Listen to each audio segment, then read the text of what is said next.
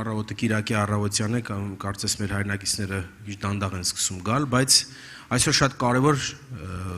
բանախոսներ ունենք, որոնք ուզում եմ ողջունի խոսք ասել, որի համար շատ շնորհակալ եմ, ուզում եմ մեր հարգարժան փոխվարչապետ Համբարձում Մաթեոսյանի թույլատրությամբ նախ բեմ հրավիրել Պաշտպանության նախարար Սուրեն Պապիկյանին, որովհետև Սուրեն Պապիկյանի ընտանիքում այսօր շատ կարևոր օր է եւ նա պետք է ընտանիքի հետ լինի եւ շատ շնորհակալ եմ, որ այդ պայմաններում մի քիչ անձնական ժամանակ է գտել գալ միանալ մեզ եւ ձեզ ողջունի խոսք ասել։ Ասեմ, որ նախարար Պապիկյանը ստանձնել է Պաշտպանության նախարարի պաշտոնը պատմականորեն դժվարագույն պայմաններում եւ ունի երկու դժվարագույն եւ նաեւ միևնույն ժամանակ կարևորագույն մարտահրավերներ։ Մեկը դա մեր պաշտպանունակությունը բարձրացրելն է, այսինքն այս պահին ստեղծել այնպիսի պայմաններ, որպեսզի մեր պետությունը լինի հավուր պատշաճ պաշտպանված, բայց միևնույն ժամանակ անցկացնել բարեփոխումներ մեր պաշտպանական համակարգում, պաշտպանության նախարարությունում, առանց որի մենք երկարաժամկետ իմաստով պաշտպանված չենք կարող լինել։ Դուք պատկերացրեք երկու ուղղություններն էլ գերմարտկային ուժ են պահանջում։ Եվ այս ամենը մեծ մասամբ նաև ընկել է Սուրեն Պապիկյանի ուսերին։ Հետևաբար կրկին շնորհակալություն պարոն նախարար, ուզում եմ ձեզ հրավիրել, ձեր ողջունի խոսքն ասեք եւ մեր հայրենակիցներն էլ համոզված եմ շատ են ուզում ձեզանից լսել։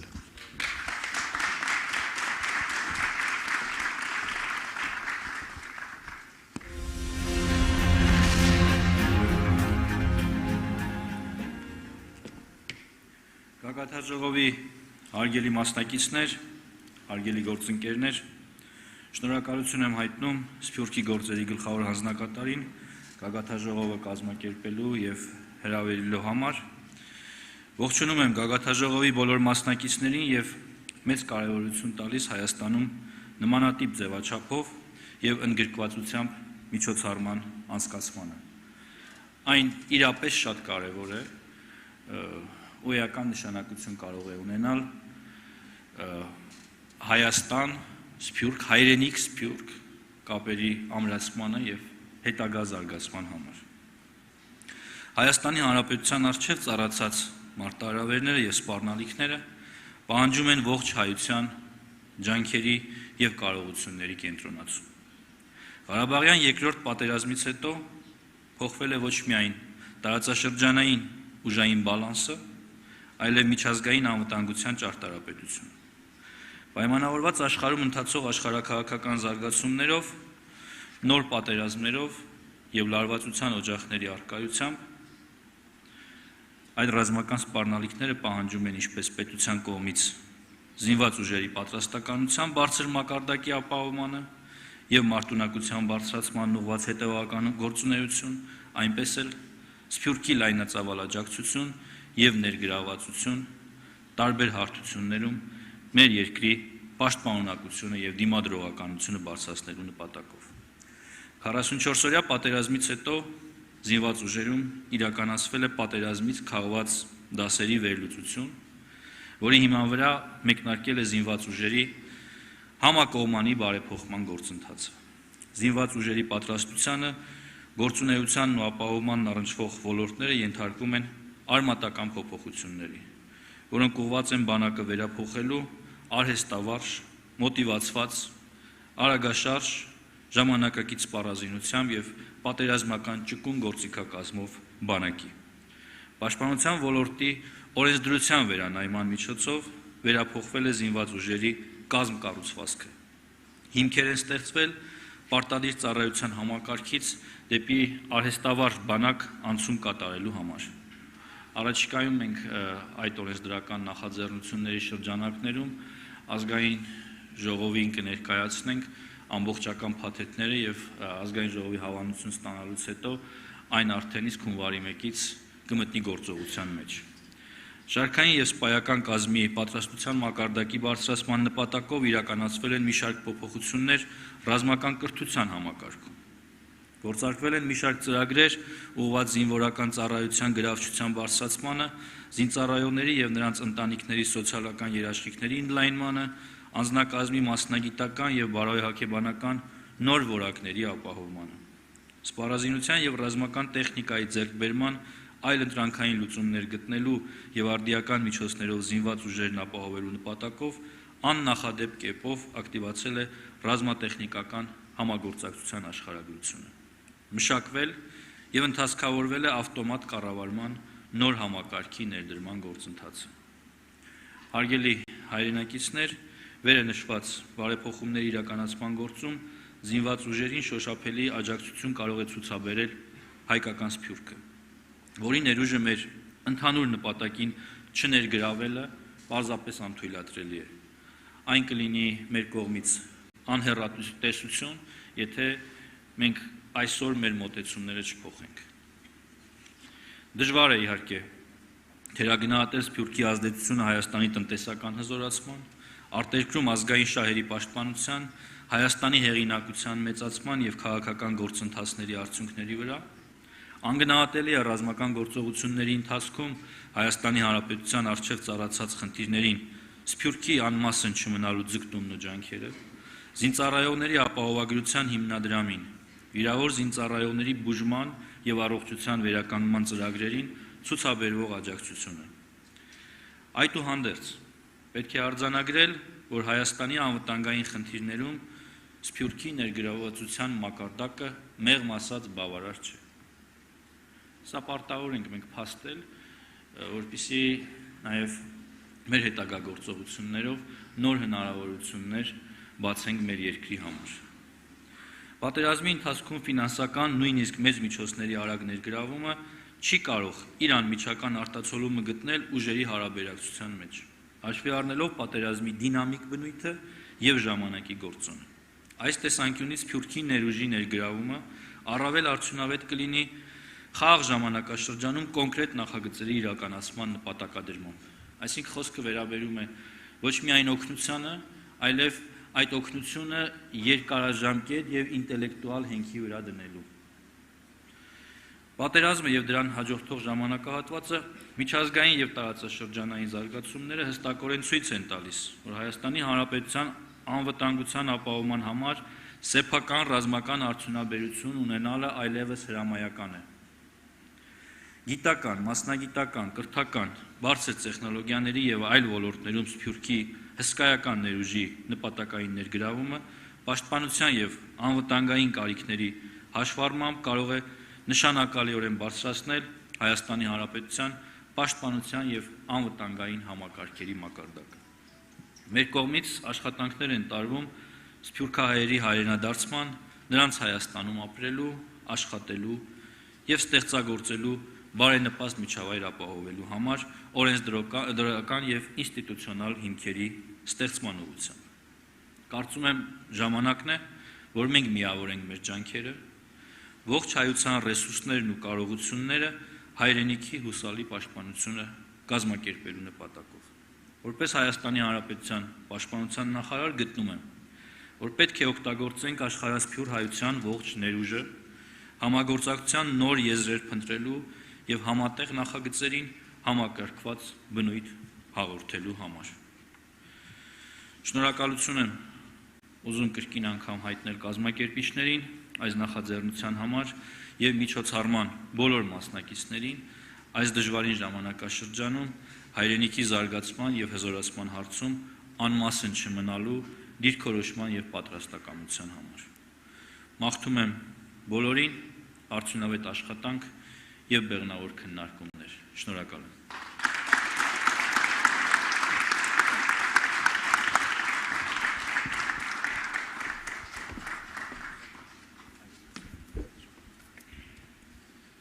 Շնորհակալություն,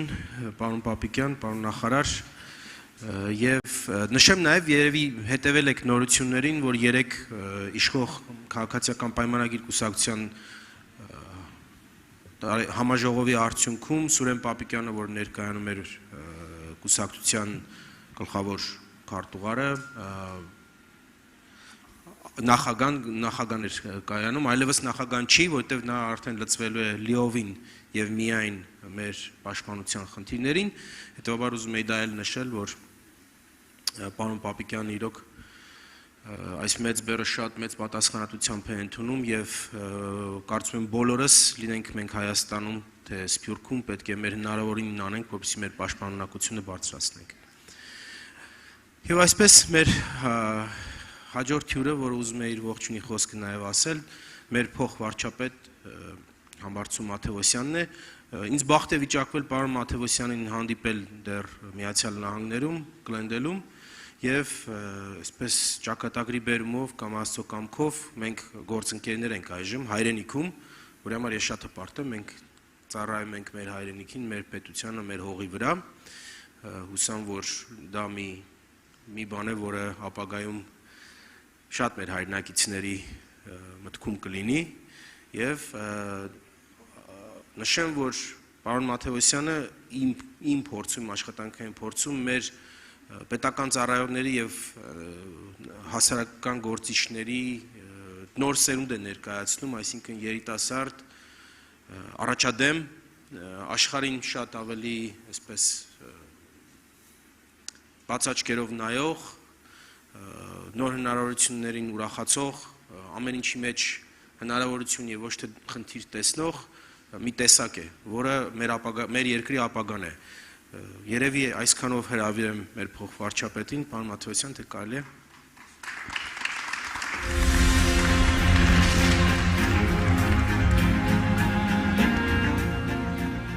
Շնորհակալություն Սփյուռքի գործերի հարգարժան գլխավոր հանձնակատար, հարգարժան պարոն նախարար, պարոն պատգամավոր, հարգելի գործընկերներ, սիրելի հայրենակիցներ։ Ուրախ եմ ձեզ ողջունել Հայաստանում, ուրախ եմ, որ Երևանում եք մասնակցելու հայկական աշխարհի համախմբման ուղղված այս կարևոր միջոցառմանը։ Տեղյակ եմ, որ ժամանել եք աշխարհի 5 տասնյակից ավելի երկրներից, հեռավոր եւ ոչ այնքան հին ու նոր հարյուրավոր համայնքներից։ Ձեր մասնակցությունը առանցքային է քննարկելու, գտնելու ու մշակելու Հայաստանի, Արցախի ու Սփյուռքի շարունակական զարգացման նոր հնարավորությունները, փոխգործակցության շահավետ ձևաչափերը, մատնանշելու առաջնահերթություններն ու կյանքի կոչելու հայանպաստ ծրագրերը։ Ժամանակակից աշխարհը, այդ թվում մեր տարածաշրջանը, թևակողել է գլոբալ փոփոխությունների ժամանակաշրջան, որում առկա են դրժագույն մարտահրավերներ, սկսած անվտանգային խնդիրներից մինչև ինքնության պահպանում, տնտեսական զարգացման իրողություններից մինչև դրանց հաղթահարման ուղղված նորարար լուծումներ առաջարկելու անհրաժեշտություն։ Հայաստանի Հանրապետությունը, Արցախը եւ աշխարհասփյուռ հայությունը միմիայն ջանքերի համախմբման շնորհիվ կարող են հաղթահարել ներկա մարտահրավերները, նոր որակ հաղորդել եւ ինստիտուցիոնալ նոր մակարդակի հասցնել գործակցությունը դրան հաղորդելով Հայաստանակենտրոն ու ռազմավարական բնույթ։ Գագաթնաժողովի հագեցած օրակարգը, կարևոր թեմատիկ ուղղություններով անցկացվող քննարկումները եւ դրանցում առաջատար բանախոսների մասնակցությունը վստահություն են տալիս, որ ձևավորվել է լայն քննարկումների արդյունավետ հարթակ, որտեղ բարձրաձայնվում են համահայկական նշանակության խնդիրներ։ Սակայն ամենից առաջ մենք այստեղ ենք ոչ միայն խնդիրները վերհանելու, այլև լուծումներ նախանշելու համար։ Ոչ միայն փակողիները տեսնելու, այլև դրանցից դուրս բերող ճանապարհներ գտնելու համար։ Հավատարիմ մնալով Գագաթնաժողովի կարգախոսին, այն է կառուցել եւ կիսել համատեղ ապագայի պատասխանատվությունը։ Հատկապես մեծ հետաքրքրություն են ներկայացնում Հայաստան-Սփյուռք գործության քաղաքական, անվտանգային, սոցիալ-տնտեսական, ներդրումային, գիտական ու կրթամշակութային, առողջապահական, զբոսաշրջային եւ երիտասարդությանն ուղղված օրակարգերը։ Առանձնահատուկ նշանակություն ունեն Սփյուռքի համայնքներին աջակցության, հայապահպանության, Հայաստանի կառավարման համակարգում Սփյուռքի ներգրավման, ժողովրդավարության եւ հայրենադարձության հիմնահարցերը։ Հարգելի հայրենակիցներ, վստահ եմ Համաշխարհային Հայկական Գագաթնաժողովը բացառիկ առիթ է ամրապնդելու հայրենիք-Սփյուռք կապերը, լսելի դարձնելու Սփյուռքի համայնքների ձայնը, փոխանցելու այն կարևոր ուղերձը, որ Սփյուռքը Հայաստանի ամուր հենարանն ու հուսալի գործընկերն է։ Այսօր չնայած առկա մարտահրավերներին, լայն թափով տեղի է ունենում հայրենադարձության գործընթաց, կապիտալի ներհոսք, ինչն էական է երկրի տնտեսական ցուցանիշների եւ ժողովրդագրական իրավիճակի բարելավման տեսանկյունից։ Միևնույն ժամանակ հայկական Սփյուռքը եւս դիմագրավում է տարբեր մարտահրավերների։ այն է օտարացման ու ինքնության պահպանման հարցեր, տնտեսական ու սոցիալական դժվարություններ, ներքին տեղաշարժեր, անվտանգային ու կայուն զարգացման սպառնալիքներ։ Մերձավոր եւ միջին արևելքում, ինչպես նաեւ հետխորհրդային տարածքում առկա իրադարձություններն իրենց անմիջական ազդեցություն են թողնում տեղի համայնքների բնականոն կենսագործունեության վրա։ Այս խնդրահարույց հարցերը մեզ եւս մտահոգում են։ Ծանոթ լինելով այսօր քննարկվելիք նիստերի թեմաներին, լիահույս եմ, որ հատկապես հայրենադարձության վերաբերյալ բազմաճյուղ քննարկումները կվերահաստատեն մեր ուղերձը Սփյուռքին։ Հայաստանում ձեզ սպասում են։ Հայրենիքը ունի ձեր գիտական եւ մասնագիտական կարողությունների իր զարգացման գործընթացներում ձեր ակտիվ ներգրավվածության եւ որ ամենակարևորն է ձեր կարիքը։ Մեզ բոլորիս մաղթում եմ արդյունավետ աշխատանք հանուն ազգային ու պետական խնդիրների լուծման։ Շնորհակալություն։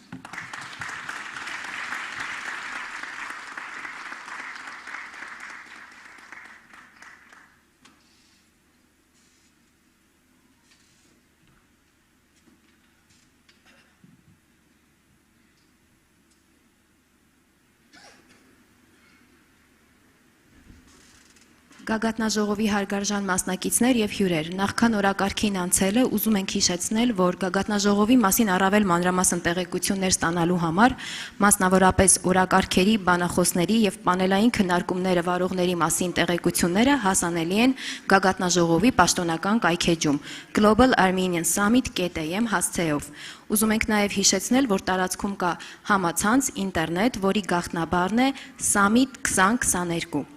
Այս պահին մեկնարկում է երկրորդ օրվա առաջին պանելային քննարկումը։ Քննարկման թեման է հայրենադարձություն եւ ժողովրդագրություն, Հայաստանը որպես փրկողակ, Հայաստանը որպես կենսակերպի ընտրություն։ Պանելային քննարկումը վարելու նպատակով բեմ ենք հրավիրում Հայկ Հովակիմյանին։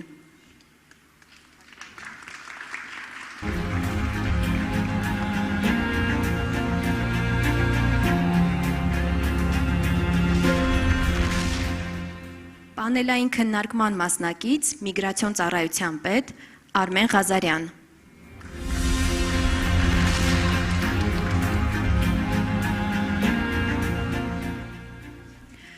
Իլոնա Տեր-Մինասյան։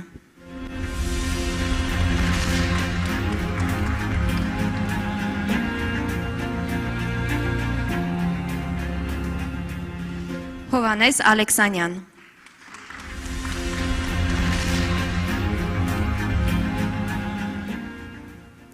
Վարդան Մարաշլյան։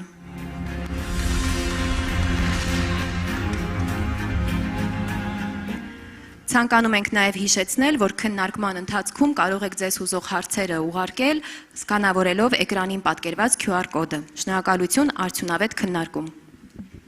Շնորհակալություն, բոլորին ողջունում եմ։ Եվ մինչև ում քննարկմանը անցնենք, կուզենայի իմանալ մեր սպիկերների տրամադրությունը այսօրվա թեմայի շուրջ, դրա համար մի հատ ընդհանուր հարց կտամ։ Հարցը հետևյալի մասին է, հնարավոր է արդյոք 10-15 տարվա ընթացքում հայրենադարձության շնորհիվ Հայաստանի բնակչության թիվը ավելացնել պայմանական 500,000-ից 1 միլիոն մարդով եւ որոնք են գլխավոր խնդիրները, որոնք որ կխանգարեն դա անել, ձեր կարծիքով։ Եկեք տենց հերթով էլ փորձենք պատասխանել։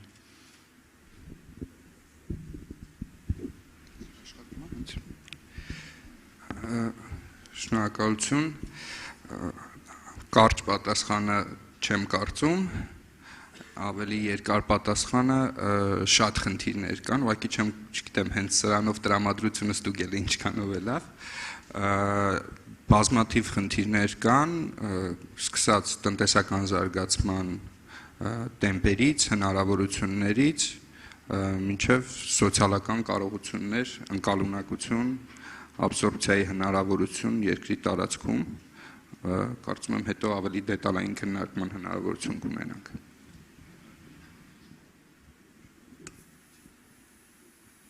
Աշխատում եք արագ։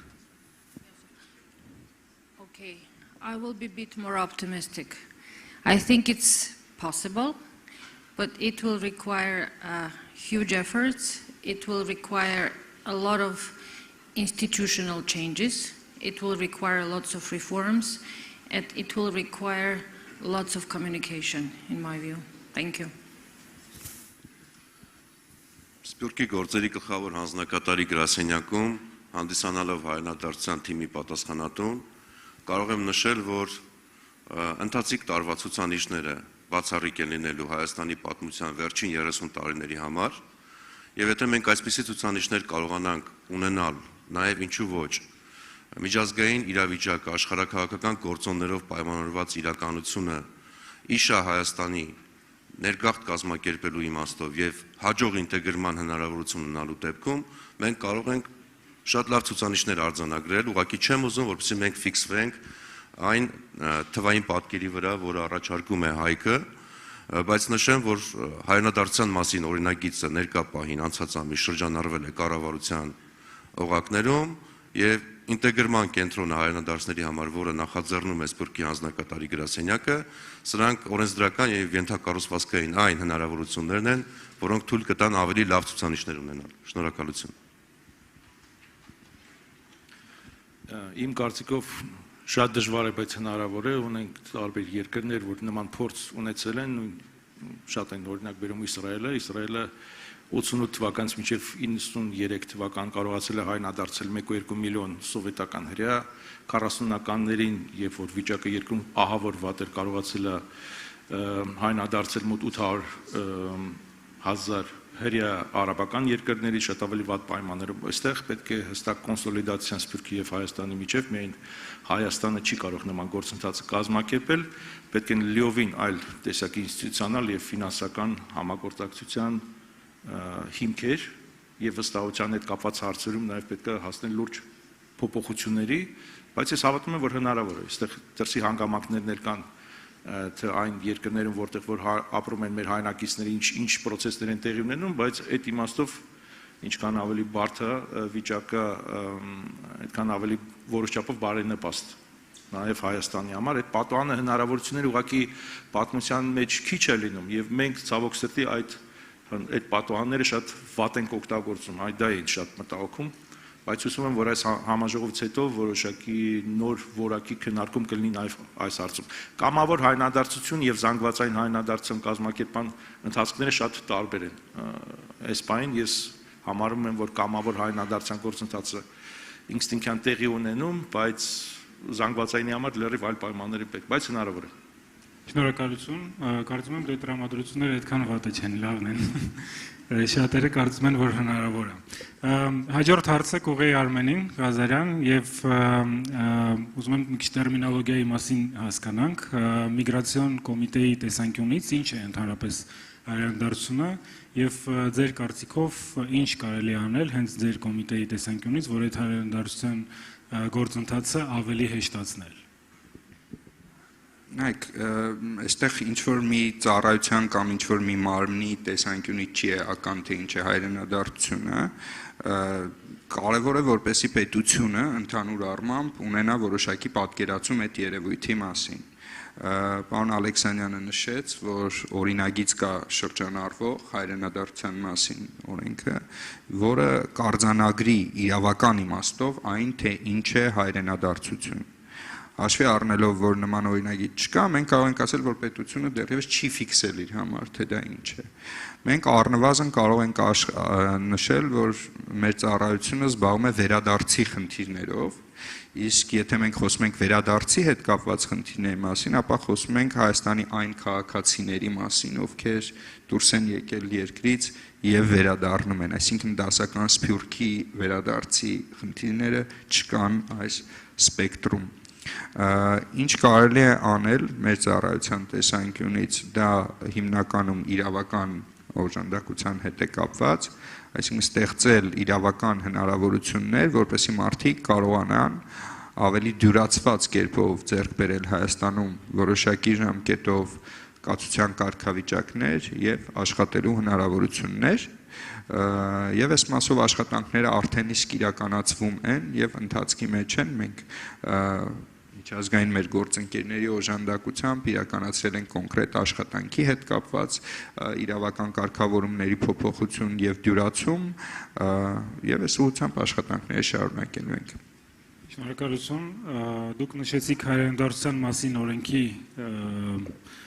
օրենքի մասին եւ ես կուզենայի պարոն Ալեքսանյանից հարցնել, ինչու է այդ օրենքը անհրաժեշտ եւ ինչ է դա տալու հայրենադարձներին։ Գիտեք, նախ եւ առաջ մենք աշխատում ենք մի ուղղության վրա, որը ունի առաջնահերթություն ըստ կառավարության ծրագրի,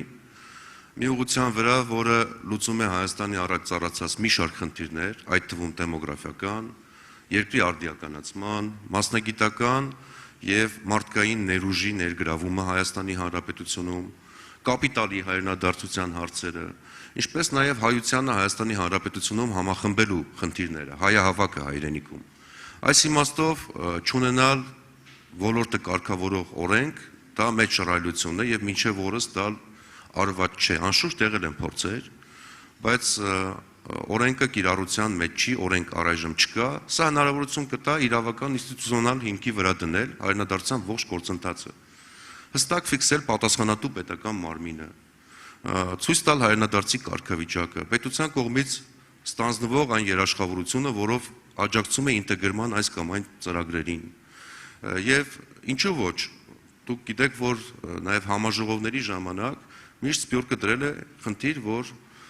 Հայաստանում լինի պետական մարմին, որը կզբաղվի իրենով։ Հիմա հայրենադարձության խնդիրներով զբաղվող օրենսդրությունը անհրաժեշտություն է։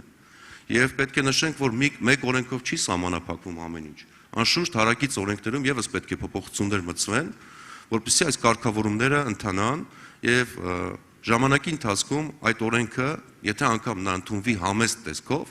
համեստ շեշտադրումներով, համեստ պահանջներով եւ կետերով, նա պետք է լավարկվի։ Այս իմաստով դրա ընդունումը ես խիստ անհրաժեշտ եմ համարում, որովհետև ստացվում է այնպես, որ այս գործընթացի մեջ կա պատասխանատու մարմիններ, կան հասարակական դաշտում գործող կառույցներ, կազմակերպություններ, որոնք եւս մեծ փորձառություն ունեն, բայց խնդիրը կարգավորված չէ օրենսդրությամբ։ Սա խնդիր է, ինքնին խնդիր է, եւ դրա ընդունումը, օրենքի ընդունումը կարծում ենք մեծ առաջխաղացում կլինի այս ոլորտում։ Շնորհակալություն։ Շնորհակալ եմ։ Ես պարոն Մարաշյանին մի հատ հարց ունեմ տալու։ Դուք Repat Armenia Foundation-ով արդեն 10 տարվա փորձ ունեք հայրենադարձների հետ աշխատելու եւ այդ փորձը ձեզ օգնել է կուտակել ահագին ինֆորմացիա, թե որն են հիմնական խնդիրները հայրենադարձների եւ որը երևի ավելի հետաքրքիր կլինի այդ խնդիրների ինչ որ համակարգային լուծումները, որը որ դուք տեսնում եք։ Եթե կարելի է տենց մի քիչ կարճ, եթե հնարավոր է, որտեղ պատկերացնում եմ, թե ինչքան շատ են, ներկայացնեք մեզ։ Շատ լավ։ Մենք իրոք 2012 թվական, ես 10 թվականն եմ տեղափոխվել Հայաստան, 2010-ին եմ տեղափոխվել, մոտ 30 տարի ապրել եմ Մոսկվայում, ծնվել եմ Հայաստանում, 2.5 տարի աշխատել եմ Սփյուռքի փոխնախարար, բայց քանի որ հայրենադարձության գործընթացը, որով ես ուզում եմ անձամբ զբաղվել, այն ժամանակ էլ միջալոց օրենքի նախագիծ 2011 թվականն եմ տեսել առաջի տարբերակը, մինչ օրս թղթի վրա է։ Հիմա մենք հույս ունենք, որ նաև հիմա աշխատում ենք աշխատանքի խմբի անդամ ենք, հույս ունենք, որ այս տարվա ընթացքում մենք կարողանանք լսումները փուլը անցնել, որովհետև ոնց որ մենք արդեն ամփոփել ենք հիմնական իր էլեմենտները համատեղ անձնակատարի գրասենյակի հետ, իմիգրացիա գործակալության հետ եւ պարլամենտական մասնագիտացած կոմիտեի հետ։ Պայմանականորեն կարելի է բաժանել 3 մասի խնդիրները, խնդիր համար 1 հայրենադարձության մասին ընդհանրապես գաղափարը եւ մշակույթը։ Այսինքն Սփյուռքում չկա մինչ օրս հստակ գիտակցություն եւ չկա քաղաքականություն, ոչ կրթական համակարգում, ոչ եկեղեցին, ոչ այլ կառույցները երիտասարդության հատկապես մեջ չեն ներմուծում այն գաղափարը, որ դու քեզ պետք է փորձես Հայաստանում, experience Armenia, ոչ թե որպես տուրիստ։ Այսինքն այն միտքը, որ յուրաքանչյուր երիտասարդը պետք է պատկերացնի իրական Հայաստան, այլ ոչ մի պատմական, եւ հասկանա, որ նույնիսկ իր համար պետք է, որ ինքը որոշակի փորձառություն ունենա Հայաստանի հետ, ստանա այդ հայկական կոവിഡ് չկա։ Դա համար 1 խնդիրն է, այստեղ պետությունը իրոք շատ լուրջ դեր ունի, բայց նաև մասնավոր կազմակերպությունները, որ ապահովում են internship, volunteering, education, հայրենադարձություն, տարբեր ուղղությամբ ունենք պետական եւ ոչ պետական շատ հետաքրքիր նախագծեր։ Այստեղ պետք է բերել կոնսոլիդացիա եւ այդ scale up-ի այդ կազմակերպությունների եւ ծրագրերի, որովհետեւ մենք կարողանանք մեծ թվով հայեր բերել այդ ծրագրերով եւ որպեսզի մարդիկ ճանաչեն Հայաստանը լրիվ այլ տեսանկյունից եւ հասկանան, որ եթե իրանք իրենց կյանքում օրինակ գոնե 6 ամիս անցկացնում են Հայաստանում, առնվազն դա պետք է անեն, որպեսզի մնան հայ, հետո իրանք թող որոշեն, ուզում են տեղափոխվել թե չէ, դա մեկ։ Երկրորդ խնդիրը արդեն երբ որ մարդիկ տեղափոխում են այստեղ, փաստացի Հայաստանի Հանրապետությունը չի առաջարկում որևէ գրավիչ ինտեգրման փաթեթ։ Կան հետաքրքիր նախաձեռնություններ, հույսով ենք, որ այս տարվա վերջում նաև կամ մյուս տարվա սկզբին կբացվի ինտեգրման կենտրոնը, բայց փաստացի անձնական իրերը բերելը, կարգավիճակ ստանալը եւ շատ այլ հարցերում վատ չի վիճակը, բայց այնպես չի, որ մարդկանց համար դա գրավիչ լինի։ Որևէ տնտեսական փաթեթ, ինսենտիվների կամ մոտիվացիա դերևս ընդհանրապես չկա։ Այսինքն այստեղ պետությունը իրոք պետք է կարգավորի պետական process-ները, այնպես անի, որ դրանք մաչելի լինեն, հասկանալի լինեն։ Եթե դուք մտնեք Հայաստանի Հանրապետության դեսպանատան կայքերը, կտեսնեք, որ հայնադարձության մասնատեկություն այնտեղ բարձրացակապես չկա, նույնիսկ երկհակացություն ստանալու մասնատեկությունը կարող է շատ տարբեր վախենության լինի, մեկտեղ այն ինչպես ոնց որ այսօր է անցնում կամ կայքեր կլինեն, որ կտեսնեք 10 տարվա վաղեմության տեղեկատվություն, որ արդեն ակտուալ չի,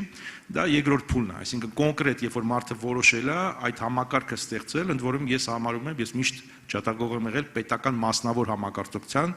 եւ ընդհանրապես հնարավորինս պատվիրակել ֆունկցիաները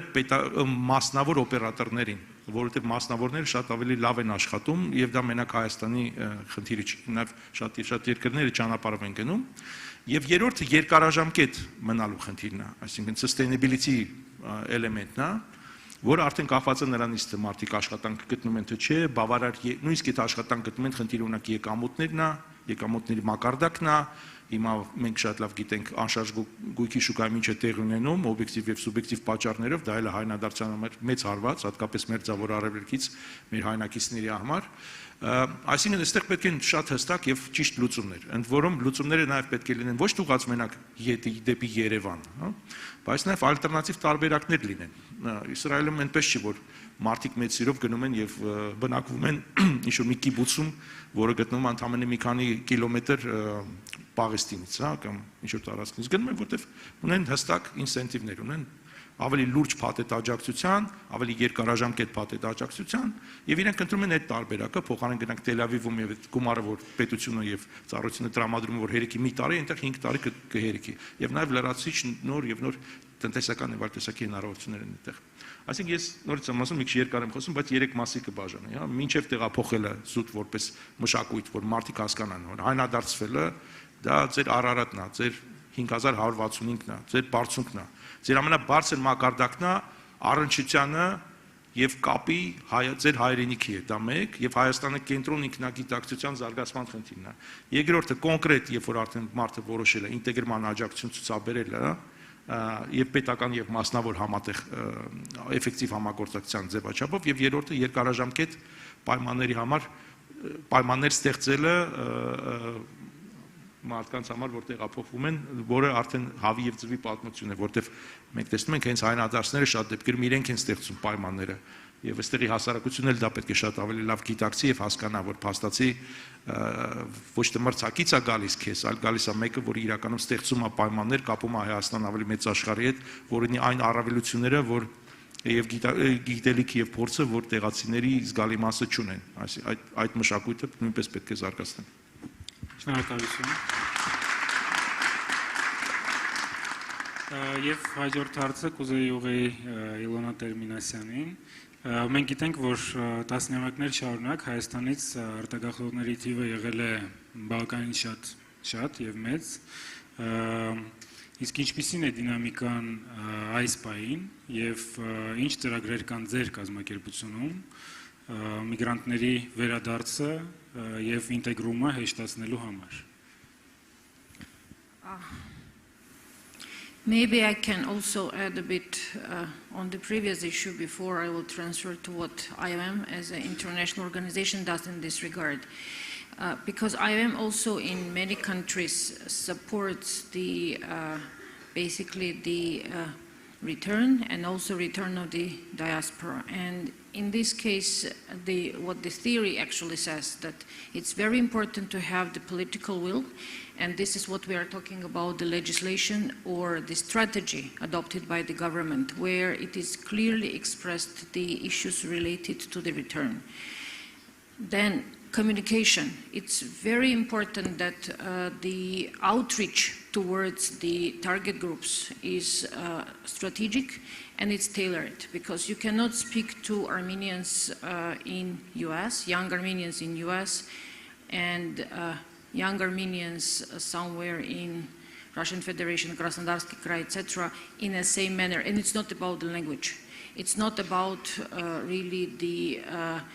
how you transfer the message. It's really about tailoring the messages and attracting people and explaining why they may find themselves in Armenia. What is also very important, it's upon a return, upon when people come back to the country. And here, if we talk about return and reintegration of migrants, those who actually left the country some time ago, they may have some experience of living in this country, or these are very young children who actually link all their experience with the country where they lived. The issues are very often very similar. And what we see in most of the cases, that's first of all information. It's very important that people have proper information upon return. And it's not about theory. It's really about which service do I approach for, certain things. In that sense, the Reintegration and Integration Center is of particular importance. And it's not that the center should provide all possible services to the returning or, diaspora return. It's really about referrals. It's really about knowing what are the possibilities, what are the options, and what can be actually achieved. And in that sense, we know it from practice because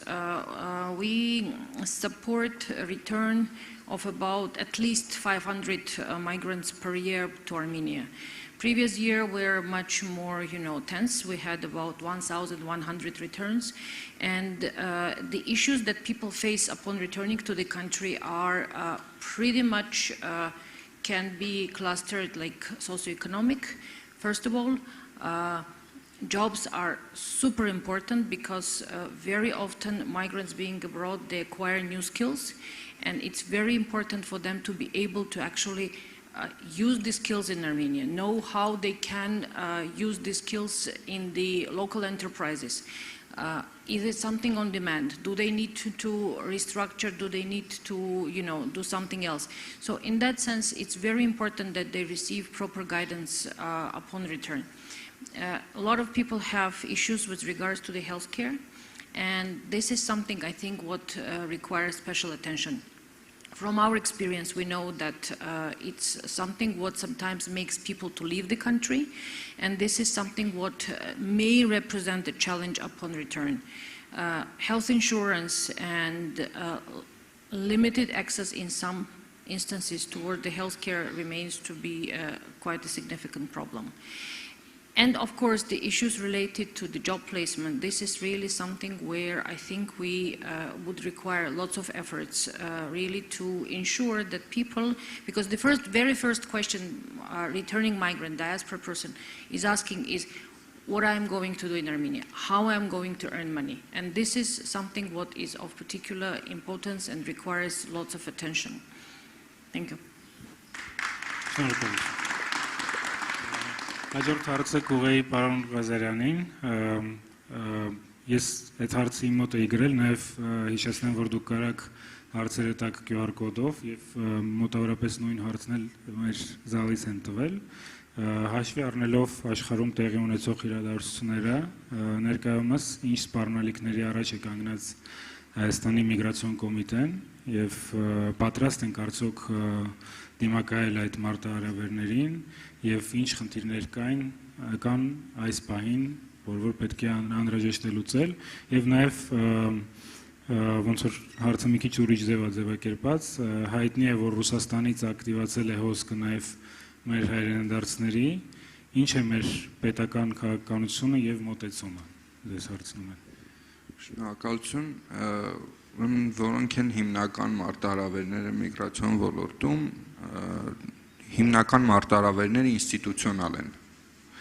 Հիմա կարող ենք անկեղծ խոսել եւ ասել, որ մեր միգրացիոն ինստիտուցիոնալ համակարգը պատրաստ չի ընդունել մեծ քանակությամբ ներհոսք դեպի Հայաստան, լինի դա հայրենադարձության տեսքով, օտարերկրացիների տեսքով կամ որևէ այլ տեսքով, ուղղակի ինստիտուցիոնալ առումով պատրաստ չի, ինստիտուցիոնալ կառուցակարգերը տեղում չեն։ Այս ուղղությամբ ինչ աշխատանքներ ենք կատարում, հայտնի է արդեն, որ բավականին երկար ժամանակ քննարկվում է Հայաստանում ներքին գործերի նախարարության ձևավորման հարցը եւ ներքին գործերի նախարարության շրջանակներում միգրացիա եւ քաղաքացիության ծառայության ստեղծման հարցը, որովհետեւ միգրացիայի ոլորտին առնչվող գործառույթները Հայաստանում ներկայումս իրականացնում են բազմաթիվ տարբեր մարմիններ, անձինք ստիպված են շփվել, լինի հայրենադարձը, լինի սփյուռքահայը, լինի օտարերկրացին, ստիպված է շփվել շատ տարբեր մարմինների հետ, երբեմն չիմանալով ինչ ակնկալել մեկից կամ մյուսից, եւ սա բազմաթիվ խնդիրների առաջ է կանգնեցնում մեզ։ Մենք այսպես մեր միջազգային գործընկերների մոտ բարեհուն չնչելու համար հաճախ ասում ենք, որ մեր մոտ գործում է միգրացիայի ապակենտրոնացման կառավարման համակարգ, բայց դա ոչինչ այլ է, քան ուղղակի, այսպես որ ասում են, էֆեմիզմ է, հա, ճիշտ չէ ուղղակի։ Իրականում մենք ունենք միգրացիայի կառավարման անարդյունավետ համակարգ եւ դա ուրեմն պետք է փաստել եւ անցնել առաջ։ Դրա կարգավորումը ինստիտուցիոնալ կառավարման սիստեմի փոփոխության մեջ է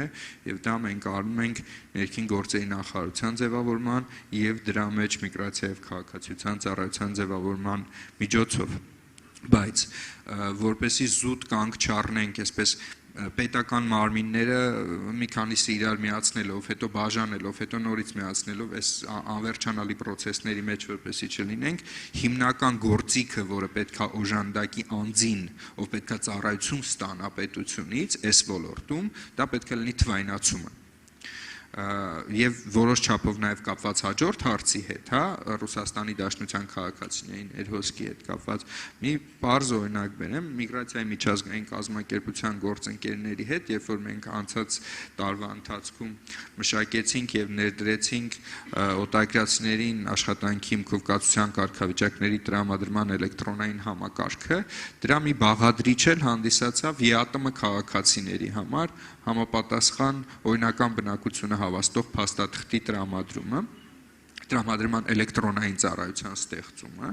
եւ ներկայիս ներհոսքի պայմաններում Հայաստանում աշխատող ԵԱՏՄ անդամ երկրի քաղաքացին իր փաստաթղթավորման հետ կապված խնդիրները կարողանում է լուծել շատ ավելի կարճ ժամանակահատվածում, քան նախկինում էր։ Իսկ այս երկու հիմնական ուղղություններն են, խնդիրները կապված են ինստիտուտների անկատարության հետ, իսկ խնդիրների լուծումը կայանում են ինստիտուցիոնալ փոփոխությունների եւ ծառայությունների մատուցման որակի բարելավման հետ, որի առաջնային գործիքն էլ մեր կարծիքով թվայնացումն է։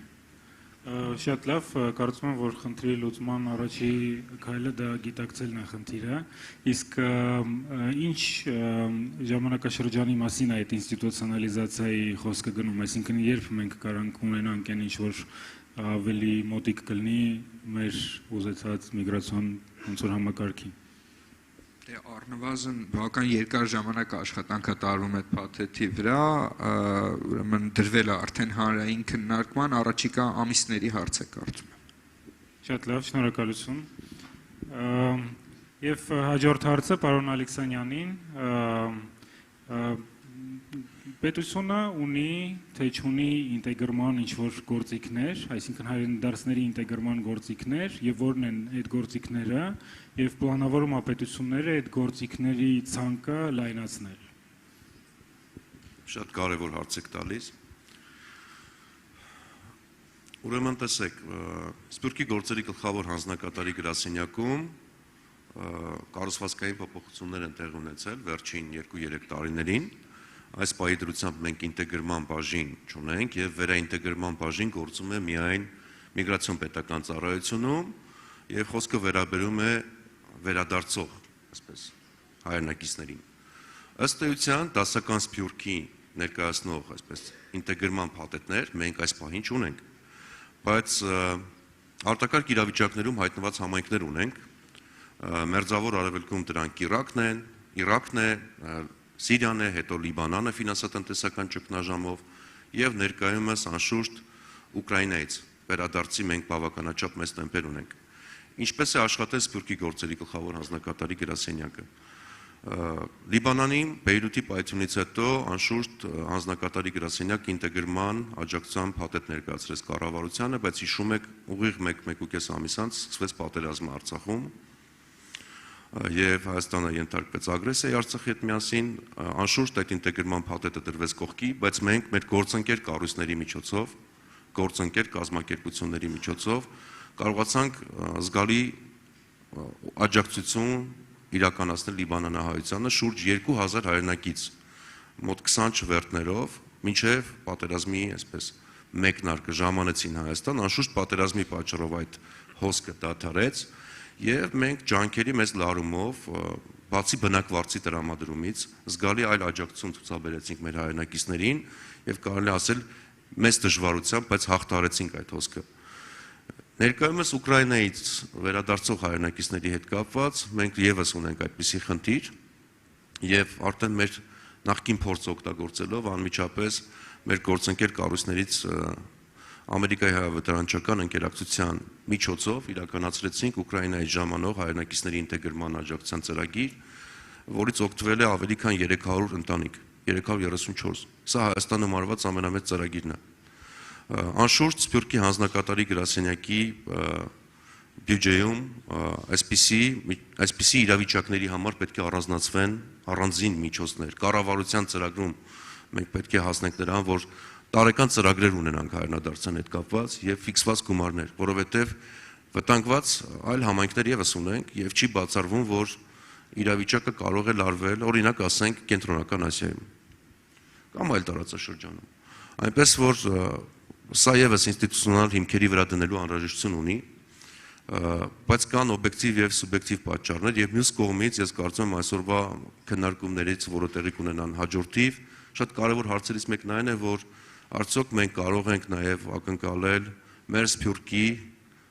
անմիջական ներգրավվածությունը եւ մասնակցությունը, այդ թվում նաև ֆինանսական առումով հայրենադարձության գործընթացի եւ ինտեգրման ծրագրերի իրականացմանը։ Օրինակներ կան տենց։ Անշուշտ օրինակներ կան, դրանց լավագույն օրինակը անշուշտ Հովնանյան հիմնադրամի հնարավորությունների օգտագործումն է, ինչպես նաև Իզմիրլյան հիմնադրամի հնարավորությունների օգտագործումն է։ Հովնանյան հիմնադրամ, Իզմիրլյան հիմնադրամ, Ամերիկայի հայ-վետարանչական ընկերակցություն, ինչպես նաև Հայաստանում գործող մի շարք այլ միջազգային կառույցներ, Կարմիր խաչը, Կարիտասը, ՄԱԿ-ի հնարավորությունները բոլորը հնարավորինս օգտագործվել են, բայց դրանք անշուշտ բավարար չեն։ Եվ մենք գտնում ենք, այո, որ պետության մասնակցությունը պետք է շատ ավելի լայն լինի, շատ ավելի մեծ լինի եւ այսպես առաջնայինը։ Շնորհակալություն։ Ես գիտեմ, որ պարոն Մարաշյանը շատ ուսումնասիրել է միջազգային փորձը եւ ես կուզենայի իրանից հարցնեի ինչպիսին է հայրենադարձությունը խթանելու միջազգային փորձը, ինչ կարող ենք մենք սովորել այլ երկրներից, որոնք են այդ երկրները եւ կա որևէ բացասական միջազգային փորձ, որից որ մենք կարողանանք սովորել ինչ որ մի բան չանել Հայաստանում։ Բացասական փորձից սովորելը իրոք շատ կարևոր է։ Ես 6 տարի առաջ եղել եմ շատ մի հետաքրքիր ֆորումում, մասնակցել եմ Դիլիջանում, որտեղ որ կային 50 տարբեր սփյուռքերի ոչ հայկական ներկայացուցիչներ եւ ապշած եմ մնացել, շատ զարմացած եմ մնացել, որ այն ինչի մասին մենք խոսում ենք Էրիտրեայից մինչև Նոր Զելանդիա, պատկերացրեք, մարդիկ լրիվ տարբեր ազգերի կամ պետությունների ներկայացուցիչներ են եղել, մոտավորապես 70%-ով մոտ 80%-ով լրիվ նույնն է եւ մենք բոլորս համարում էինք միջև այդ ֆորումը, որ մենակ մենք ունենք այդ խնդիրը, մերն ուրիշ է, չէ՞, այդ կարգավիճակը մենակ մեզ մոտ չէր, այլ նաեւ իրենց մոտ էր, բայց 20-30%-ով բնականաբար տարբերվում է։ Եթե խոսում ենք զուտ հայրենադարձության մասին, բայց ես համարում եմ, որ հայրենադարձությունը դա այսպես ասած գագաթնակետն է, չէ՞, այսինքն հարաբերությունների, դրա համար պետք է էֆեկտիվ սփյուռք պետություն հարաբերություններ լինեն եւ այդ անընդհատ engagement տարբերակը պետք է լավ աշխատի։ Այդ դեպքում նաև հայրենադարձության գործընթացը շատ ավելի շիկ կլինի կազմակերպել։ Հայրենադարձությունը ընդհանրապես տեղի ունենում դեպի երկիր հիմնականում երկու պայմաններում, երբ որ վիճակը երկրում շատ լավ է, ավելի լավ է, քան այն համայնքներում, որտեղ որ ապրում են մեր հայրենակիցները, մեր պարագայում դա գրեթե այդ տարբերակը չկա։ Եվ երկրորդը, երբ որ երկիրը գտնում է վտանգի մեջ եւ մեր հայրենակիցների որոշ մասը դրդված այդ իրավիճակից որոշում է կայացնում եւ տեղափոխվում է։ Այդ գործընթացը մենք ունենք, բայց նորից եմ ասում, ինքը ոչ թե կազմակերպված է, ինքը այստեղ ոնց որ այդ մոտիվացիոն էլեմենտները չեն աշխատում, փաստացին կտեղի ունենում եւ հա կան մեր կազմակերպության նման շատ քիչ կազմակերպություններ, ցավով եմ ասում, որտեղ մենք ասած բնական մոնոպոլիստ ենք դաշտում, կարելի ասել մասնավորում, կա հանձնակատարի գրասենյակը, կա մի շարք կազմակերպություններ, բայց դա շատ քիչ է։ Այսինքն մենք օրինակ 800-ից 1000 դիմում ենք ստանում տարեկան, հիմնականում աշխատանք գտնելու, ինտեգրվելու հետ կապված հարցերում, պետական պրոցեսներ անցնելու հետ կապված աջակցություն ցուցաբերելու։ Հիմա երկրները եթե նշենք, դա մենք գիտենք Իսրայելի փորձը, բայց էլի ասեմ, Իսրայելը նման հայնադարձություն չէր կարողանալու կազմակերպել առանց Սփյուռքի եւ բարձր վստահության մակարդակը համատեղ օրակարգը մշակված։ Հստակ գիտակցություն հայնադարձությունը ինչու է պետք նաեւ համայնքների համար։ Ինչու՞ օրինակ Սփյուռքը Իսրայելը պետք է մտածի նրա մասին, որ հրյաները պետք է տեղափոխվեն Իսրայել։ Շատ པարզ թվում է հարցը, բայց այդտեղ հստակ պատասխանը պետք է լինի։ Մեզ մոտ այդ բանը գիտակցությունը դեռևս չկա եւ դրա մասին պետք է շատ անկեղծ խոսել։ Դրական փորձ ունի Գերմանիան, դնական փորձ ունի Ղազախստանը, եթե մենք տարածաշրջանից ենք մեր վերցնում, բացական, համեմատաբար բարդ փորձ ունի Հունաստանը օրինակ, սովետի փլուզումից հետո հրյանը կներեք անգամ ասել արդեն հույներին բերելու հատկապես Պոնտոսի շրջանի ծագումով Պոնտոսից հույներին, որ սովետական միությունում էին ապրում, բացական փորձ ունեն օրինակ Բալթյան երկրները։ Մինչ օրս իրանք շատ մեծ դժվարությամբ փորձում են հետաքրքիր ծրագրեր իրականացնել, բայց այդքան լավ չի աշխատում։ Այնտեղ շատ եւ տարբեր հանգամանքներ կան, բայց եթե մենք ընդհանուր առմամբ հասկանանք գործընթացը, ես քանի որ տնտեսագետ եմ, պատկերացնենք, որ դա ինչ-որ ինվեստիցիոն process է, չէ՞, ընդհանրապես հարաբերությունները, ինքը անիվա, որ ունի երկու հիմնական շարժիչ կողմեր։ Ինվեստիցիոն տեսանկյունից, եթե դուք որպես պետություն պետք է ներդրում կատարի այսպես կոչված care investment, երբ որ դու հոգատարությունը, որ հիմնականը մշակութային կրթական լավ ծրագրերի գրավիչ ինքնության ձևավորման վրա եք դուք աշխատում, որտեղ ինքնությունը հնարավոր չի պահպանել բառը preserve identity, դա նշանակում է պարտություն, դա ուղղակի ժամանակի խնդիր է։ Սրվա աշխարհում դուք կարող եք կամ զարգացնել գիտակցությունը, կամ դուք կորցնում եք, դա ուղղակի ժամանակի խնդիր է։ Այսինքն կրթական մշակութային հարցերում լուրջ ծրագրեր եւ աջակցություն, պլյուս այն հարցերում, որտեղ որ հնարավոր է նաեւ անվտանգության հետ կապված աջակցություն, ոնց որ համայնքները, որ գտնում են վտանգի մեջ։ Եթե պետությունը այդ կողմից իր կողմից բրդում է, ինքը ստանում է այն ինչ որ կոչվում է pride investment, հա, Սփյուռքի կողմից, կամ gratitude investment, այսինքն հպարտության ներդրումը։ Ինչու՞մն է դա։ Տարբեր տեսակի ռեսուրսների, գիտելիքի եւ ֆինանսական ռեսուրսների փորձի փոխանակման եւ հայնադարձություն։ Փաստացի մենք կարող ենք ասել, որ վերջի 30 տարվա ընթացքում անիվը բրդվել է մենակ մի կողմից։ Եվ էլի գնում է ինքը առաջ անիվը, բայց ինքը գնում է իր հնարավորությունի 5%-ով, հասկանում եք։ Հիմա որպեսզի այդ ամեն ինչը սկսի աշխատել, այս քննարկումը պետք է լիովին նոր մակարդակի բերվի եւ խաղացողները պիտի ընտրվեն։ Եվ իրանք պետք է համաձայնության գան եւ համատեղ պարիտետային սկզբունքով, եւ այդ պարիտետային սկզբունքը շատ բարձր է։ Եթե դու ինչ-որ բան ուզում ես ստանալ, դու պետք է պատրաստ լինես կիսվել։ Օրինակ, եթե ուզում ես, որ Սփյուռքը ակտիվ մասնակցի որևէ գործընթացում, դու պետք է պատրաստ լինես, հետը քննարկես եւ կիսվես քաղաքական եւ տնտեսական շահով եւ իշխանությամբ։ Դրա ձևաչափերը շատ տարբեր են։ Եվ մասնակից դարձնես ոչ թե մոնիտորինգի մակարդակով ինչ-որ մի բանի, որ ինքն ներգրավում, այլ նույնիսկ ռազմավարության մշակման մակարդակում արդեն այն կառույցները, այն մարդիկ պետք է ներգրաված լինեն եւ հետո board of trustees մեջ պետք է մտնեն։ Այսինքն այդ ձևաչափերը կան եւ բազմաթիվ շատ հետաքրքիր օրինակներ ունենք։ Իռլանդիա, Շոտլանդիա, Հնդկաստան, Չինաստան, բոլոր Հունգարիան, ամեն մի երկիրը մասնագիտացած է կամ այդ ազգերը կամ այդ սփյուռքիները մասնագիտացած շատ հետաքրքիր ծրագրեր ունեն եւ եթե մենք ադապտացնենք այդ ծրագրերի մի մասը հասկանանք մեր սպეციფიკան ինչպիսին է, ապա մենք իրոք կկարողանանք լրիվ նոր մակարդակի վրա դուրս գալ եւ դրա համար շատ մեծ ժամանակ պետք չի լինել, նույնիսկ ռեսուրս է կան շատ պետք չի լինել։ Իրականում ռեսուրսային խնդիրը երկրորդական է, առաջի խնդիրը գիտակցությունն է, երկրորդը ինչու ես դու պատրաստ, որպեսզի հասնես այդ նպատակին, երրորդը նոր ռեսուրսն է։ Մենք շատ դեպքերում խոսում ենք ռեսուրսից։ Այդ պատճառով էլ օրինակ սպյուրքի հետ կլիկ չի լինում, որտեղ չլուծելով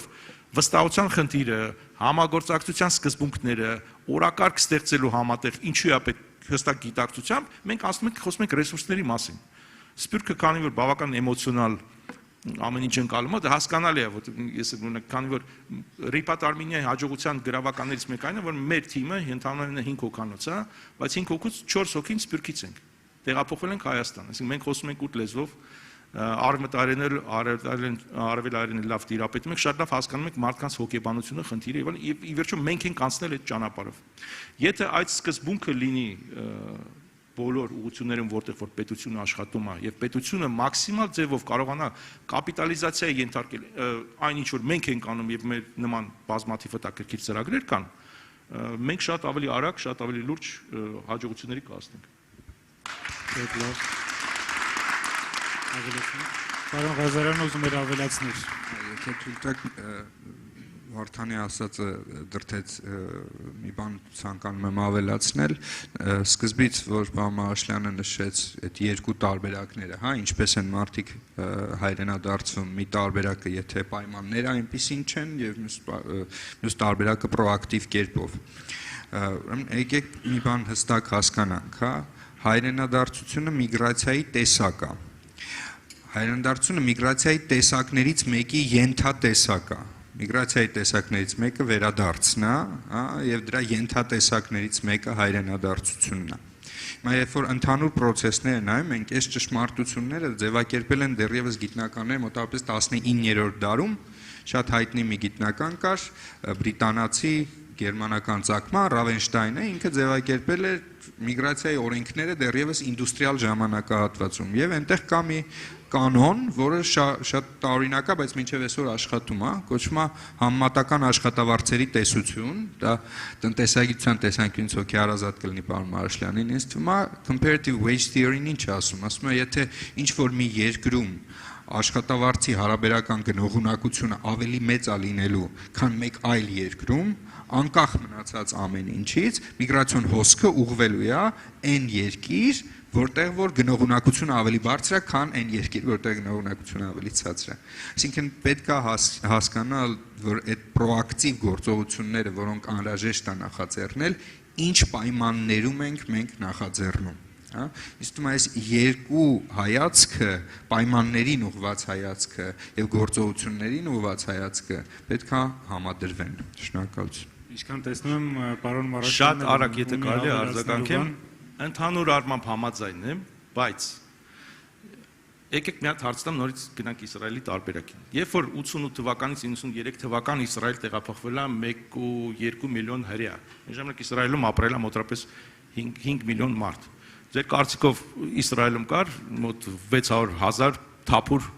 աշխատատեղ, սովետական միությունում կրթություն եւ բան ստացած բանը, ասենք գիտնականների եւ բժիշկների համար չկար, բայց իրանք ստեղծեցին այդ հնարավորությունները սպյուրքի հետ համատեղ, չէ՞։ Եվ մի հսկայական ինդուստրիա ստեղծեցին, որ ՏՏ ոլորտն է, IT սեկտորն է եւ այլ սեկտորներում եւ հսկայական ֆինանսներ նաեւ դրեցին եւ դա տևեց մի քանի տարի։ Այսինքն եթե իրանք այդ սկզբունքով շարժվեն, հրեաները կգնային ոչ թե Իսրայել, կգնային Ամերիկա, կգնային Սկանդինավիա։ Այդ սկզբունքով ստացվում է, որ բոլորը նույնիսկ Ամերիկայից պետք է դուրս գան, գնան ապրեն Շվեդիայում կամ Նորվեգիայում, բայց տեղի չունեն, չէ՞ այդ process-ը։ Հիմա երկրորդ հարցը հետեւյալն է, որ երկրորդ օրինակ բերեմ, տնտեսության մասն ենք խոսում, կա diaspora bonds, որ շատերը սիրում են դրա մասին խոսել ու պետությունները ակնկալում են, որ սփյուռքը անպայման պետք է այդ գումարը դնի, ընդ որում առանց որևէ նախապայմանների եւ այլն։ Հիմա ընդհանրապես շատ քիչ երկրներ կան, որ կարողացել են ճիշտ օգտագործել այդ ինստրումենտը։ Ես էս մի բան ասեմ։ Իսրայելը diaspora bonds շատ ավելի մեծ գումարներ է հավաքում այն տարիներին, երբ որ այդ երկրում տեղի ունենում պատերազմը։ Դա լրիվ բոլոր տնտեսական օրենքների դեմ է։ Հասկանում եք, սփյուռքը diaspora direct investments տարբերվում է foreign direct investment-ից, այսինքն ուղիղ այդ պատճառով որ հակառակ էֆեկտներ ունի, որտեղ այդտեղ ուրիշ էլեմենտներ կան, որ եթե դու գիտես ոնց այդ էլեմենտները ոչ թե շահագործես, ոչ թե օգտագործես, այլ զգաս եւ կարողանաս այդ կապը հաստատել, կարողանաս կիսել շատ բաներ, կարողանաս ստեղծել այդ unity-ի սկզբունքը, որ ինչով ենք մենք իրար հետ կիսում ապագան եւ ներկան, չէ՞։ Ապագան մեր ինչով է իրար հետ կապված։ Կարևոր չի մենք ստեղ ենք ապրում, թե այնտեղ ենք ապրում։ Եթե այդ գիտակցությունը կա, այդ մեխանիզմները այլ ձևի են աշխատում։ Չի նշանակում, որ բոլոր 100%-ը տեղափոխվել են Հայաստան։ Ոչ։ Բայց մեզ բավարար է, եթե նույնիսկ 5%-ը ամենաակտիվ, ամենաարդյունավետ մտածի դրա մասին, սկսի դրա վրա աշխատել, մենք էլ օգնենք եւ պետությունը եւ մասնավորը օգնենք, որ այդ գիտակցությունը հնարավորինս արագ աճի, որտեղ դա ժամանակ է տևում, այդպես չի որ մարդը արտանում ասում, օպ, վաղ ուզում եմ տեղափոխվել։ Ժամանակ է պետք։ Եթե մենք դա անենք, այդ օրենքները, օրինակ իմ համար, իմ կյանքի շատ դեպքերում, օրինակ ռիփաթը, որ մենք ստեղծում ենք, բոլորը ասում են դուք գիժ եք։ Մարդիկ երկրից գնում են, դուք Repeat Armenia եք ստեղծում, 12 հոգով հավաքվել եք, ձեզ համար ինչ-որ մեծ աշխարհ եք գծել, դա է։ Մենք ասում ենք, չէ, մենք պատրաստ ենք աշխատել against the trend, trend-ի դիմաց, որտեղ մենք դրա հեռանկարը հասկանում ենք, դրա կարևորությունը հասկանում ենք, ի վերջո մենք ենք այդ ճանապարհով անցել։ Գնանք մի քիչ էմոցիոնալությունը ավելացրել են, բայց առանց էմոցիայի ոչ մի բան սպյուրք պետություն քննարկումների հնարավոր չի։ Եթե թույլ տաք, ես մի փոքր եկեք պարոն Ղազարյանը պատասխանի նվազեցնեմ էմոցիոնալությունը, պարոն Արաշլյան։ Ուրեմն երբ որ նայում ենք ներկա ներհոսքին Ռուսաստանի Դաշնությունից, այդ ներհոսքի մեջ IOM-ի հետ իրականացրած համատեղ հետազոտությունը ցույց է տալիս, որ մարդիկ ովքեր գալիս են 70%-ը, 70.6%-ը եկել է սեփական աշխատատեղով։ Այսինքն ինքը իր սեփական աշխատատեղն էլ հետն է բերել եւ դրանով նպաստել է աշխատավարձերի գնողունակությանը։ Սա նույնպես է տրենդին հակառակ է, բայց դա չի նշանակում, որ դա պայմաններից չի բխում։ Պայմաններից է հոսքը բխել եւ ոչ թե պրոակտիվ գործողություններից։ Ուղղակի ուզում եմ ասեմ, ես դեմ չեմ, որ պրոակտիվ գործողություններ անհրաժեշտ են, ուղղակի ուզում եմ ասեմ, որ դրանք ճիշտ պետք է համադրվեն կոնկրետ պայմանների հետ։ Այդքան շնորհակալություն։ To add on top of for the emotions, we've been implementing a program not only in Armenia, but that was the program called Temporary Return of Qualified Nationals. So it was the temporary return of qualified diaspora representatives also to Armenia. And we had about 60 returns, and in some cases, professionals who were coming back to Armenia for a certain period of time, they were, and what Vartan was exactly saying, that you need really some experience with the country. You need to learn how it happens in the country. In some cases, it was actually families that were created here, and that is, I think, the most, strong link to Armenia when you actually have your spouse from this country. So it depends, different factors can work, but it really, I think, proves that all opportunities should be used, and also the opportunities, and exactly what Armin was saying, that all factors are working. So, for example, in current crisis in Ukraine, what we are looking as IOM at border crossings, and we know that about 10,000 Armenians left, and these are citizens of Armenia, who left Ukraine since the beginning of the war to the border countries. So these people either returned already to Armenia or on their way, from Poland, from Romania, from Moldova, from Slovakia, from the countries in Europe. And it is important that these people actually find certain opportunity in the country, though if war would not happen, perhaps their return would not happen now. So it is really important to use different opportunities and to be also prepared to these opportunities. And in some instances, we still lack this, preparedness and, thinking that things can happen. Thank you. Շնորհակալություն։ Ես մի հատ էլ հարց կուզենայի տալ Տիկին Տեր-Պետրոսյանին, դուք ունեք հայկական սփյուռքի հետ համագործակցություն, ինչ որ կետերում մենք այսօր շատ խոսեցինք սփյուռքի հետ համագործակցության մասին, եւ ինչ որ փորձ ձեր կազմակերպությունն ունի սփյուռքի հետ համագործակցության հարցերում, եւ եթե կարող եք կիսվեք այդ փորձի շուրջ։ Yeah, as IOM, we've been working on many programs related to diaspora, and we have some materials prepared in terms of how to work in diaspora and what is the theory behind. But in our case, for us it was very important that we actually support High Commissioner's office also in gaining more information, and that was first of all done through the diaspora mapping, which we implemented using some technologies, let's say using traditional surveying methods, but also looking at big data use and how we can actually use it for Armenia. For example, what we have done with one of the professional organizations, we looked at the professional databases which exist and tried to identify Armenians there so that we would know globally what kind of professionals Armenia has, ethnic Armenians who are working in different sectors. And that is done actually for us to be able to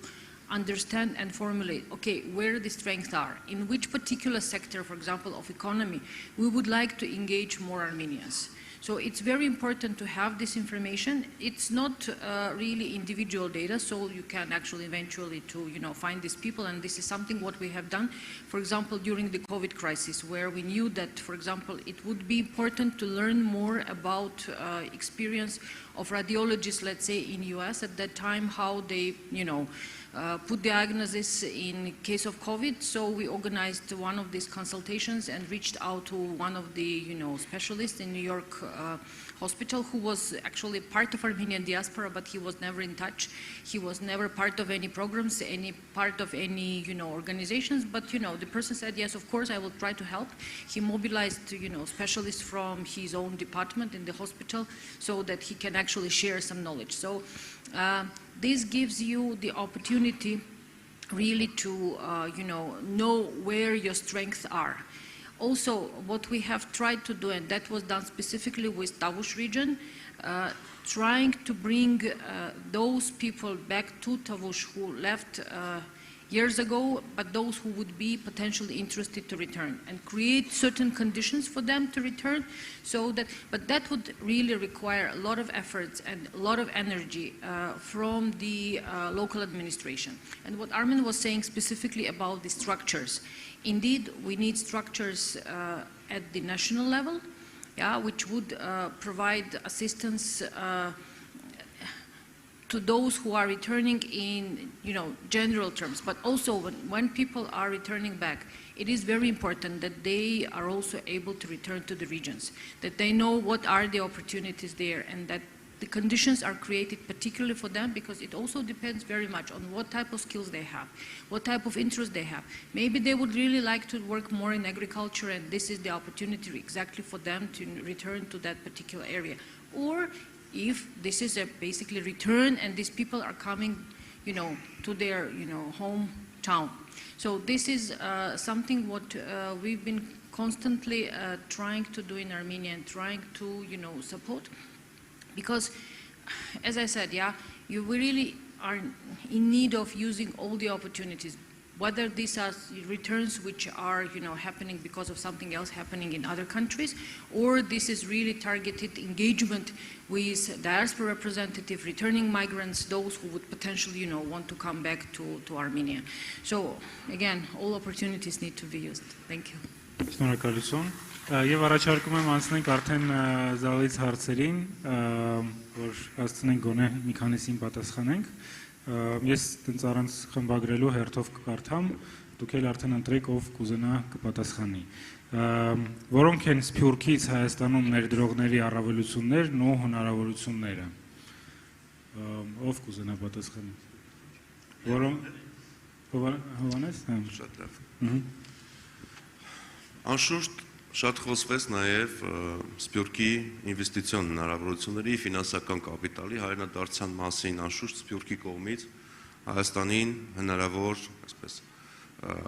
զարգացումներին մասնակցության ձևաչափի մասին, ինվեստիցիաները։ Ուզում եմ նշել, որ նախորդ բանախոսները արդեն խոսեցին եւ Հայաստանում եւս մշակման գործընթացի մեջ է Սփյուռքի բոնդերի խնդիրը, ավելին չեմ կարող ասել, բայց Սփյուռքի բոնդերի ուղղությամբ աշխատանքներ տարվում են։ Ներկա պահին էկոնոմիկայի նախարարությունում գործում է խումբ, գործում է թիմ, որը աշխատում է պարզեցնել ռելոկացիայի գործընթացը։ Ճիշտն ասած, երբ որ մենք այս մասին խոսում ենք, մեր էկոնոմիկայի նախարարության գործընկերները նշում են, որ եկեք ռելոկացիա բառը կիրառենք տեղայնացում եւ այլն, բայց դա էական չէ։ Ռելոկացիայի համար կան լավ նախադրյալներ եւ լավ նախապայմաններ, միևնույն ժամանակ, որին աջակցում է նաեւ պետությունը։ Միևնույն ժամանակ մի շարք խնդիրներ կան, ես խոսքը կփոխեմ նաեւ հայրենադարձության մասով, օրինակ պետական մի մարմին, որը ներկայացնում եմ ես, անշուշտ այլ պետական կառուցվածքի մարմինների հետ, կառույցի մարմինների հետ աշխույժ քննարկումների մեջ եւ հաճախ նաեւ մեր շահեր առաջ տանելու, մեր թիրախմբերի շահեր առաջ տանելու, մեր թիրախներ առաջ տանելու նպատակով ցկտում ենք ունենալ ավելի պարզեցումներ հայրենադարձության հետ կապված։ Ինչ որ բան ստացվել է, ինչ որ բան չի ստացվել, բայց օրինակ գլխավոր առանցքներից մեկը հարցերի այն է, որ մարդիկ կարողանան իրենց բիզնես գործունեությունը Հայաստան տեղափոխելիս ազատված լինեն մաքսատուրքերից։ Այս խնդիրը հանձնակատարի գրասենյակը հանձնակատարը անձամբ բազմիցս բարձրաձայնել է, բայց դեռևս ԵԱՏՄ օրենսդրությամբ պայմանավորված այլ պատճառաբանություններով հնարավոր չի եղել հասնել դրա իրականացմանը։ Սա մեր համար առանցքային ուղղություն է եւ ելի աշխատելու ենք այդ ուղղությամբ։ Մյուսը իրավակարգավորումների պարզեցումներն են։ Անշուշտ այստեղ չեն կարող բարձրաձայնել մի շարք հարցեր, ինչպես օրինակ մեր ոլորտին խոչընդոտող օրենսդրությունները մենք կարողանում ենք առայժմ արգելակել, օրինակ դրանց մուտքը, դրանց կիրառությունը, բայց եւ այնպես հնարավորություններ անշուշտ կան, դրանք պետք է ընդլայնել։ Պահանջում են իհարկե նաեւ մեր հայրենակիցները արտոնություններ։ Մենք հասկանում ենք, որ կա խնդիր նոր ներմուծվող բիզնեսի, նոր դրվող բիզնեսի եւ արդեն գործող բիզնեսի հետ հակադրությունից խուսափելու։ Սահմանամերձ շրջաններում, մարզերում անշուշտ բիզնեսը ազատված է հարկերից եւ հիմա Հայաստանի անվտանգային միջավայրով պայմանավորված այս արտոնությունը գուցե ինչ որ չափով շատ չի կիրառվում, բայց նշեմ, որ անկախ ամեն ինչից, անգամ այնպիսի մարզում, ինչպիսին Վայոց ձորն է, որտեղ վերջին շրջանում տեղ ունեցան ռազմական էսկալացիա ներխուժում տեղ ունեցավ Հայաստանի տարածք, այստեղ եւս հայրենադարձներ կան, ինտեգրման ծրագրեր են արվում, նոր բիզնեսներ են հիմնվում։ Սա շատ կարևորում եմ ես եւ կուզենայի 1-2 թվեր նշել, անշուշտ հանձնակատարի գրասենյակը ընթացիկ տարում հայրենադարձության հետ կապված 7000-ից ավելի դիմում է ստացել, ինչը նախորդ տարվա համեմատ 2.5-3 անգամ ավելին է։ Եվ մենք համոզված ենք, որ այս տարի կունենանք շատ մեծ ցուցանիշներ եւ այո, ուզում եմ նշել, որ մինչեւ օրս Հայաստանում հայրենադարձության գործընթացը դրված է եղել կամավորության հիմքերի վրա։ Կազմակերպված հայրենադարձության իրականացումը մեծ ծախսեր է պահանջում, ենթակառուցվածքներ է պահանջում, ջանքեր է պահանջում եւ սփյուռքի հետ համատեղ աշխատանք է պահանջում։ Բայց մենք թե կառավարությանը, թե այլ մարմիններին, թե շահառուներին, շահառու գործընկեր կազմակերպություններին միշտ նշում ենք, որ այս ուղղությամբ դրված ֆինանսական միջոցները վերադարձելի են, անգամ այս իմաստով եթե նշենք, սա քննարկման ենթակա չէ եւ հայրենադարձությունը մեր երկրի, մեր սփյուռքի, մեր հայկական ներուժի իրականացման երկրում կիրառման համար այլընտրանք չունի եւ այո, դատաբեզի ծրագիր է սփյուռքի գրասենյակը իրականացնում այս պահին, ինչի մասին դուք նշեցիք, կհավաքվի տասնյակ հազարավոր, 100,000-ավոր մեր հայրենակիցների վերաբերող տեղեկատվական բազա, որը կկիրառվի հօգուտ հանուն Հայաստանի, հանուն սփյուռքի, հանուն հայկական շահերի եւ սփյուռքի ներգրավման շատ կարևոր ծրագրերից մեկը իգորզն է եւ այդպիսի ծրագրեր անշուշտ ներդրվում են, դրանք շատ քիչ են ցավոք, բայց իգորզը տարեկան 50 մասնագետի Հայաստանի կառավարության տարբեր մարմիններում աշխատանքի հրավիրման ծրագիր է եւ այդ ծրագրի մասնակից պրոֆեսիոնալ մեր հայրենակիցների 70 եւ ավելի տոկոսը հայրենադարձում են ընդմիշտ։ Եվ այսպիսի ծրագրերի ներդրումը անշուշտ կառավարության պարտավորությունն է։ Շնորհակալություն։ Իսկ լայնացնելու պլաններ կան իգործի ծրագիրը։ Իհարկե լայնացնելու պլաններ կան, ես կարող եմ առաջընկնելով ասել, որ ունենք շատ պրոֆեսիոնալ, կամեցող, ցանկացող, պատրաստական հայրենակիցներ, ովքեր ուզում են Հայաստանի կառավարության հետ աշխատել, տարբեր մարմինների հետ աշխատել, բայց այս պահին ենթադրենք, ի վիճակի չեն իրենց գործող արկա աշխատանքը թողնել, եւ նրանք առաջարկում են կարճաժամկետ ծրագիր, օրինակ երամսյա ծրագիր, ամառվա կտրվածքով, եւ մենք այդ ուղղությամբ եւս աշխատում ենք նրանց ռեսուրսը եւս օգտագործելի եւ հնարավոր դարձնելու համար մեր կառավարման ոլորտում։ Շնորհակալություն։ Շնորհակալություն։ Հետևել հարցն են տալիս, չեք գտնում, որ հայրենադարձության քարոզչությունը վաղարժամ է օրենքի ծրագրերի եւ մեխանիզմների բացակայության պայմաններում։ Կարծում եմ, որ Վարդանն էլ կարա պատասխանի, չնայած որ ինքը արդեն սկսել է պատասխանել այդ հարցին։ Ես այսպես որ 10 տարի առաջ Հրիփատ Արմենյան հիմնել է, երբ որ բոլորը գնում էին Հայաստանին։ Գիտեք, պետք է խոսքը սկսեմ հետևյալ տեղից։ Դեռևս առաջին հանրապետության շրջանից 18-20 թվականների մենք ունեցել ենք Սփյուռքի ուղղությամբ աշխատող պետական մարմիններ։ Դրանք չեն եղել նախարարություններ, չեն եղել վարչություններ, բաժիններ են եղել, ներգաղթի բաժին օրինակ։ Հետո խորհրդային շրջանում բազմաթիվ կազմակերպություններ են ունեցել, ովքեր Սփյուռքի հետ տարվող աշխատանքներ են իրականացրել, այդ թվում նաև խորհրդային տարիներին հնարավոր է եղել իրականացնել հայրենադարձություն տարբեր փուլերով, այդ թվում մեծ հայրենադարձությունը երկրորդ համաշխարհային պատերազմից հետո։ Հայաստանը ինքը ունի հայրենադարձության լուրջ փորձ։ Ես ուզում եմ, որ մենք բոլորս հիշենք եւ ընդունենք։ Խորհրդային Հայաստանի յուրաքանչյուր 10-րդ բնակիչ ըստ էության կամ հայրենադարձ էր, կամ հայրենադարձի ժառանգ էր։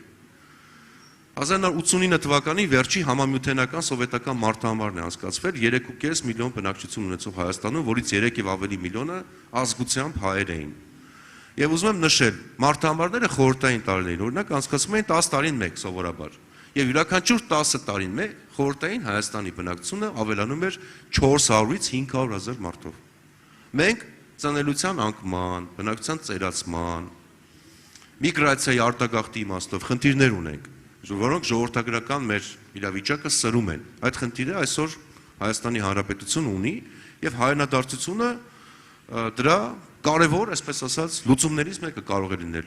Չի կարող չլինել հայրենադարձության քաղաքականություն, այլ բան է, որ դրանք կազմակերպված ինստիտուցիոնալ իրավական հիմքերի վրա դրված չեն եղել։ Դա մեր բաստողումն է եղել։ Դա պետության բաստողումն է եղել եւ հուսով ենք, որ դա շատ շուտով կշտկվի, բայց սա չի նշանակում, որ մենք կսպասենք մեծ բում դրանից հետո, այսինքն օրենքը չկա, դրա պատճառով հայրենադարձությունը մեծ ծավալների չի հասնում, կենտրոններ չկան կամ համապատասխան քանակի կազմակերպություններ եւ պրոֆեսիոնալներ չկան դաշտում։ Հարցը նրանումն է, որ հայրենադարձությունը մշտական գործընթաց է։ Այո, հայրենադարձության գործընթացը պետք է ուղեկցվի նախ եւ առաջ Սփյուռքում հայապապանական ծրագրերի, ինքնության զարգացման ծրագրերի իրականացումով։ Նախ պետք է հայ պահենք, որ հետո հայրենադարձենք։ Սրանք մեծ ծախսեր են, բայց սրանց ուղղությամբ դրված միջոցները դրանք այսպես երբեք չի կարելի դիտարկել կորած գումարներ։ Դրանք անհրաժեշտ գումարներ են եւ անհրաժեշտ ծրագրեր են։ Այսպես կպատասխանեմ։ Շնորհակալություն։ Կարծեմ Վարդանն ունի ավելացնել։ Օրենքի ընդունումը, օրենսդրական փոփոխությունները դա անհրաժեշտ, բայց ոչ բավարար պայմաններ են։ Երբեք չի կարելի հույսը դնել, որ օրենքը ընդունելով ամեն ինչ կաշխատի, դա աբսուրդ է։ Ես նորից ուզում եմ վերադառնանք մենք այն հարցին, որ մենք շատ բարդ շրջանով ենք անցնում, որպես երկիր եւ որպես ազգ, եւ այստեղ ազգն էլ է շատ մեծ վտանգի մեջ, չնայած մենք 100-ից ավելի երկրներում ենք ապրում, ունենք 30,000 կազմակերպություններ, նետվորքներ եւ այլն, բայց լուրջ խնդիրների առաջ են կանգնած։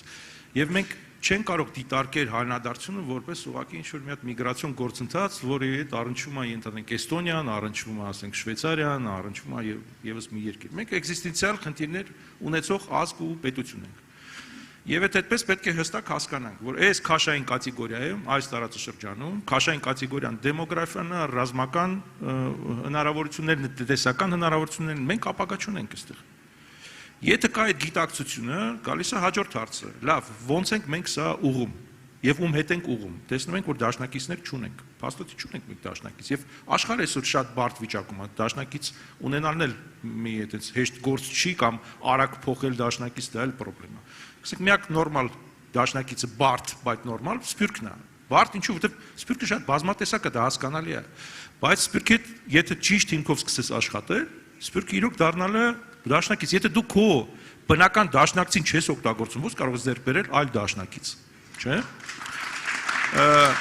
Եվ այստեղ առաջանում է հետևել մի քանի բան, որից ուղղակի ուզում եմ իմ գործընկերներին, որ շատ հարգում եմ, մենք շատ էֆեկտիվ աշխատում ենք իրականում շատ ոլորտներում, բայց ուզում եմ ասել հետևել, ասեք բաներ կան, էլի ներքին բաքս, այսպես բաներ կան, պետական համակարգում որ աշխատել եմ, գիտեմ, ու ցավոք սրտի դրանք երկարաժամկետ մշակութային խնդիրներ են։ Ավելավը ոչի բան չանենք, բայց խնդրեմ չլինի։ Այդ սկզբունքով շատերն են շարժվում։ Ավելավը չանենք, որովհետև ինչին է պետք։ Գալիս ես ասում ես, գիտեք, եթե սա անենք 5 տարվա ընթացքում սարան կարող ենք հասնել, ասում է 5 տարի չգիտես ինչ ա լինելու, ու դա տարիներ շարունակ գլորվում այդ համակարգը։ Նայեք, Սփյուռքը տարեկան ուղարկում է, ճիշտ է, մենք խոսում ենք ավելի շատ նոր Սփյուռքի մասին, տրանսֆերտներ, մոտավորապես 1.5 միլիարդ դոլար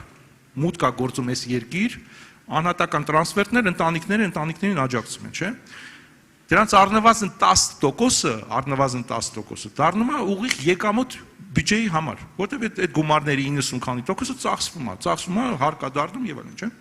Պետությունը կարող է իր վրա վերցնի պարտականություն։ 150 միլիոն դոլար ստանում ես դու դրսից։ Ավերջ չի լինելու դա։ Եթե դու օգնես, որ այդ աղբյուրը շարունակվի, այդ աղբյուրը ցամաքելու է, այդ գիտակցությունը չկա։ Եկեք դնենք հստակ նպատակ, որ 10% այդ գումարից պետությունը պարտականություն է իր վրա վերցնում կամ 20% ծախսել համայնքների զարգացման վրա եւ համայնքների կապը Հայաստանի հետ։ Դա մեկ։ Այդ ձևով մենք փորձենք կարողանանք հանել այս իմ կորտ կնեք անկապ միտքը, որ մենք ստեղ այնքան խնդիրներ ունենք, որ մենք գումարը իրավունք չունենք հատկացնելու ինչ-որ ուրիշ հարցերին։ Այդ գումարը չի լինելու, այդ գումարը ստեղ չի մտնելու, մեծ գումար է, չէ՞, դա մեկ։ Երկրորդ հարցը տվյալն է, որ եթե վստահության խնդիրը լուծվի ճիշտ ձևով, որ հնարավոր է անել, եւ ձևավորվի ճիշտ կոնսոլիդացիա Սփյուռքի եւ պետության միջեւ, չեմ ասում բոլորի հետ, բայց կոնը հիմնական խաղացողները հնարավոր է հայտնել։ Կարելի է մեչինգի սկզբունքով ստեղծել հիմնադրամ, որը կկառավարվի պետության եւ մասնավոր սեկտորի կողմից եւ կլինի ուղղված հայնադարձության նպաստելու համար։ Այսինքն հավաքենք $1 միլիարդ կամ $2 միլիարդ, այդ հիմնադրամը եւ իր օպերացիոն մասը, եկամուտները ծախսվեն կոնկրետ հայնադարձության ուղղված ծրագրերի վրա։ Դա երկրորդ։ Որի կեսը կդնի պետությունը, կեսը կդնի Սփյուռքը։ Օրինակ եմ ասում, կամ չգիտեմ, 1/3 կդնի պետությունը, 2/3 կդնեն Սփյուռքյան տարբեր կառույցները։ Բայց կարևորը այդ գիտակցությունը լինի, որտեղ եթե գիտակցությունը չկա եւ մենք ինչ որ մի բան անենք, որ մի քիչ ավելի լավ լինի, մի քիչ ավելի վատ, դա հերթական ինքնախապեյության մոդել է։ Եվ այդ ինքնախապեյությունը հարմար է եւ նաեւ Սփյուռքի համար, որտեղ Սփյուռքում ապրում են, ասում են, հա, դե մենք ինչ որ մի բան արեցինք, ոնց որ խիղճը ավելի հանգիստ է, չի աշխատում դա։ Եկեք անկեղծ խոսենք, չի աշխատում դա։ Մենք հիմա լրիվ այլ իրավիճակում ենք գտնվում։ Եթե մենք հիմա չարտնանանք, ուրեմն չենք արտնանալու ընդհանրապես։ Դա երկրորդ առաջարկությունն է, որ կարելի է ձևակերպել։ Եվ երրորդը ես նորից ասացի, կան ռեսուրսներ, որ գումար չեն պահանջում։ Օրինակ, դեսպանատները, հիպատոսարանները, ինֆորմացիոն հոսքեր ունի պետությունը, որ կարող է օգտագործել, որ Birthright Armenia, Teach for Armenia, բազմաթիվ ծրագրեր կան, որոնց շրջանակներում ասում են տասնյակ մարդիկ, հարյուրավոր մարդիկ, պետք է ասեն հազարավոր մարդիկ, այսինքն մենք պետք է նման էկոսիստեմա ստեղծենք, որ 100,000 հայ Հայաստանով անցնի տարեկան, ոչ որպես տուրիստ, 20,000 հայ գա սովորելու արևմտահայերեն Հայաստանում, 5,000 հայ գա սովորի IT սովորելու Հայաստանում, 5,000 հայ գա կամավորական ոմա կամ այլ տեսակի ռազմահայրենասերական դասընթացներ անցնել ստեղ, 20,000 հայ տեղափոխվի Հայաստան սովորելու հայկական բուհերում։ Եվ եթե նման ենթակառուցվածք լինի, որ մենք 100,000 հայ տարեկան անցկացնենք, պատկերացնենք ճնշում է համակարգում ստեղծում, ինքը ունենալու լուրջ արդյունք։ Եթե դեպի հայ կարտակարգ ծրագիրը Birthright Armenia-ի ծրագրով գալիս է 250 մարդ տարեկան։ Աբսուրդ է հասկանում եք, ռիպատով 800 հոգի է դիմում, 5 հոգի աշխատող ունենք։ Աբսուրդ է, այդ թվերով ոչ մի բան չի փոխվելու։ Կարող ենք դա անել, միանշանակ կարող ենք անել։ 100% ես կարող եմ ասել, բայց դրա համար լրիվ այլ որակի քննարկումներ եւ process-ներ պետք է տեղ ունենան եւ դա էլ հնարավոր է կազմակերպել։ Շնորհակալություն պարոն։ Մեզ 5 րոպե է մնացել, կխնդրեի մի քիչ տենց ավելի կարճ փորձենք պատասխանել հարցերին, որ ավելի շատերին հասցնենք։ Օրենքի նախագծի հանրային քննարկումը նախատեսում է Սփյուռքի մասնակցություն, եթե այո, ինչ ձևաչափով։ Արմեն Ղազարանին է հարցը ուղղված։ Բայց երևի որ օրենքը հեղինակել է Սփյուռքի հանձնակատարի գրասենյակը, բայց ցանկացած օրենսդրական նախաձեռնություն Հայաստանում հրապարակային դրվում է հանրային քննարկման ի դրաֆտ հարթակում, այսինքն բնականաբար դրան կարող է մասնակցել ցանկացած անձ այդ հանրային քննարկմանը, եթե պարոն Ալեքսանյան ինչ-որ բան ավելացնի։ Ես ուղղակի պարոն Ղազարյանի խոսքին կավելացնեմ հետևյալը, որ ներկայումս հանձնակատարի գրասենյակը գործընկեր կառույցների դիտողությունների եւ առաջարկություններն է ներառում հաշվի առնում, դրանց ավարտից հետո անշուշտ նաեւ կանցնեն նշված ճանապարհով քննարկումները։ Շատ կարճ ավելացնում, իրոք կարճ խոսել։ Ուրեմն Սփյուռքի հետ աշխատանքը շատ տակիր սպეციფիկա ունի։ Դու կարող ես լավագույն օրենքը գրել, ինքնուրույն տալ եւ Սփյուռքը չի ընդունի։ Միայն այդ պատճառով, որ ինքը ի սկզբանե ներգրաված չլինի process-ի մեջ։ Նույնիսկ ամենալավ բանը կմերժի, դա հասկանալի է։ Դրա համար ավելի լավ է հնարավորինս արագ եւ մենք քանի որ գործընկերներ ենք նաեւ այդ process-ում, մենք ես վստահ եմ, որ այդ process-ը ճիշտ կկազմակերպենք, գոնե այդ քննարկումները մտքերի փոխանակում եւ այլն, շատ կարեւոր է անել ժամանակին, էլի, եթե ուզում ասել, էլի, որ բաց չթողնենք այդ բանը։ Շատ լավ, շնորհակալություն։ Ես գուցե մի բան ավելացնեմ, Հայկ ջան, ուրեմն անշուշտ, ինչպես պարոն Մարաշլյանը, այնպես էլ պարոն Ղազարյանը լավ տեղյակ են օրենքի նախագծի ներկա տարբերակից, որը կա, անշուշտ մենք գնացել ենք այն ճանապարհով, որ նախագիծը շատ, այսպես, քիչ կետեր ունի, շատ ավելի կոնկրետ է, թողնված է հնարավորություն հետագա առանձին ծրագրերով եւ ուղղումներով ու համալրումներով, լրացումներով դա ավելի լավարկել։ Այստեղ ամենակարևորն այն է, որ լինի այն կոնսենսուսը եւ լինեն այն ինչպես կարևոր իրավական, այնպես էլ դեկլարատիվ ու անհրաժեշտ մասերը, որոնք որ հարիր են նման օրենքներին։ Անշուշտ վերցված են շատ այլ երկրների օրենսդրական փորձ, այդ թվում այստեղ Իսրայելի ներգաղթի մասին օրենքի փորձառությունը, որ ընդամենը 3-4 կետ ունի եւ կարծում եմ, որ շատ բան, իհարկե օրենքը չի որոշելու, բայց օրենքը ինստիտուցիոնալ դաշտի վրա է տնելու ամբողջ գործընթացը։ Այստեղ ամենակարևոր հանգամանքը դա է։ Եվ մենք մեր խոսքում, ես հավաստիացնում եմ ձեզ, արդեն իսկ ունեցած խոսքում գրեթե նշեցինք այն կետերը, որոնք այդ օրենքում լինելու են։ Շնորհակալություն։ Հաջորդ հարցը, ինչու Ռուսաստանում մոբիլիզացիայի ընթացքում միգրացիոն ծառայությունը եւ հայրենադարձության համար պատասխանատու պաշտոնյաները թռիչքներ չեն կազմակերպել, այդ ոնց որ հարցներ եւ իմ կողմից էլ ավելացնեմ, արդյոք կա պետության վրա տենց պարտավորություն, որ այտենց ասենք մորալի, հա, երևի տեսանկյունից կա թե չկա եւ ինչու չեն կազմակերպել, այդ էլ զալից հարց։ Միգրացիոն ծառայությունը չունի ինքնաթիռներ։ Այդ մեկ, հա, թե ինքնաթիռ չունենք, այդ առաջինը եւ երկրորդը իրավական պատահավորություն չկա, բարոյականի մասին դատողություններ չեմ անի, բայց կարող եմ առնվազն մի բան ասել մեր ծառայության իրականացած գործառույթների մասով, հաշվի առնելով, որ բազմաթիվ մեր հայրենակիցներ գալիս են օտարերկրացու անձնագրերով, այսինքն չունեն Հայաստանի քաղաքացիություն եւ ցանկանում են աշխատել, համապատասխան դրույթ է մտցվել օտարերկրացիների մասին Հայաստանի Հանրապետության օրենքում, որտեղ նշվում է, որ այն տարածքներից եթե գալիս են ազգությամբ հայեր ում կյանքին, որ վտանգներ է սպառնացել եւ այլն, այսինքն նկատի ունենալով տվյալ պարագայում Սիրիան, Լիբանանը եւ այլն, Հայաստանում ունեն աշխատանքի իրավունք առանց աշխատանքի թույլտվության անհրաժեշտության։ Այդքանը։ Շնորհակալություն։ Մեկ-երկու բան ավելացնեմ, նախ եւ առաջ նշեմ, որ 20 թվականի օգոստոսի 4-ին Բեյրութի պայթյունից հետո Հայաստանի կառավարությունը օժանդակություն ուղարկեց Լիբանանին եւ 3 ինքնաթիռներով Լիբանանից, Բեյրութից մեր այն հայրենակիցները, ովքեր ուզում էին վերադարձան Հայաստան։ Սա վերջին օդային այսպես չվերթներ, որը օժանդակում էր հայրենակիցների վերադարձին Երևան, Հայաստան, ինչ վերաբերում է ուկրաինական ճգնաժամով պայմանավորված իրողություններին, ես օգտվելով առիթից ուզում եմ շնորհակալություն հայտնել մեր բոլոր այն համայնքներին, որոնց հետ մենք կոորդինացված աշխատանք տարանք այդ ամիսներին,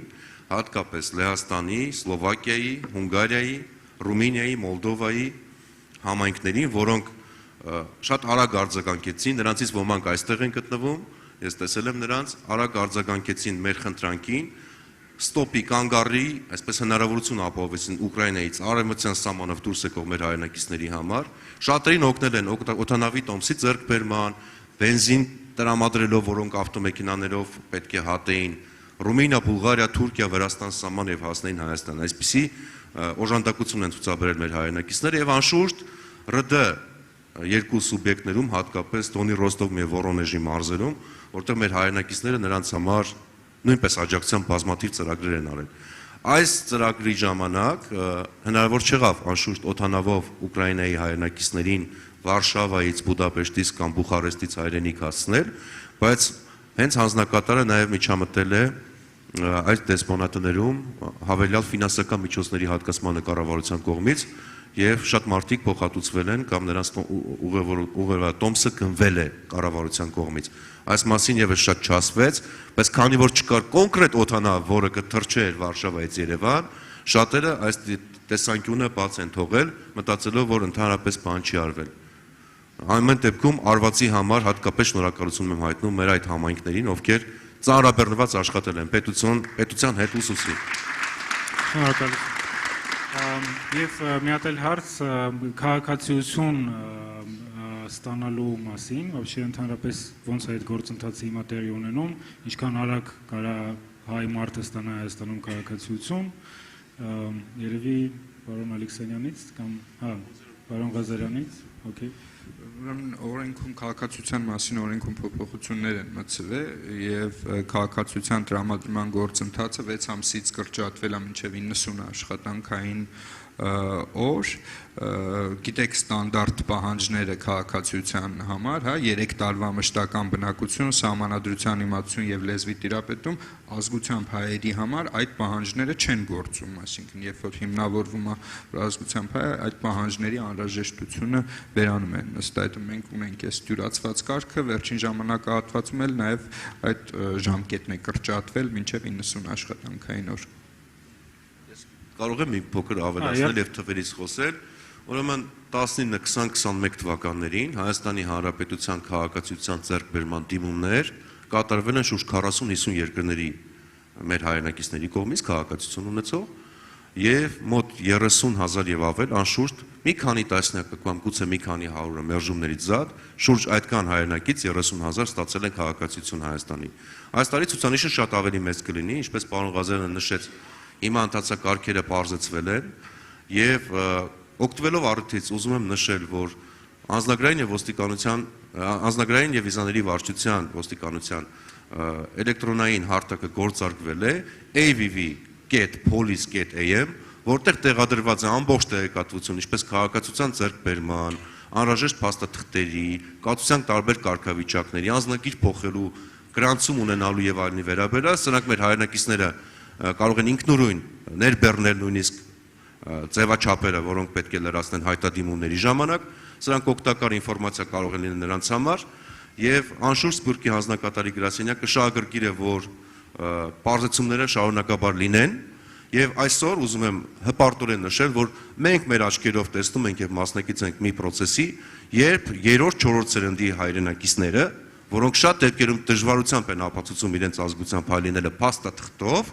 դիմում են Հայաստանի Հանրապետության քաղաքացիության համար։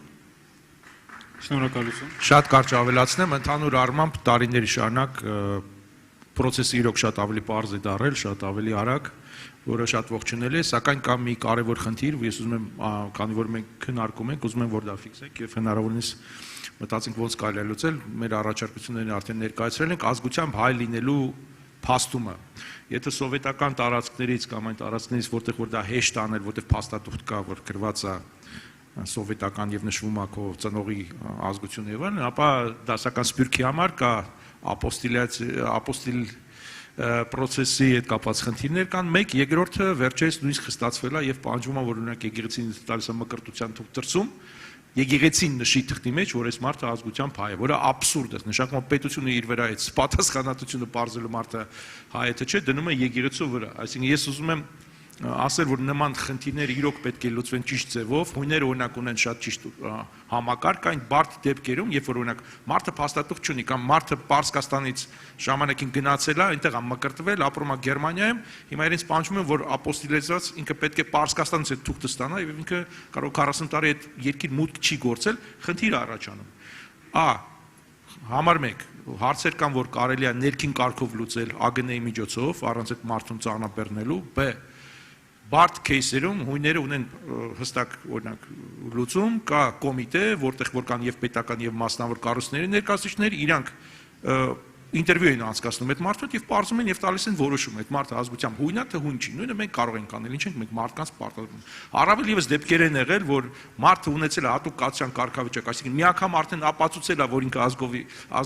ազգությամբ հայ է, հետո 10 տարի հետո որպեսզի ստանա նոր կարգավիճակը կամ քաղաքացիությունը, իրանց նորից պահանջում են փաստաթղթերը, որ ապացուցում են, որ ինքը հայ է, աբսուրդ է, եթե պետությունը մի անգամ ընդունել է, եկեք այդ բեռը չդնենք նույնիսկ մարդու վրա, իրեն չծանրաբեռնենք եւ էմոցիոնալ խնդիրներ չստեղծենք։ Եվ երրորդ հարցը դա բանի հետ կապված։ Ոնց են գրվում անունները, ազգանունները, փոփոխությունները հայկական տարբերակում, նույնպես եկեք ավելի ճկուն լինենք, որտեղ մարդիկ կան, ես կարդացել եմ իրանց անունները ինչպես են հիմա հնչում անձնագրերում, աբսուրդ է, էլի, մարդուն այդ հնարավորությունը պետք է տաս, որ ինքը ընտրի այն ձևով, ոնց որ ինքը ուզում է հայերեն տարբերակով գրվի իր անունը, ազգանունը, կա դասական ուղղագրության հարց, կա արևմտահայերենի, արևելահայերենի հարցերը, որը абսուրդ չլինի, էլի։ Ես կարամ իմ սեփական փորձից ասեմ, որ մոտավորապես մի 2 ժամ պասպորտի սեղանում տենց կռիվ եմ տվել, որ Այք Հովակիմյան գրած չլինի, Հայք Հովակիմյան գրած լինի, ու վերջում կարողացել եմ համոզեմ, որ ճիշտ ձևի գրվի։ Հաջորդ հարցը, մենք բոլորս խոսում ենք որակյալ հայերի Հայաստան վերադարձի մասին, ինչ ծրագրեր են իրականացվում շարքային ոչ հմուտ հայերին վերադարձնելու համար։ Երևի սխալ է ձևակերպած, բայց իմաստը երևի մասնագիտական հայրենադարձության մասին է խոսքը գնում, էլի։ Գիտեք, անշուշտ հայրենադարձության գործընթացի մեջ ներառված են մեր շատ զարգացած համայնքներ, զարգացող պետություններից։ Ես ուրախությամբ կարող եմ նշել, որ մեծաթիվ են Ավստրալիայից ներգաղթը, շատ մեծաթիվ է, Միացյալ Նահանգներից, անշուշտ Եվրոպական միության երկրներից եւ անշուշտ ունենք նաեւ սրան գումարած հայրենակիցներ, որոնք խոցելի համայնքներից են, հայրենակիցներ, որոնք զարգացող պետություններից են, հայրենակիցներ, որոնց կյանքի տեղափոխությունը Հայաստանի Հանրապետություն, նրանք նաեւ սոցիալական ինչ-ինչ պատճառներով են պայմանավորում։ Այդպիսի ծրագրերը ցավոք շատ չեն եւ այստեղ խոսքը վերաբերում, եթե խոսքը վերաբերում է երկքաղաքացիություն ունեցող հայրենակցին, ապա ըստ գործող կարգի մեր հայրենակից եթե ունի խոցելիության աշխարհ, ապա նա պետք է անցնի աշխատանքի եւ սոցիալական հարցերի նախարարությունով եւ նրա համապատասխան ստորաբաժանումներով կամ կառուցվածքային ստորաբաժանումներով այսպես։ Դրանք շատ չեն ցավոք։ Երբ որ մեր Սիրիայից կամ Լիբանանից հայրենադարձ հայրենակիցները երբեմն մեզ ասում են, որ բավարար չի աջակցությունը, ցավով նշում եմ, որ օրինակ Ռուսաստանից եկած հայրենակիցների համար նմանատիպ ծրագրեր չունենք։ Իրականում չունենք։ Բայց քանակը այստեղ անհամեմատ մեծ է։ Այս պահի դրությամբ մինչև օրս գործում է Սիրիայի մեր հայրենակիցների համար ուսման վարձավճարների սուբսիդավորման ծրագիրը, որին պետությունը մասնակից է, գործում է առողջապահական աջակցության ծրագիրը, օրինակ մեր հայաստանցիները, ովքեր առողջապահական խնդիրներ ունեն եւ պետք է հերթագրվեն եւ բուրս սպասարկում անցնեն, Սիրիայի մեր հայրենակիցների համար դա անվճար եւ արտահերթ է։ Դա մինչև օրս գործում է։ Այսպիսի մի քանի արտոնություններ կան առանձին հայրենադարձ խմբերի կամ ռեգիոնների ներկայացնող հայրենակիցների համար, բայց ոչ այսպես ունիվերսալ հայրենադարձության համար։ Սա խնդիր է։ Եվ այն ինչի մասին ես նշեցի, եթե օրենքը մենք անցկացվի, օրենքը ընդունվի եւ հայրենադարձության այսպես տարեկան ծրագրեր կամ եռամյա ծրագրեր, ինչպես որ հարմար կգտնվի, այդպիսի կունենանք եւ ունենանք համապատասխան բյուջե դրա տակ, մենք այդ մասին անշուշտ մտածելու ենք։ Դա կլինի։ Շնորհակալություն։ Եվ մեր ժամանակը արդեն ավարտվել է։ Ես շնորհակալություն եմ հայտնում մեր այսօրվա սպիկերներին եւ ձեզ բոլորին, որ տենց ուշադիր լսում եք ու շատ հետաքրքիր հարցեր եք տալիս։ Շնորհակալություն բոլորին։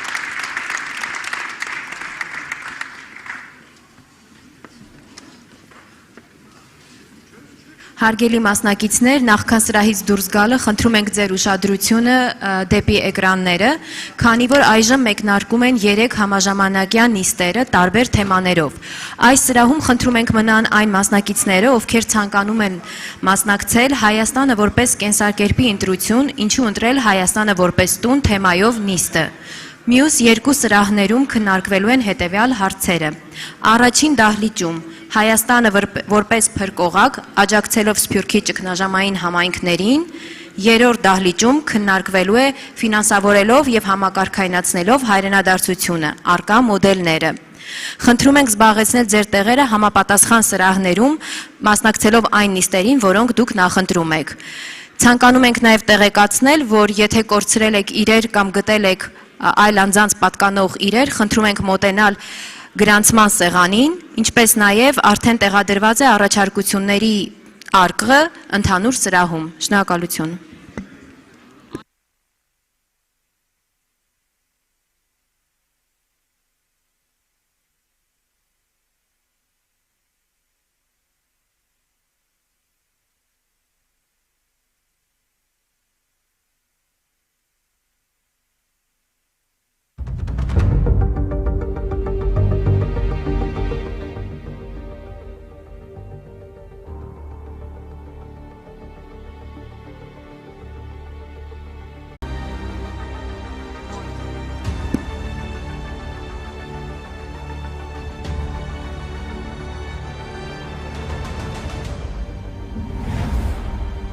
Ladies and gentlemen, please take your seats.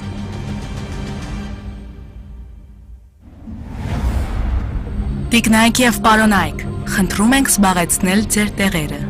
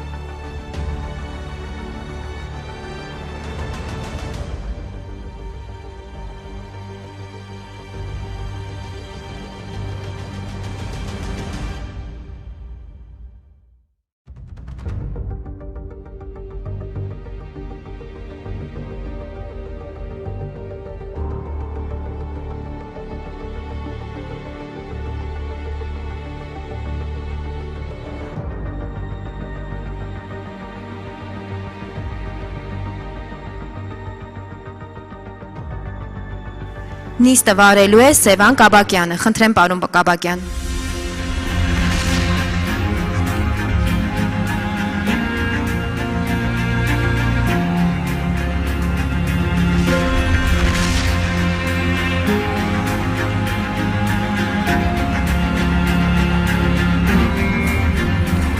Նիստի բանախոսներն են Արամ Ունանյան,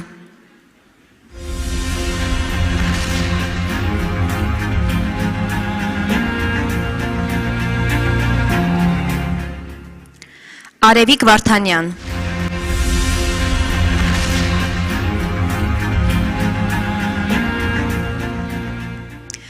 Միհրան Փափազյան,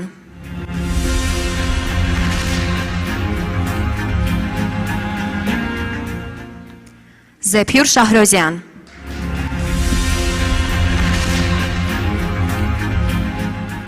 Հարգելի մասնակիցներ, հիշեցնում ենք, որ ձեզ հուզող հարցերը կարող եք հղել սկանավորելով էկրանի QR կոդը։ Շնորհակալություն, ինչպես նաև հասանելի է համացանց Summit 2022 գաղտնաբառով։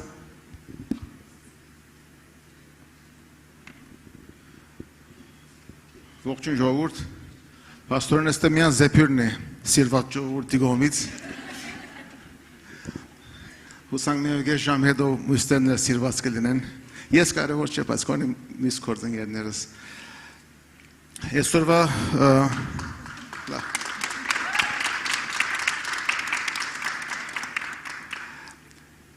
մեր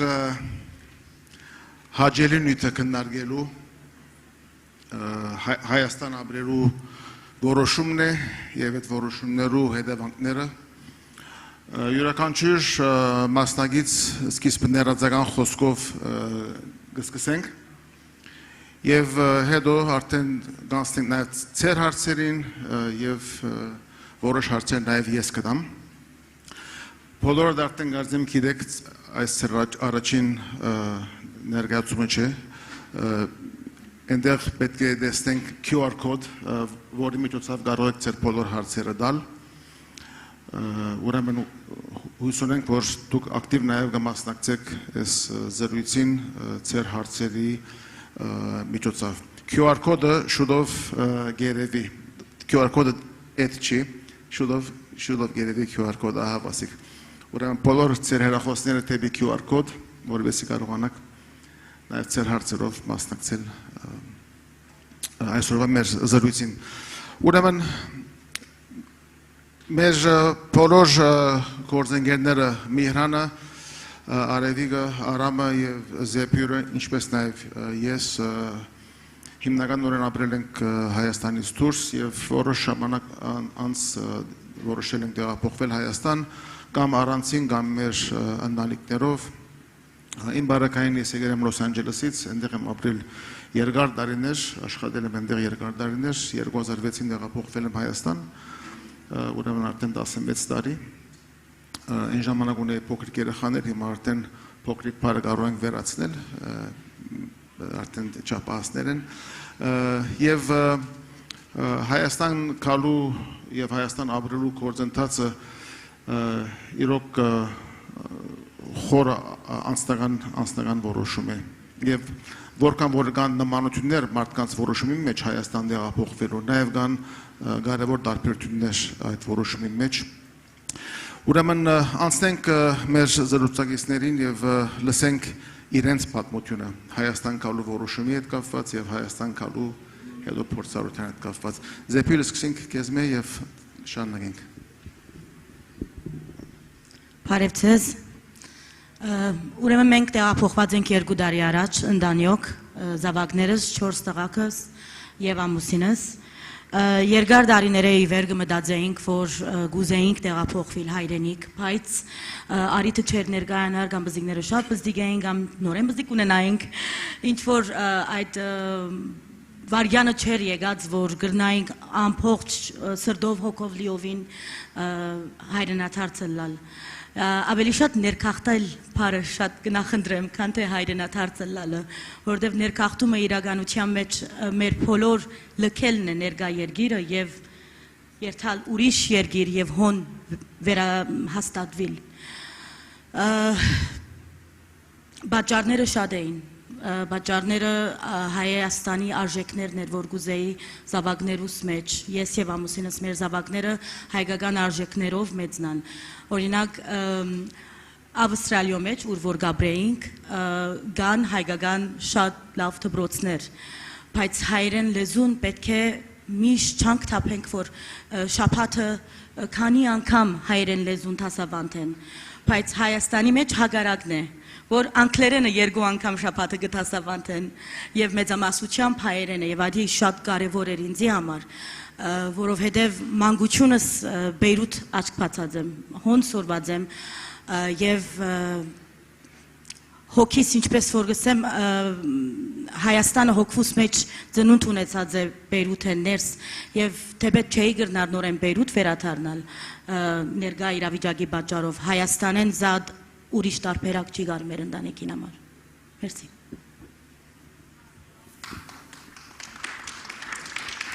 Ուրեմն լիբանանեն հոս at 2 ժամվա ճամփան վերածվել է 30 ժամվա ճամփա դեպի Ավստրալիա եւ Ավստրալիային Առաջ Պարսկաստան էի Պարսկաստան ծնած եմ հետո Հալեբ հետո Բեյրութ հետո Ավստրալիա Ուրեմն ավելի գարժ չեղած երկերներու ցանկը քան եղած երկերներու Քացի աշխարհին ամենեն վերջը եւ քիչ անցյալ օրը հարցազրույց ունեի նույնը ասի որ անգլերենով գսեն all roads lead to Rome and հայերուն համար բոլոր ճամփաները դեպի Հայաստան են կարևոր չէ աշխարհին որ կողմն ենք մեր միացնող ուժը հայրենիքն է եւ առանց հայրենիքի մեր քոյությունը սփյուռք է ներս գրնամսել նոր սորված բարով абսուրդ է Մակուր հայերենով абսուրդ է Այո Եվ Զեփյուր մինագը չես վերադարձած ամուսին եւ փանագանալ հետը Այո, փանագը հետս, բայց գուզեմ նշել, որ մեր առաջին մուտքն էր հայրենիքի, փրթուրից երբեք չէինք եղած, երբ որ որոշումը կայացրեցինք, որ պիտի ներքախտենք Հայաստան։ Ամուսինս հայախոս չէ եւ այդ արդեն իսկ հսկայական հարց կներկայացներ մեր ինտեգրման հարցերուն մեջ, սովորական ամենօրյա հարցերը դարձան երկնաբադիկ ինձի համար Եվ 4 զավակներս այնադեն ամենեն մեծը 7 տարեկան էր եւ փոքրը 1.5 բայց արդեն 2 տարի է որ հոսենք եւ մանկաբարձ դպրոց կհաջախեն եւ առավելի լավ իրավիճակի մեջ կգտնվին իրենք հոգեպես անշուշտ կոവിഡ്ի ընթացքին մենք ներքախտեցինք անալ հսկայական խոչընդոտներ ներկայացուց մեզի համար բայց ընդհանուր առմամբ այո բանակով եկած եմ Մերսի Զեփյուր, ուրախ եմ, որ կոവിഡ്ի ժամանակ հոս եղած ոչ Ավստրալիա, որտեղ Ավստրալիա մնացողներու լուրերը այն են, որ բանդի վերածված է Ավստրալիան շատ մեծ սահմանափակումներով Հայաստան նվազ։ Այո։ Մերսի Զեփյուր։ Խնդրեմ։ Արամ, անցնենք շարունակենք քեզ հետ։ Շնորհակալություն ընձեռված հնարավորության համար եւ հրավերի։ Դե ծնվել եմ Ռուսաստանում, Մոսկվա քաղաքում ու որոշումս կայացրել եմ տեղափոխվել Հայաստան կրթությունը ստանալուց հետո։ Չէ, որոշումը կայացրել է ավելի շուտ։ Այդ տեղափոխվել է կրթությունը ստանալուց հետո, որ կարող ունենք ինչ-որ համ կրթություն, համ գիտելիքը մի ձև փորձենք օգտագործել ի նպաստ Հայաստանի զարգացմանը, փորձում ենք ամենայն դեպս։ Համաձայն եմ Զեփյուրի հետ, որ շատ կարևոր է, որ հայերը տեղափոխվեն Հայաստան եւ Սփյուռքում մենք դատապարտված ենք ասիմիլյացիայի, ուզենք դա մենք թե չուզենք, ինչքան էլ մենք մոտիկ լինենք մեր արմատներին, բայց մեր երեխաները, մեր թոռները արդեն Հայաստանից ամեն տարի ավելի կհեռվանան, դրա համար շատ կարևոր է գոնե տարին մեկ անգամ վերադառնալ Հայաստան եւ Հայաստանի հետ ծանոթանալ, ճանապարհորդել Հայաստանը եւ տեսնել տեսարժան վայրերը, որ այդ կապը հաստատվի։ Ուզենք դա թե չուզենք, բայց մշակույթը շատ մեծ դեր է խաղում այդ հարցի շուրջ եւ ես միջ տեղափոխվելս տարիներ շարունակ եկել եմ Հայաստան եւ փորձել եմ Հայաստանի հետ տենց ծանոթանալ։ Դա շատ կարեւոր է։ Էլ ինչ ասեմ։ Լավ, մերսի։ Արդեն մեր հարցումներու միջոցով նաև մեր զրույցը կընդլայնենք։ Արևիկին արդեն մի քանի տարի է որ ծանոթ եմ, գցեմ որ իր պատմությունին կպատմի։ Մերսի։ Բարև ձեզ, ես Արևիկն եմ։ Ծնվել եմ Երևանում, մեծացել եմ Կանադայում, սովորել եմ Կանադայում, ոսո։ Որոշեցի տեղափոխվել Հայաստան 4 տարի առաջ, որովհետև ուզում էի նոր ապրելակերպ։ Մենակ եմ տեղափոխվել։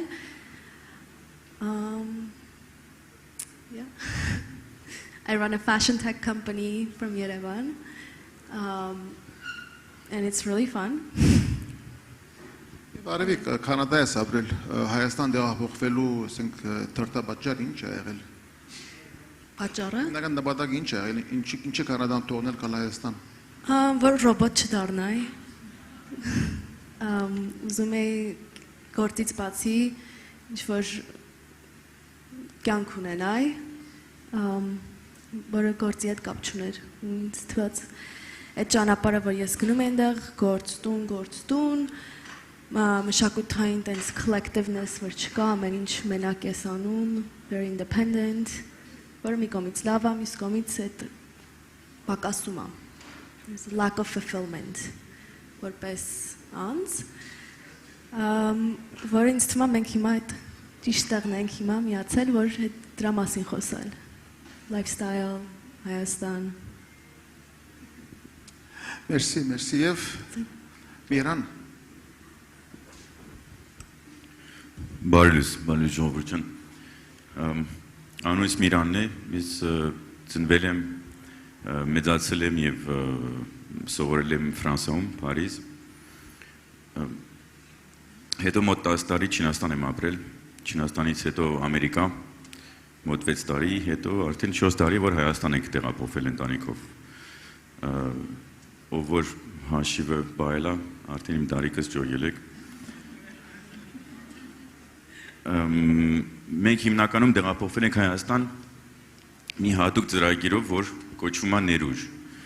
Այս ծրագիրը քաչարելու դրսի ընկերություններ, ստարտափներ, որ կան ներկայացնեն իրենց ծրագիրը Հայաստանում ու այդպես contest կար։ Դե մի քիչ բախտով հաղթել ենք եւ արդեն որ այն ժամանակին Լոս Անջելես ենք ապրում, վերադարձում օդանավի մեջ Թամարին դասեցինք, որ վերջն է, արդեն հիմա որոշել ենք հենց այդ ներուժի բանով, պրայզով արդեն էդի բաժարներ։ Մենք միշտ մտածել ենք Հայաստան գալ, բայց ոչ այդքան շուտ, իսկ էդի կարևոր գետա նշելով, որ մեր մոտեցումը զուտ տնտեսական բաժարներ են, այսինքն, որ Լոս Անջելես ապրում ես և պետք է այնտեղ ստարտափ պետք է թիմ հավաքես, իսկ այն վաղթին բան ունենք, մենք website e-commerce, electric toothbrush խոզանակներ ենք վաճառում և պետք էր թիմ հավաքենք, որ online գնանք, իսկ եթե կարաս 7 անգամ ավելի էժան թիմ հավաքել Հայաստանում կամ թե Լոս Անջելեսում, խի պիտի այնտեղ մնաս։ Ուրեմն ուզում եմ ասել զուտ բաներ, տենդեսական բաժարներով։ Իսկ ստացվեց, որ ամենալավ որոշումներ կյանքիս, որտեվ այս խոզարանքները թողել եմ, բայց արդեն գործս, հիմնական գործս, արդեն կենտրոնացավ Հայաստանի հետ կապված գործեր, հետո կարամ մի քիչ մանրամասներ պատմել, բայց մի քանի խոսքով էս ներկայացնել եմ։ Եվ Մեհրան կարծեմ երկու զավակ ունիս և մի հատ էլ ճանապարհում երկու, thank you։ Հայդի հեպարտությունից մեկն է, որ մեր ընտանիքը հիմա ասում ենք, որ կոսմոպոլիտ ընտանիքը, որ հայրը ծնվել է Ֆրանսիայում, մայրը ծնվել է Սիրիայում, առաջին երեխան Չինաստանում, երկրորդը Ամերիկայում, երրորդը Հայաստանում։ So it's երկու երեխաներով տեղափոխվել մենք քանի որ այդ ներուժի ծրագիրը դեկտեմբերին էր, մենք արդեն փետրվարից տեղափոխվել ենք ստեղ, այսինքն դարվագիս է հանել ենք երեխեքների դպրոցից, հանել ենք, ասեցինք մենք եկանք Հայաստան։ Իրենց համար սկիզբը հիմնականում դժվար էր, մանավանդ մեծի հետ կապված, բավական, այսինքն այդ ադապտացիայի պրոցեսը մի քիչ դժվար էր իր համար, փոքր ոչինչ, հիմա արդեն գնում են հայկական դպրոց, նորմալ խոսում են հայերեն եւ արդեն բոլորովին համարվել են ստեղի կյանքով։ Ուրեմն մի քանի 2 տարի դեպավ, մի քիչ բարդ էր, բայց հիմա բոլորովին այսինքն իրենք չեն պատկերացնում ուրիշ տեղ ապրել, այսինքն եղավ ստացվեց էսա հիմնական տունը։ So երեխեքի հետ կապված it might be challenging, բայց ոչ մի բան չկա, որ անհասելի է։ Merci Մեհրան։ Այս Հայաստան դեղափոխվելու հետ կապված վերջերս մի հատ միջոցառման էի եւ այսպեսի խոսք արեց խոսնակներից մեկը, ասեց, որ ուրեմն խոսում էր անցի մասին, որ COVID-ի եւ պատերազմի ժամանակ 2020-ին Հայաստան էր տեղափոխվել եւ ակնարկելով իրեն ասում էր այս որքան անհասկանալի եւ մեծ եւ ծանր զոհություն ես արել դու Հայաստան գալով։ Ուրեմն խոսենք այս զոհության sacrifice-ի գաղափարի մասին, մարդիկ երբեմն մտածում են, որ Հայաստան տեղափոխվել ինչ-որ զոհություն է։ Ձեր համար Հայաստան տեղափոխվելը տեսնում եք ինչ-որ զոհության բաժին կա դրա մեջ, ովքեր որ ձեզանից ունեն երեխաներ, տեսնում եք, որ ինչ-որ կարող է զոհում եք ձեր երեխաների ապական, իրեն ուսումը, իրենց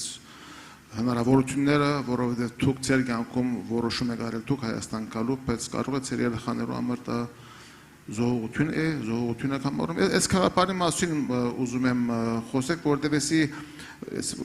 ընդհանրապես տարածված է, թողել եք այդ գայացած երկերը եւ եկել եք Հայաստան։ Խնդրեմ, ով ուզում է, սկսենք։ Զորությունը Ամերիկա ապրելն է երեխեքի համար։ Չգիտեմ, իրենք մեծանալով, իմանալով, որ ամեն օր կարա շութինգ լինի դպրոցներում, դրա հաջիկը ինչ է, ես շատ չհասկացա, բայց չէ, ինձ թվում է ընդհակառակ, զորություն չի, ինքը privilege, ինչեր է դրա հայերենը, privilege է, արտոնություն, այսինքն Գյանքի որակի տեսանկյունից, ներսի անվտանգությունի տեսանկյունից, կրթությունի, տնտեսականի, դուք գիտեք ուրիշ երկիր ես բայձրություն, որ 2 թվի digit growth ունի, տենց ուզում եմ ասել, հա, փոքր երկիր է, փոքր շուկա, բայց ով ասեց, որ դու Հայաստանից որ աշխատես կամ Հայաստանի հետ, միան սահմանափակ ես ներսի շուկայի հետ, ինքը հաբ է հիմնականում, մանավանդ պատերազմից հետո մենք արդեն տեսնում ենք այդ արևդուրի ցավալը, որ Ռուսաստանից գնում է Հայաստան, դեպի Չինաստան, այսինքն ինքը դարձավ լրիվ հաբ։ Ուզում եմ ասել շատ գետեր կա, որ ինքը եթե դու զողություն ես տեսնում տեղափոխվելու Հայաստան, դե լավ է, արի, բայց նաև փոխի մի քիչ միտքը, ինքը շտեղ արիտներ կա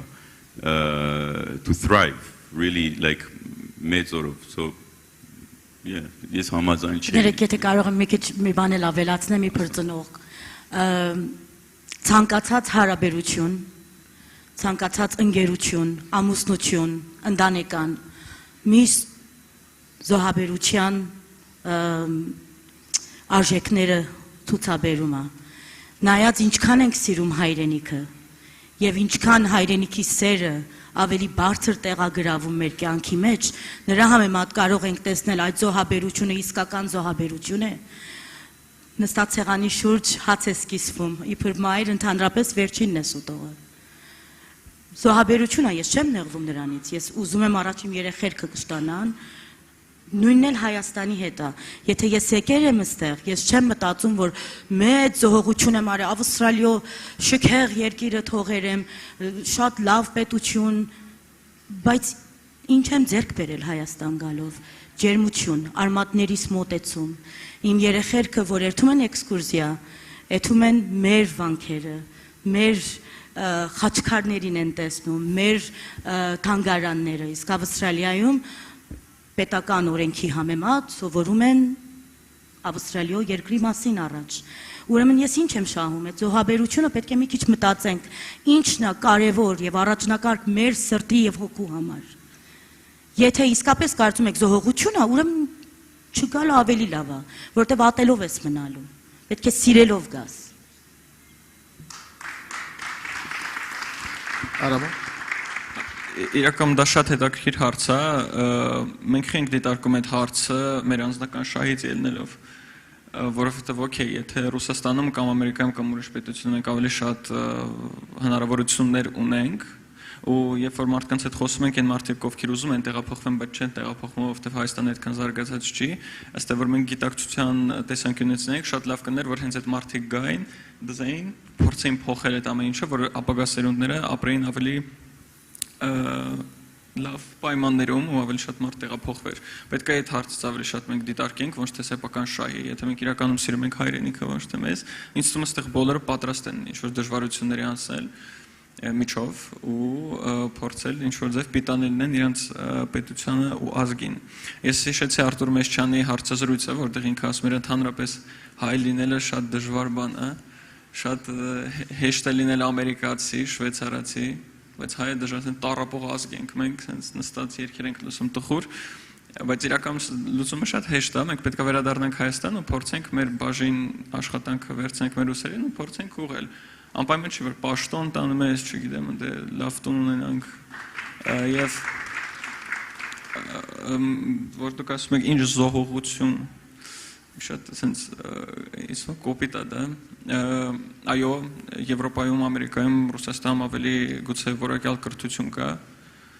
Դե եկեք մենք այդ փորձենք այդ նույն փորձը վերցնենք եւ ստանալով այդ կրթությունը փորձենք Հայաստանում ինչ-որ ձև կրթական մակարդակը բարելավենք։ Եթե տնտեսությունն է, փորձենք գումար աշխատենք եւ ներդնենք Հայաստան։ Չգիտեմ, ամեն ոլորտը իր լուծում ունի։ Եվ շատ լավ է, որ sense միջոցառումներ կա, որտեղ մենք կարանք ծանոթանանք մարդկանց հետ, մեր ոլորտի իրար հետ միանանք ինչ-որ մեծ միությունների եւ կարողանանք ինստիտուցիոնալ լուծումներ գտնենք։ Դա իրական ոչ մի դժվար բան չկա։ Եթե մեր ընդհանուր բոլորիս նպատակը Հայաստանի ապագան է, իսկ խնդիր չի առաջանա։ Մերսի։ Այս պատասխանը մի քիչ անգլերեն խառը գնալու եմ։ But I think the sacrifice that I can only think of is it's material, and based on your values and what you're looking for in life, it's really irrelevant if you really want to be in Armenia. We live in this global age, everything's accessible. If you really want to be somewhere and do something, that you have that privilege to be in Armenia. If you're ready to set aside these, material goods, we all have bills to pay, you know, we have things to do, but, you know, beyond that, there's so much opportunity to create, so there's very little that we're sacrificing, other than leaving our friends and family behind, but there's room for that, so yeah. Մերսի Արևիկ, մի հատ հարց տամ բոլորին, այս տարիներում, որ Հայաստան եք ապրել, ինչ եք արել, կամ ինչ եք հիմա անում, որ եթե թրսում լինեիք, դա չէիք կարողանալու անել։ Մի բան, որ Հայաստան քալն էր, որ հնարավոր դարձրել է ձեր կյանքում անել։ Մի թեփք կամ սովորույթ կամ այլ։ Գիշերները հանգիստ գլուխը դնել բարձին ու քնել։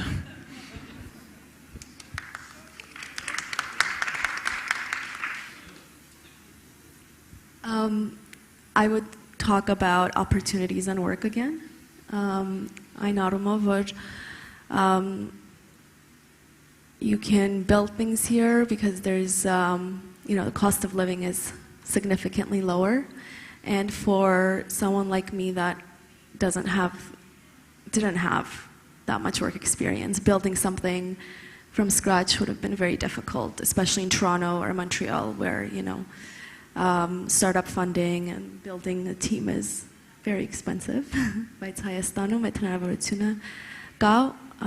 ու համեստեղել ահագին այդ պրոգրամները կան ներուժից սկսած տարբեր incubation, so ինձ այստեղ այդ եթե ուզում ես կարաս գտնես։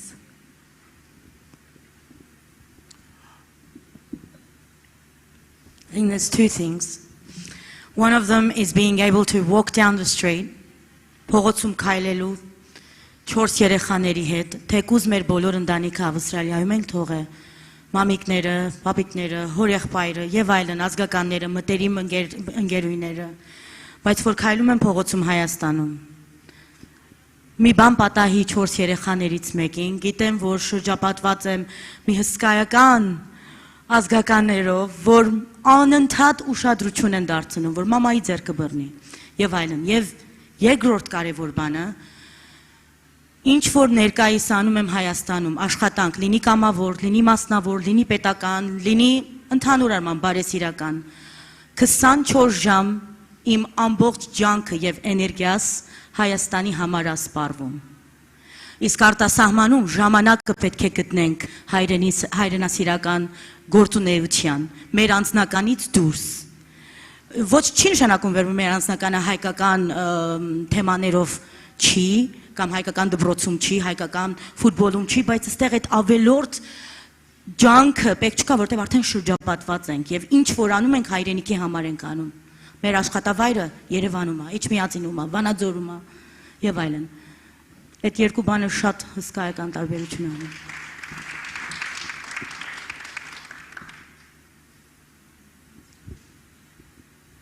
Իմ համար մի մեծ բան է փոխվել, պետք չի ես երկու շաբաթ սպասեմ, մի հատ սովորական ընկերի հետ պայմանավորվում ենք սուրճ խմեմ։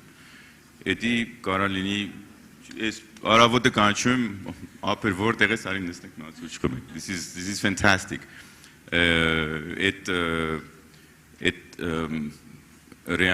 reactivity եւ արագ շարժումը ես միշտ տեսնում եմ Հայաստանի կյանքի որակյալ վերաբերված, ինքը ունի իր արագ գնալ ձևերը, ինչպես որ կա Չինաստան, եւ ունի իր կուլտուրական մթնոլորտը, այսինքն մշակույթի հետ կախված, դու կարաս թատրոննել կնաս, դեղեր կնաս, որ այդ մշակույթը քեզ ծանոթ է եւ մոտ է, որ կասեի Ամերիկա չկա, այսինքն ինքը իմ համար ճիշտ սահմանն է այս տարբեր ցիվիլիզացիաների հետ, այդ կետով ես տեսնում եմ ամենաբարձր առավելություն։ Միհրան, այս քշեր ասած ես սուրճի երտանք։ Երկու շաբաթ հետո։ Ես Զեփյուրի պատմությունը երեխաների հետ կապված մի հատ թեփք պատմեմ, կարող է հետաքրքրական լինի ձեր համար։ Իմ կորձով Portrait Armeniայի իմ կորձով հիշում եմ 2007-ին Գյումրի մեր առաջին խումբն էին ուղարկել կամավորների Եվ Ամերիկայից այս հայ երիտասարդը նստել է Գյումրիի այդ ժամանակ այսպես լեցուն բանի մեջ, մարշրուտկայի մեջ, երթուղային մեքենայի մեջ երևի 10 աթոռ կա 24 հոգի արդեն լեցված են ներսը եւ այս մեր երիտասարդը Միացյալ Նահանգներից նստել է դրա մոտ աթոռի վրա նստել է ինքը եւ ասում է որ շուրջս նայում եմ չեմ տեսնում այսինքն ոչ մեկ բան չեմ տեսնում մի մարդու մարմին է շուրջս եւ ասում է որ վարգան առաջ դեղ հաստեմ դուրս կամ այստեղից հուսամ վարորդը ուրիշ տեղ չի գայնելու ուրիշ մարդ չի ընդունելու ասում է մի քիչ հետո վարորդը նորից գայնեց ասում եմ որ լավ երևի մարդ կա դուրս է գալու դուրը բացվեց տեսնում եմ այդ ջեղքից տեսնում եմ որ մի հատ գինգա երդասատ մայր իր փոքրիկ երեխու հետ երեխան կրկած ասում եմ որ այս մայր ուր է մտնելու այս մեքենայի մեջ դեղ չի գա ոչ իր համար ոչ երեխու համար ապահով չի ես ինչի է գայնել վարորդը դուրը բացվեց մայրը երեխուն դվեց ինձ որտեղ ես այդ դրա մոտ նստած իմ քիրգը եւ ինքը անհայտ մի տեղ դեղավորվեց արջևը դուրը փակվեց մեքենան շարժվում է երեխան իմ քիրգը ասում եմ լավ երևի մայրը հիմա կդառնա մի գերբ եւ երեխուն կվերցնի իր մոտ կդանի ոչ մայր գա ոչ ուզող գա ես երեխան իմ քիրգը ես չգիտեմ ինչ անեմ ես երեխու հետ իրեն նայում եմ այսպես ծիծաղում եմ երեխան ինձ է ծիծաղում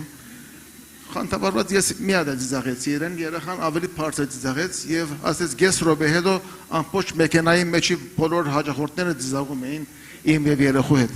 այսպես երեխու հետ վստահությունը ապահովությունը չմտահոգվել որ երեխունի ինչ կարող է պատահել այս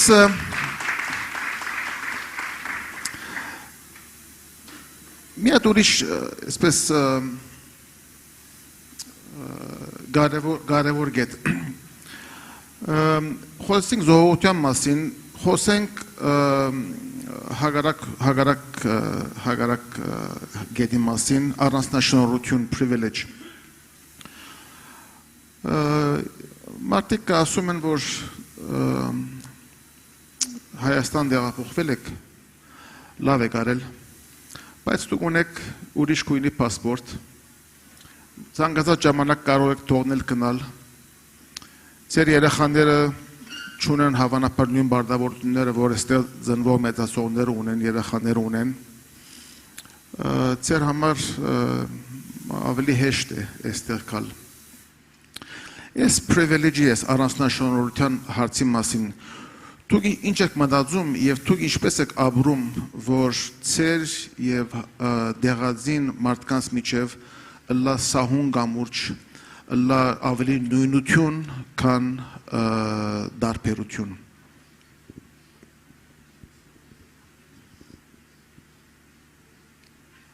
Էսի part հարցներ Էլի կիսախառ okay մի կողմից it's absolutely a privilege to be able to move to a country and build something for yourself. But it's also a privilege to come here with a different mindset, to find your own here and not, be influenced by the glamour of the West. Եթե դու դարձելակերպուն ես, կարում ես տեղ ապրել, բայց հեշտ չի, ինձ բոլորը կարան ասեն, որ ստեղ ապրելը հեշտ չի այդքան, դա դժվարություններն էլ ունի. And yeah, having that safety net pushes you to do even more to stay here. Եթե դու կարաս երբ ուզես գնաս, նենց անես, որ մնաս. That's how I think. So having that privilege allows me to take more risks, to expand what I'm doing in Armenia and to build my life here and to have a base here rather than, I can just leave whenever I want. եթե կարելի է առավելություն բառը փոխենք երևի հավելյալ հնարավորություններով, որովհետև օրինակ այսօր 6 տարվա ընթացքում ուզում եի տեղափոխվեի Հայաստանի մոտ չէր ստացվում, քանի որ չէի կարող այստեղ գործ գտնել իմ համար, գումարս պարզավերջանում էր եւ ես գնում էի Խոպան, Ռուսաստան, իրավաբանական էլի գործունեությամբ էի զբաղվում, վերադառնում էի, բայց դա ինձ հնարավորություն է տալիս ոնց որ ավելի երկար մնալ Հայաստանում եւ տեղափոխության փուլը տևում էր մի քանի փուլեր, հա, սկզբից 3 ամիս, հետո 6 ամիս, հետո տարվա մեծ մասը Հայաստան բնակվելով, դա այդ առավելությունները կարելի է օգտագործել, եթե ինքը Հայաստանի կոնտեքստի մեջ է, թե դու իրականում այդ բոլորը ներդնում ես դրա համար, որ վերջին հաշվով տեղափոխվես, բայց դա նենց չի էլի, որ Հայաստանի բնակչությունից ավելի շատ հնարավորություններ է եւ մենք մեզ ավելի բարձր զգանք, նույն պասպորտի տեսանկյունից, նույն չգիտեմ Հայաստանի անձնագիրը ունենալը ավելի մեծ արտոնություն է իմ կարծիքով եւ մենք բոլորս պետք է ձգտենք այդ կարգավիճակին եւ հոգեբանական այդ արտոնությունը մենք տեղ պետք է զգանք մենք հիշենք հրեաներին էլ շարունակեմ իրանց վերաբերմունքը իրանց պասպորտի նկատմամբ շնորհակալություն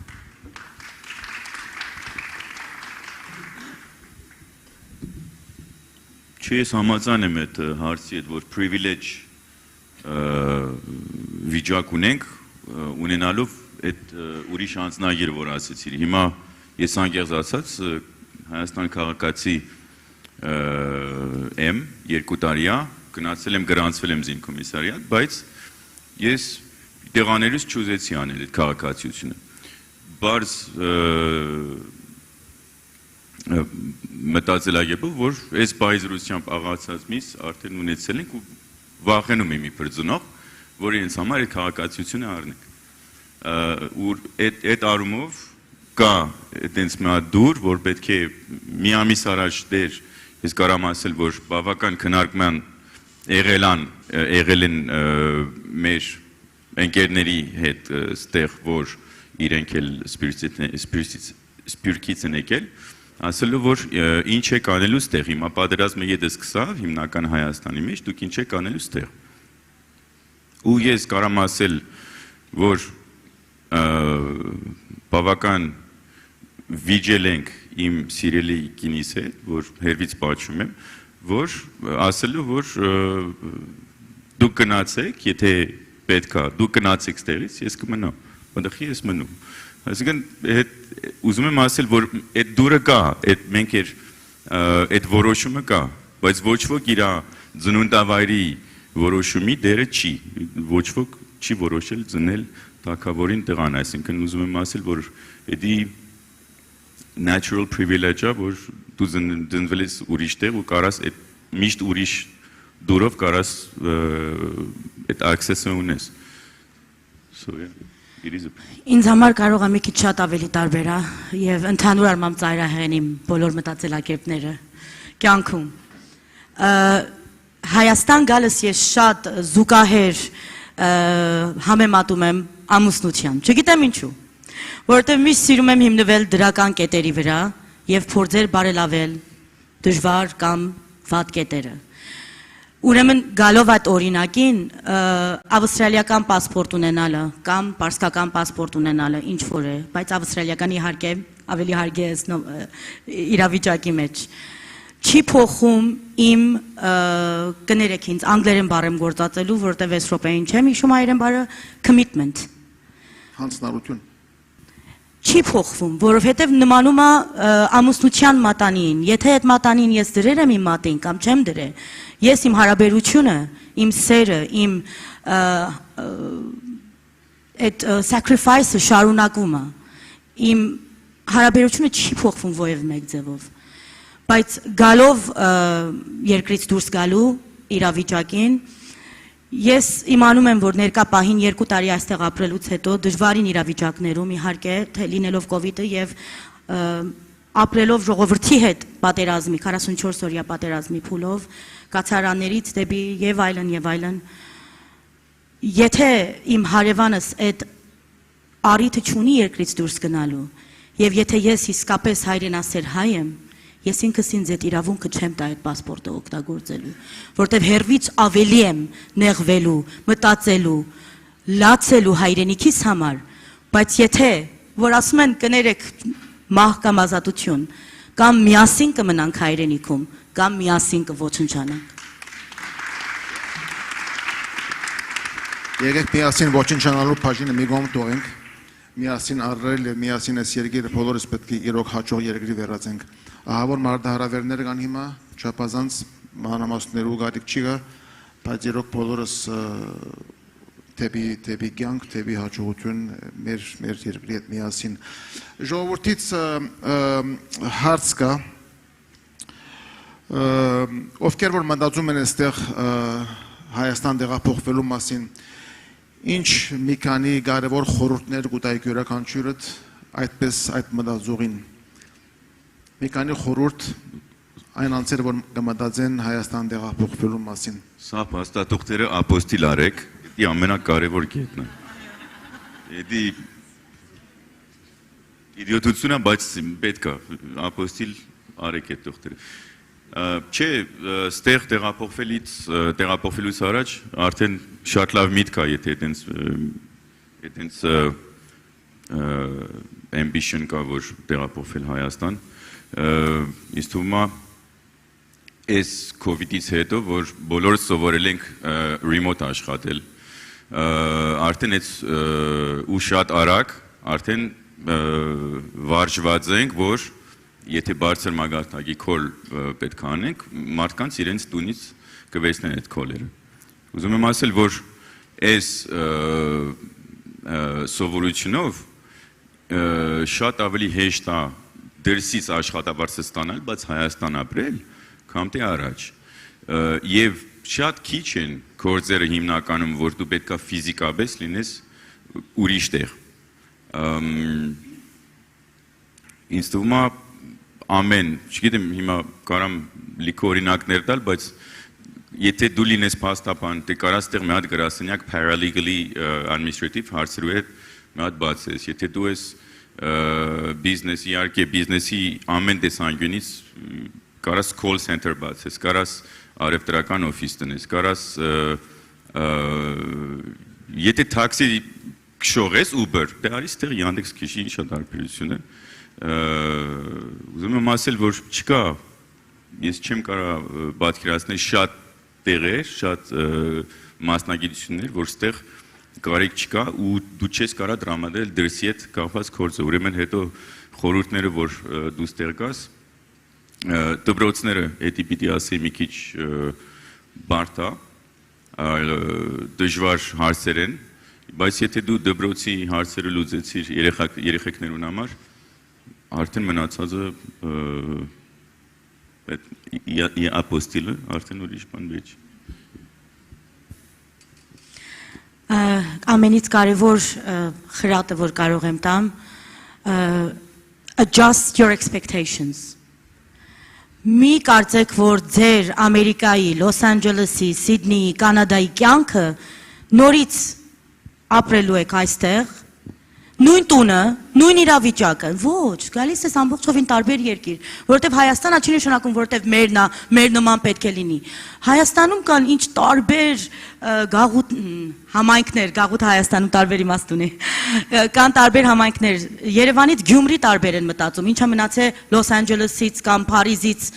Հայաստան։ Պետք է մեր expectation-ները, մեր ակնկալիքները մի քիչ փոխենք, որ եւ անընդհատ չբողոքենք, ըստեղը սենց են, ըստեղը սենց են։ Կամ սիրում ես կամ չես սիրում, սովորիր, ընտելացիր։ Եկեք նախապատրաստված, որ այդ ինչ որ դուք եք, այստեղ կարող է ձեր տարբերակ դուք եք փոխվելու։ Եթե դուք չեք ուզում փոխվել, ուրիշ որևէ մեկ երկիր մի գնացեք, մնացեք ուր որ գաք։ Երևի համար մեկ խորհուրդը չփորձել օտար երկրների արժեքները, փորձել Հայաստանի ժողովրդին ինչ-որ ձև կապել ու ամեն անգամ զարմանալ, թե հիմա մարդկանց համար այդ սկզբունքները ամենօրյա sense կարևորություն չունեն։ Պետք է ինձ թվում է մենք քաղաքական տրամաբանությունով աշխատենք, մեր հայկական արժեքները փորձենք տարածենք ուրիշ պետություններում, դա շատ կարևոր է, որովհետև շատ դեպքերում լինում են անգամ երիտասարդներ, որոնք ստացել են փայլուն կրթություն, ունեն շատ լավ գիտելիքներ, կարողանում են խոսել տարբեր լեզուներով, գալիս են օրինակ նույն հայկական ինչ-որ շատ սիրուն չքնաղ գյուղ ու փորձում են վերևից այդ գիտելիքների հետ փորձի մարդկանց ինչ-որ բան բացատրեն հասարակ Դետոտեն մեն իրանք չեն հասում, մենք հեսա սաղ գիտենք, հեսա ձեզ կբացատրենք, սենց չի կարելի անել, սենց է պետք անել ու պարզա մարդիկ նրանք հենց բլոկա ու իրանք չեն ընկալում այդ ամեն ինչ, ինչքան էլ լավ արժեքներ մարդ ուզենա իրանց փոխանցի, բայց դա օտար է։ Մենք ինձ թվում է շատ մեծ պատմություն ունենք, շատ հարուստ ու հաստատ մենք էլ ինչ-որ արժեքներ ու մոտեցումներ ունենք, որոնք լավ կներ, որ ուրիշ ազգերը ընդօրինակ էին ու լավ էլ ուսումնասիրում են, թե մեր թշնամի պետությունները, թե մնացած պետությունները անգամ հետազոտման կենտրոններ ունեն, որտեղ հայկական ինչ-որ տրադիցիաները ուսումնասիրում են, թարգմանում են մեր մեծերին, որոնց մասին շատերս մենք չգիտենք եւ փորձում են ինչ-որ ձև ինտեգրել իրանց ապրելակերպի մեջ։ Երկրորդ կարևոր խորհուրդը հայրենաճանաչության Ովտև ես,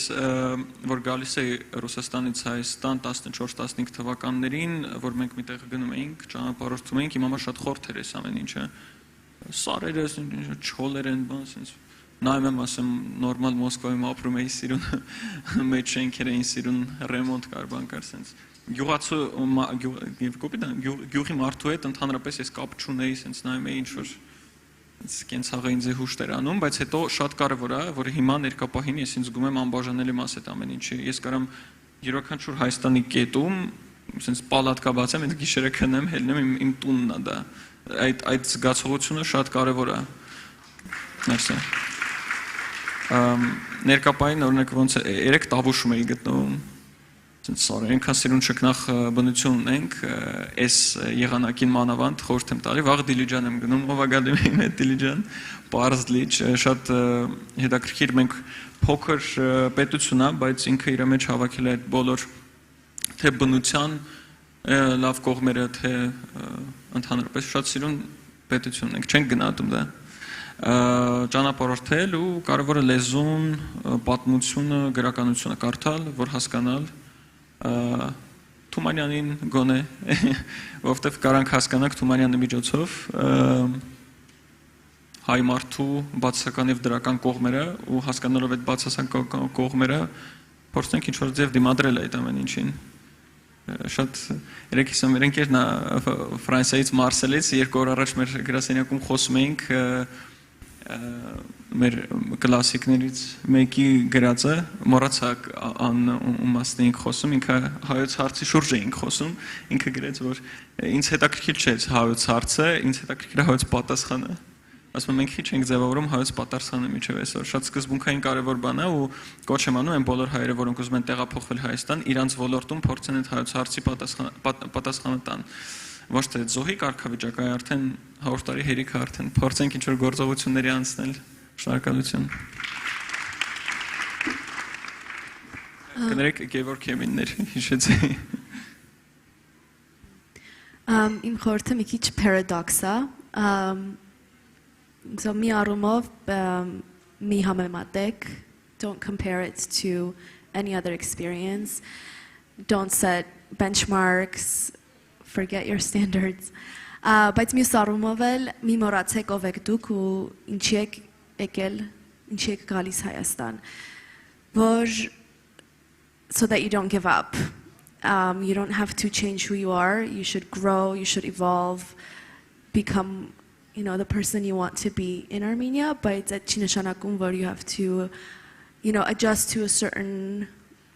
way of looking or speaking, and don't forget, be true to yourself. Ես հիշում եմ 2006-ին, երբ որ մենք տեղափոխվեցինք, այդ ժամանակ 5 զվարթնոց օգտանավակայանն էր, առավոտյան ժամը 2-ին 3-ին գես գիշերից հետո հասել ենք հոգնած երկար ճանապարհորդությունից հետո եւ մեր երեխաները այդ ժամանակ շատ փոքր էին, գիսակոն վիճակում ճամփորդները ի վերջո վերցրեցինք եւ այնտեղ մեզի թիմավորում էր մի անձ։ Այդ անձը միակ անձն էր, որ մենք Հայաստանում ճանաչում էինք, ուրիշ ոչ մեկին չէինք ճանաչում։ Եվ այդ անձը ինքն էլ եկեր Լոս Անջելեսից էր տեղափոխվել Հայաստան, մեր ամբողջ մյուս ընկերությունները, ծանոթությունները մենք կառուցեցինք Հայաստանում, ուրեմն այս խորհրդի բահով երբեք մենակ չեք մնալու Հայաստանում, շատ շուտ եք ձևավորելու համայնք, ընկերներ, մարդոց, որոնց զանգում եք, որ այս գիշեր ինչ ես անում, ընդ որում զանգահարում ես մարդկանց գիշերվա ժամը 10-ին, թե այս գիշեր ինչ ես անում գնանք սուրճ խմենք։ Ես Արամի բաթմության հետ կապված, որ երբեք վերևից մի մոտենակ այդ քեզ քյողացուն, որ ես պիտի կամ քեզ սովորեցնեմ, այլ հիմա ես իրենց չափ, իրենց մագարտագին, իրենց հավասար հանգիստ եմ զգում Հայաստան, որովհետև մի հատ ուրիշ պատմություն պատմեմ, հետո անցնենք մի քանի հատ ուրիշ հարցեր կան ձեր կողմից։ Ես դարձյալ մեր իմ աշխատանքի պորտալությունից եկած է Portrait Armeniaից, մենք գնացել էինք Ստեփանագերտ, Արցախ էինք այցելում, մի քանի օրով այնտեղ էինք, եւ մի հատ սովորություն ունենք,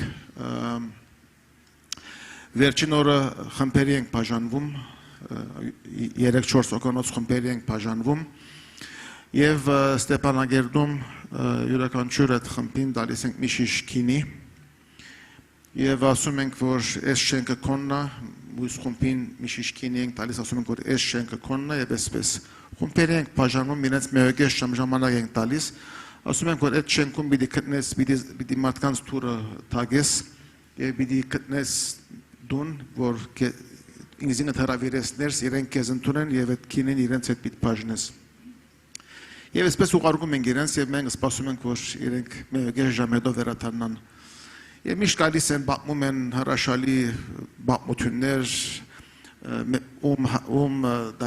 ծնունդներ մեզ հրավիրեցին, մարդիկ սեղան դրեցին, մարդը հիվանդ էր, բայց հյուր ընկալեց մեզի եւ հյուրասիրեց մեզի, այսպես պատմություններով գալիս են։ Մի անգամ ուրեմն սպասում ենք, որ խումբեր վերադառնան, ամեն մարդ վերադարձել է, բայց երկու հոգի մի խմբից չեն ուշանում են։ Քայլում եմ ես դեպի այդ շենքի ուղղությամբ, որ նայեմ թե որտեղ են իրենք։ Տեսնում եմ, որ հետվից գալիս են, մի հատ տղա է, մի հատ աղջիկ են։ Ուրեմն տղան հայերեն չի խոսում, աղջիկը կողքը հայախոս է, այսի մեր Birthright Armeniայի կամավորներից են, եւ տեսնում եմ, որ այսպես մտահոգ երես ունեն։ Մոտենում եմ, ասում եմ, որ անփան լավ է։ Աղջիկը ասում է, մի հատ հարց ունենք, վստահ չենք, թե ճիշտ արել ենք, թե սխալ ենք արել։ Այդ դունը, որտեղ գնացել էինք, մարդը այս դղուն այս դուպը դվեց։ Չիմացանք, թե այս դուպը մեր հետ պետք է վերցնեինք, բերեինք, թե պետք է տեսնեինք, հետո ետ իրենց վերադարձնեինք։ Ամաչեցինք, կարծես ուզում էին, որ դանենք, մենք էլ դարեցինք, իրենք էլ չասեցին, որ չէ ետ բերեք այդ դուպը, բայց մի քիչ անհանգիստ ենք, որ էսի իրոք մեր համար էր։ Բացում եմ, տեսնում եմ, որ ինչ-որ զինվորական մարտական խաչ է, հատուկ ծառայության զողողության համար։ Ասում եմ, որ լավ գնանք հարցնենք, վստահ լինենք, որ սխալ բան չի եղել։ Ետ գնում ենք, ես այդ երկուսի հետ գնում եմ ետ տուն, թուրը տագում ենք, փոքրիկ աղջիկները թուրն են բացում, հետո մայրն է հայտնվում։ Ասում եմ, ես Սևանն եմ, ես խմբի պատասխանատուներից եմ, եկել եմ, որ վստահ չէին այս երասարտները, որ ես ինչ-որ տվել եք, պետք է իրենց հետ վերցնեին, թե պետք է արդյոք ցեզ վերադարձնեին, ուզում ենք վստահ լինել։ Ես հարց եմ տալիս, դան մարդը, հայրը, ետևից մոտենում է դեպի թուր։ Ասում եմ, մտեք ներս, մտնում ենք ներս, ասում եմ, ապարեց այսպեսի բան, ասում է, ես ձեր հարցը լսեցի, ձեր մտահոգությունը լսեցի, ձեզ ասեմ, երբ թուրը թագեցին այս խումբը, թուրը պատեցին երասարտներ շիշ մքինի, այսպես խոսում էին հայերենով, ասցինք մտեք, ասում էր, որ իմ աչքս բայց գետրոնացավ այս դղու վրա, որ այդ երկուսից մեկն էր, իմ աչքս այս գետրոնացա այդ դղու վրա։ Ես պատերազմին 90-ական թվականների Ղարաբաղի պատերազմին եղբայր եմ կորցրել եւ այս դղուն տեսա 20-25 տարի հետո եւ իմ աչքիս առջև եկավ իմ եղբայրը եւ ասում է այդ մեդալը ամենջապես միտքս եղավ գնացի բերեցի եւ իրեն դվեցի եւ ասեցի ես քո հետ կդանես որտեւ ես իմանում եմ որ աշխարհում էլի ունեմ եղբայր ուրեմն այս պատմությունը Զապարության գարիկ չի գա, այս պատմությունը բարձրապես այդ մոդեռնությունը եւ մարդկանց միջև այդ գաբը, որ ասում ես ես արամը ասում ես քյուրի մեջ ասում եմ հարազատ ովը մարդու հետ, այդ մարդը իրեն լրիվ անձանոտ անցին դարձել է լրիվ իրեն զանոտ, մի հատ հայ աշխարհում ուրիշ տղաբրող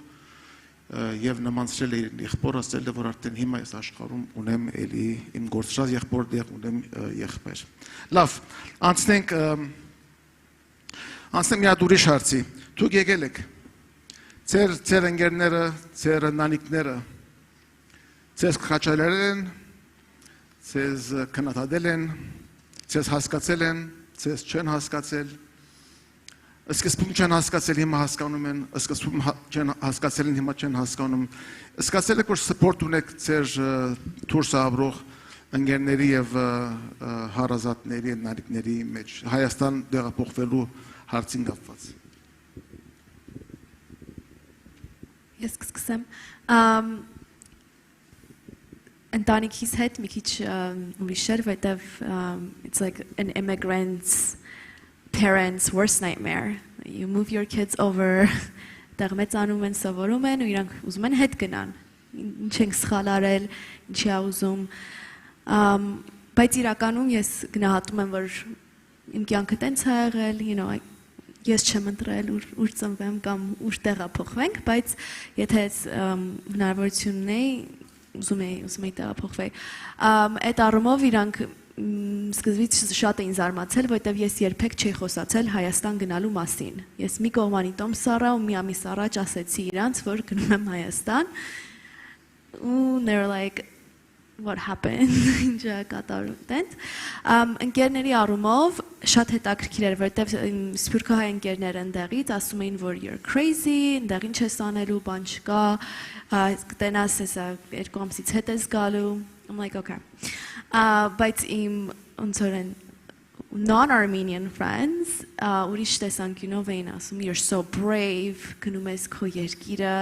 տենց իրանց էլ է ասում okay տենց But for now, I've had friends that visit, ham hai, ham ոչ հայ, որ եկել են Հայաստանն են տեսել ու հասկանում են իմ ապրելակերպը ստեղ ու ինչի եմ ընտրել ու շարունակ որոշում Հայաստանում մնալ։ Ծնողներիս էլ են եկել, հիմա իմ տեսանկյունից էլ են բաներ տենում, իմ շրջապատը, ընկերները, քուրիկս էլ ու ինձ ոգևորում է, ուզում եմ, որ բոլորն էլ այդ տենան։ And also who cares what anyone thinks. Yeah. Merci Արևիկ։ Ավստրալիայից մեր պանելիստը, որ ներկա է, օրեր առաջ մորս վերջին խոսքերը լսել է եւ չի ուզում նույնիսկ կիսվի իմ հետ, որտեվ գիտի, որ հուզվելու ենք։ Ընտանեկան մոտեցումը շատ տարբեր էր, որ ձեփ ինչու սովետական երկիր ես գնում, ինչ ես անելու 4 երեխերքին, ինչու, ապագա չկա, ինչ երբեք չես եղել, գնա մի հատ այցելի հետո գնա։ Ընկերները, հայերը, որ եկել էին իբր տուրիստ Հայաստան հասկանում էին, հա շատ ընտիր երկիր է, թագուհու նման ես ապրելու այնտեղ։ Բայց ես այդ մտածելակերպով չէի մոտենում Հայաստանին իհարկե, շատ պարզ իրավիճակով ենք ապրում Հայաստանում, իսկ օտարազգի ընկերները, ընտանիք ունեք այնտեղ, վերադառնում եք, ոչ։ Այնտեղ եք ծնվել, ոչ։ Բիզնես եք բացում, ոչ։ Ինչի Ավստրալիան թողնում գնում Հայաստան։ Եվ այդ երեքը ամփոփված ընդհանուր առմամբ բացասական էր, շատ բացասական էր։ Նույնիսկ մարդիկ կային, որ ասում էին այնտեղ ես իմ տակդիր չկա, թաց անձերոցիկ չկա, բա ինչ ես անելու այդքան փոքր երեխա ունես։ Ասում էին, նայեք, այսօրվան դուք որ Միջին Արևելքի երկրներից գնացիք Ամերիկա, Կանադա, Ավստրալիա, դուք կյանքում եղել եք այդ երկրներում, երբ որ դուք refugee կամ migrant գնացիք։ Ոչ, բայց նրանք, որ տուրիստ գնացել եկել են Հայաստանից, միշտ դրական ներշնչումով են հետ վերադառնում։ Ուրեմն ես իմ նման մեկը, որ շատ հայրենասիրայ, սիրահարված եմ Հայաստանով գրքերից, ինչպես կարելի է ինքս ինձ մենակ զգամ Հայաստանում։ Դուք առանց իմանալու գնացել եք Ամերիկա ու այնտեղ հաստատվել եք, կամ Ավստրալիա։ Ես գոնե զգում եմ, գոնե զգացական կետերս Հայաստանի հետ համաշունչ են, հաստատ կընտելանամ, բայց ընտանիքը մինչև այսօր դեռ լացում են, որ գնացին, թորներին էլ տարանք, գնացին վերանք ստեղ, բայց հույսով եմ, որ մեր դրական գործունեությունը իրենց էլ քաջալերի, որ իրենք էլ գան եւ միանան մեզ հայրենիքում։ Մերսի, Արամ։ Իրական շատ հետաքրքիր է ստացվում, որ մենք խոսում ենք հայրենադարձության մասին, մենք միշտ շեշտը դնում ենք Հայաստանին, թե ոնց Հայաստանում կինտեգրվենք, ինչ խնդիրներ կունենանք, բայց եթե շատ խորը նայենք, ձեր հարցը շատ ճիշտ էր, թե ինչ խնդիրների հետ ենք մենք առնչվում այն կետերում, Սփյուռքում։ Եթե մենք համեմատենք Ռուսաստանը Ամերիկայի Միացյալ Նահանգների հետ եւ Եվրոպայի, Ռուսաստանում իրավիճակը ավելի վատ է, այն տեսանկյունից, որ Ռուսաստանի Սփյուռքը ձևավորվել է մեծամասնությամբ 90 թվականներից գաղթած մարդկանցով, որոնք դժվարություններ են տեսել հայրենիքում եւ գաղթել են։ Եթե համեմատենք Ամերիկայի եւ Եվրոպայի դասական Սփյուռքի, որոնք ցեղասպանության երևույթներից հետո են գաղթել եւ շատ մեծ կարոտ ունեն հայրենիքի նկատմամբ եւ ռուսական Սփյուռքում, դե ես ասում եմ, ես եմ տեսել վստահ եմ, ովքեր Ռուսաստանում են ապրել, դա գիտեն, Հայաստանը ասոցացվել է ինչ-որ տեղ, որտեղ գործ չկա, սենց մի սենց նեգատիվ ինչ-որ բան է, ու դա հենց մանկուց սենց բան է կոմոդ ձևավորվում, որ դե գնանք ինչ անենք, դե կարանք ամառը գնանք, մենք չգիտեմ, ման գանք, գառնենք եղարդ ու վերադառնանք, բայց այդ գիտակցական մակարդակով չկա աշխատանք արված եւ ես կուզեի, որ այս Գագաթնաժողովում մենք կարողանանք նոր տրենդ թելադրել, որ այս վերջ իրադարձությունները, որոնք տեղի ունեցան Ռուսաստանում, շատ մեր ընկերները Ռուսաստանից վերադարձան։ Իդեպ մի հատ հետաքրքիր պատմություն պատմեմ։ Ձեր հարցին պատասխանելով բոլորը իմ ընկերները, անգամ ծնողներս դեմ էին Հայաստան տեղափոխելու իմ որոշմանը, որտեվ սովորի ավարտի մի հատ գործ գտի, բան ընտանիքը ապագա ընտանիք ես ունենալու որտես ոնց ես անելու։ Իրական ես չգիտեի այդ հարցի պատասխանները, բայց ժամանակը ցույց տվեց, ես հիմա ուրախ եմ, որ ես այդ որոշումը կայացրել էի դեռ, չգիտեմ, 10 տարի առաջ։ Ուրեմն հետաքրքիր պատմություն։ Ընկերս, որը մանկության ընկեր ունեմ, մի հատ Մոսկվայում, որը հենց փոքրուց Հայաստանում այդքան էլ չի հետաքրքրվել Հայաստանով, հայրեն լեզու տերապետում, քանի որ ընտանիք խոսել են տունը, ու ինքը ինչ միշտ քննադատում էր։ Ես գնում, ինչ կա այնտեղ Հայաստանում, ընդհանրապես Հայաստանի հետ կապ չուներ, մենակ լեզուներ։ Եվ հետաքրքիր բան դեպք տեղի ունեցավ փետրվար ամիսին, հետո այս վերջերս, ու ինքը ինձ զանգեց Վլադիկավկազի սահմանից, ու ասում է, որ տեղ չունի, տուն չունի, ոչ մի բան չունի Հայաստանում, որևէ աշխատանք չի կատարվել այս տարիների ընթացքում, ինքը ասում է գոնե, դու ճիշտ էի բանս, գոնե ասում է սահմանը անցնեմ, հողի վրա էլ կքնեմ, ասում է իմ հայրենի, ասում է թեկուզ ցուրտ տնի, ասում է, բայց իմ հայրենիքում լինեմ էլի։ Հետաքրքիր միտք է, ինքը արդեն սա ընդունում է այդ ասածը, բա մենք անկախ պետություն չունենանք, գոնե այս գոնե սենց իրավիճակներում, եղի պետք է դանակը հասնի ոսկարին, որ մենք հասկանանք, որ մեզ պետք է անկախ պետություն, որ մենք ինքներս մեր կյանքում ապագան որոշենք, թեկուզ հողի վրա, թեկուզ տուն չունի, չգիտեմ, մեր հողն է, մենք պետք է այդ գիտակցորը այդ հասկանանք։ Եվ խի են երկրորդ հարցին պատասխանից ասացի շատ կարևոր է լեզուն պատմություն մշակույթը, որովհետև մարդ, որ գիտի հայոց պատմությունը, ինքը շատ մեծ արժեք է իր համար անկախությունը։ Վազգեն Սարգսյանն շատ խոսացել այդ թեմայով, սա YouTube-ում տեսել ենք իր հարցազրույցները։ Եւ ես չեմ ուզում, որ այդ թեման լինի ինչ-որ կենացային, հա, սենց անկախ բան, ու ամեն մեկս պետք է նաև ես հիմա աշխատում եմ, մի հատ բան եմ ուզում աշխատանք գրել ազգային իմունիտետի հարցի շուրջ, մենք չգիտենք ոնց դա ինստրումենտ մշակենք, որ օրինակ նույն միջոցառմանը նստելուց, հա, որ մեկ մի հատ կենաց է բարձրացնում, մենք կարող ենք ինչ-որ կրիտերիաներ ունենանք, որ հասկանանք այդ մարդը կոնկրետ խոսքի մակարդակով ամենակ այդ մտքերը արտահայտում, թե իրականում ապրում է այդ ամեն ինչով, որ ինքը արդեն ամաչի, որ չի անում ու հասկանա, որ տենց բանել ավելի լավ չխոսամ, որովհետև ես ոչ մի բան չեմ անում ընդհանրապես։ Այդ առումով շատ աշխատանք կա կատարելու Սփյուռքում, ես հույսով եմ, որ այս միջոցառումը կնպաստի այդ գոնե ձևավորման այդ խնդիրների, ոչ թե հերթական ինչ-որ միջոցառում կլինի, որտեղ մենք սենց սիրուն կխոսանք, ծապ կտանք, նկարներ Instagram կտեղադրենք սենց, ու հետո տենց շարունակաբար էլի կեթանք այդ անդունդը, ցավոք սրտի մենք դեպի անդունդ ենք եթում, եթե համեմատենք այն զարգացած պետություններին, թե ազգերին, բայց ես հույսով եմ, նոր սերունդի վրա մեծ հույս ունեմ, մեզնից ավելի փոքր տարիքի, որոնք արդեն տիրապետում են լեզուներով, արդեն իրանք հստակ նպատակներ ունեն ու գոնե մեր այսօրվա գործը պետք է լինի այն, որ մենք գոնե ստեղծենք ինչ-որ լավ պետք է բարմարացա պոչվան հայրենոնց, հող, չէ, հիմք ստեղծենք, որ ապագա սերունդները կարողանան ստեղ ապրել, ստեղծել ու զարգացնել այս պետությունը ու վերջինն էլ, որ ես միշտ ասում եմ, որ ես չեմ քննադատում մարդկանց, ովքեր լքում են Հայաստանը,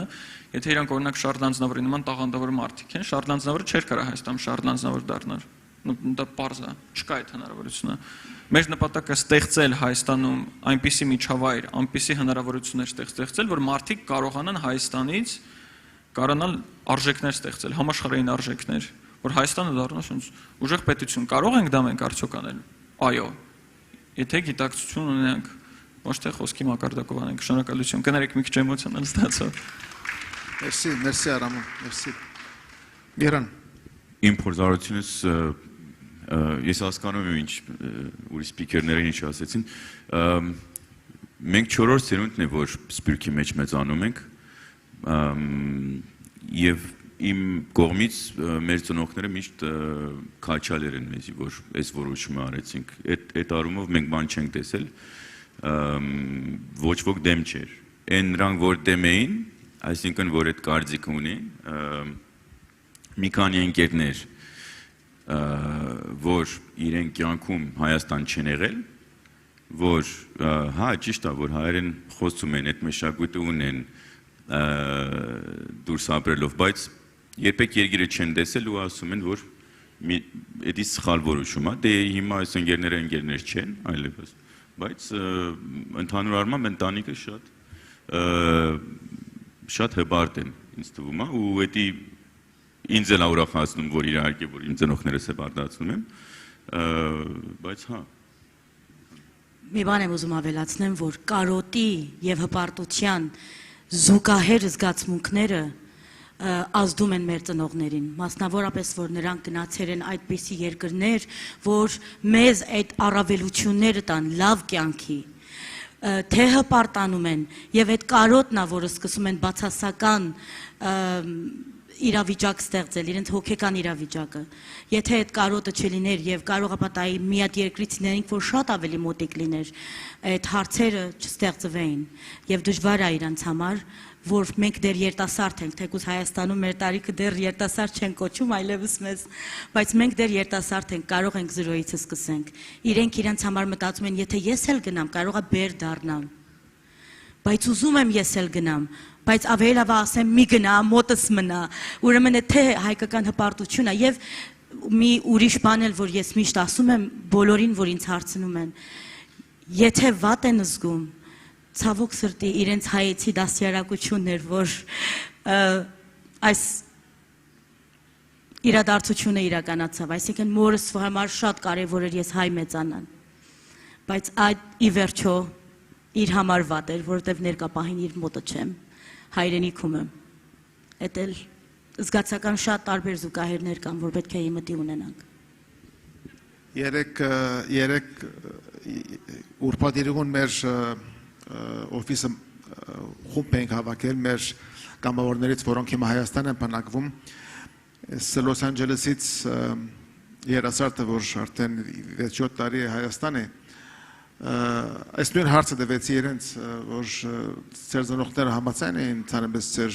Հայաստան գալուն, ինքը ասում էր, որ չէ, իմ հայրս շատ հագարակ էր, շատ թեմ էր, ինչու համար, կսեմ հայրս, թուն է, որ մեզի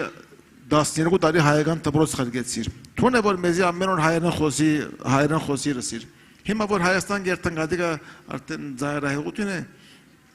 այսպեսի հետաքրքրական պարադոքսներ կան, ժողովուրդից մի հատ ևս հարց, իմիջայլոց այստեղ հարց կա, որ մանկաբարձ բժշկություն, առօրյա կենցաղային հարցեր որտեղ թիմենք, ինչ community կա, ես պատասխանեմ, որ Repat Armenia գազམ་ագերբությունը կա,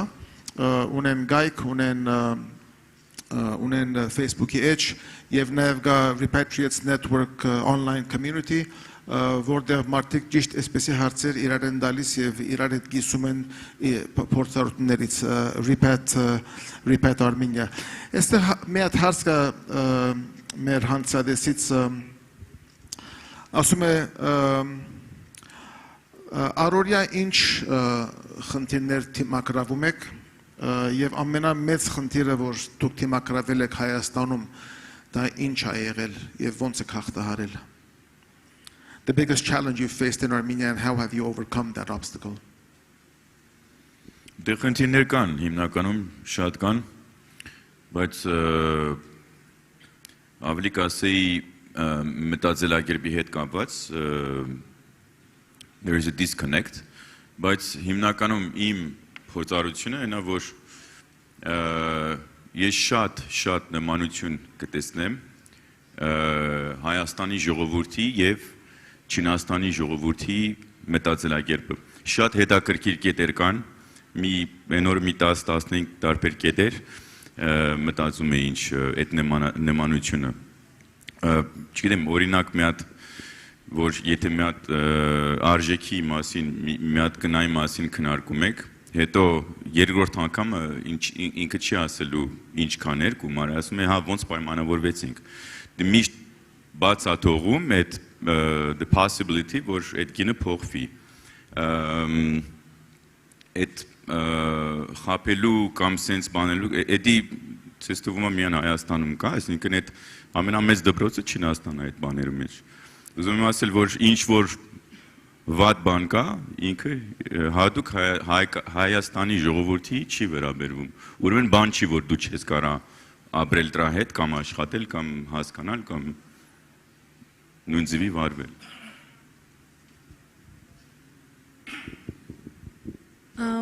My challenges have been mostly with work, գործի հետ կապված,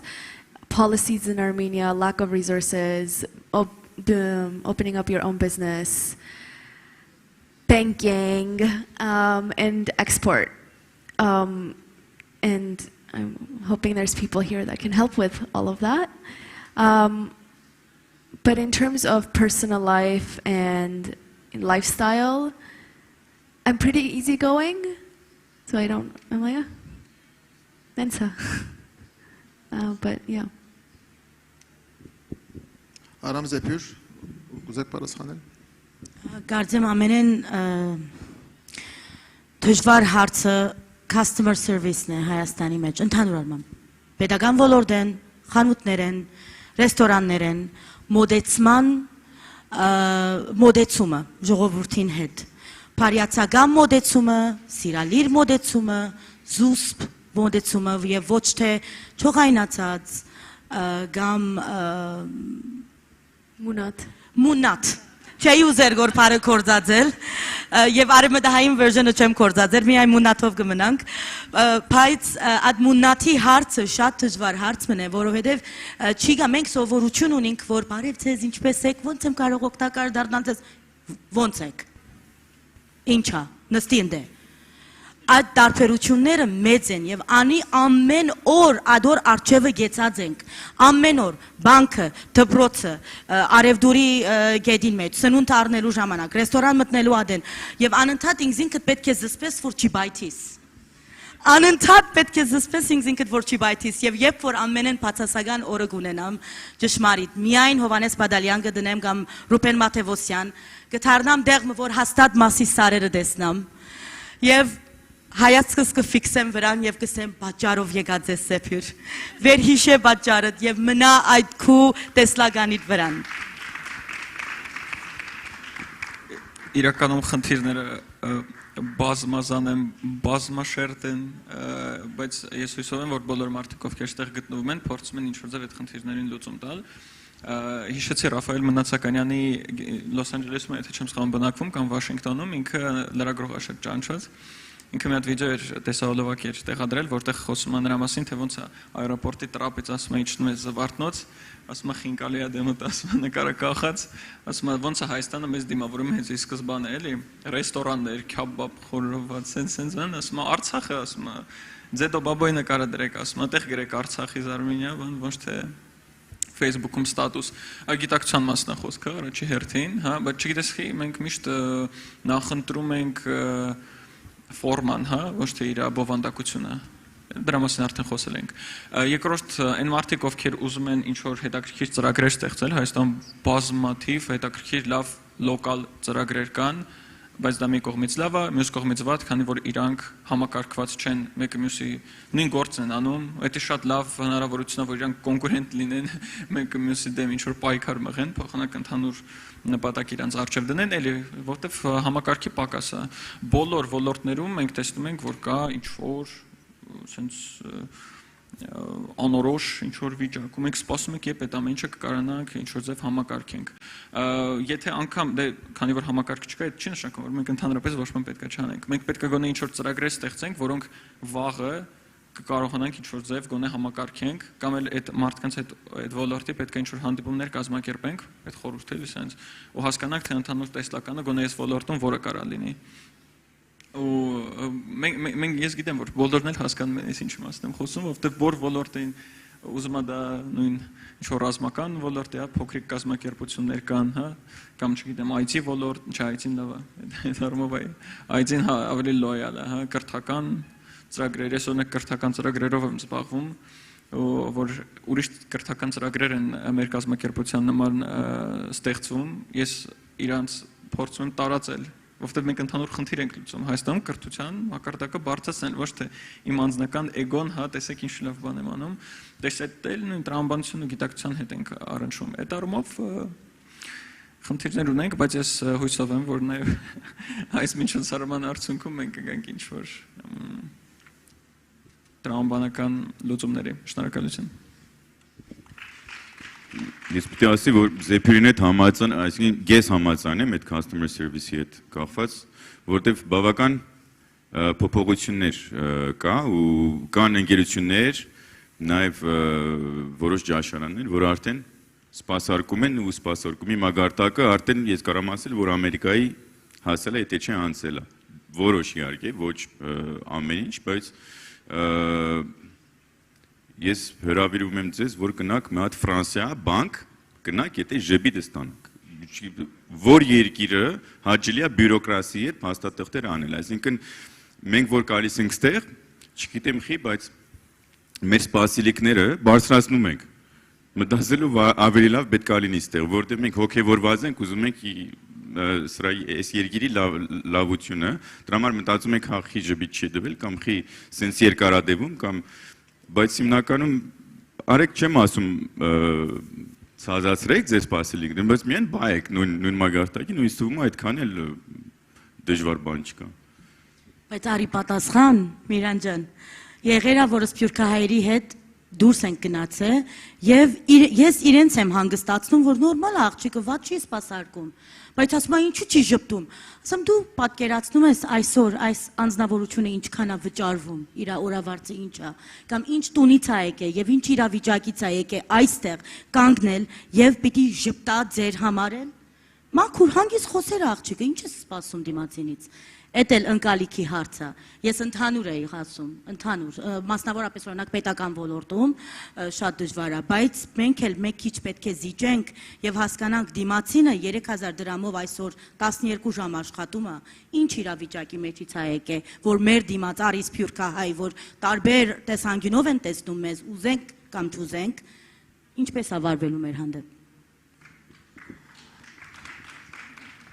Լավ, այստեղից արդեն սկսացում ուղարկեցին, որ մեր 5 րոպեն առավելագույն 5 րոպե է մնացել։ Ուրիշ հարցեր կան, գիտեմ, ժողովրդից, բայց պիտի խնդրեմ, որ նաև մոդենակ հետո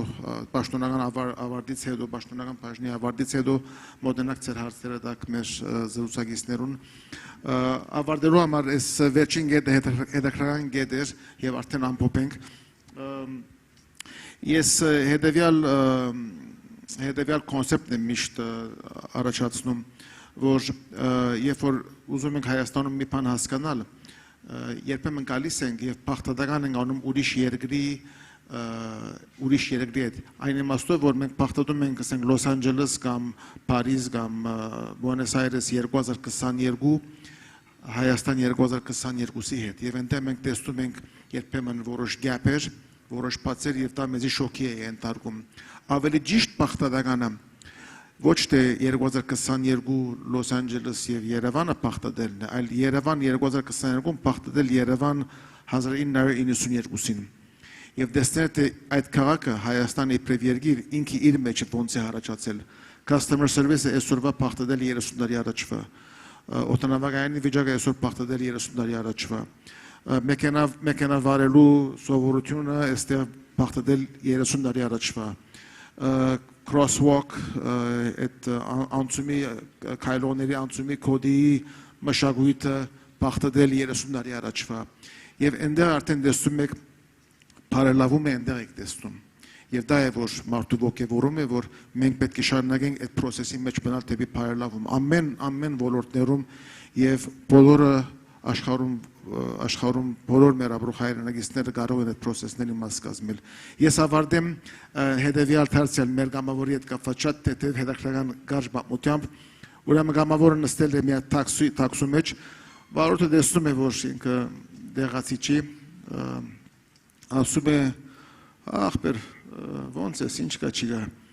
սպասում է որ պիտի մի քիչ պատմի Հայաստանի իր փորձառության մասին ասում է ախպերս քորտ չի գա փող չի գա կյանք չի հոգնել եմ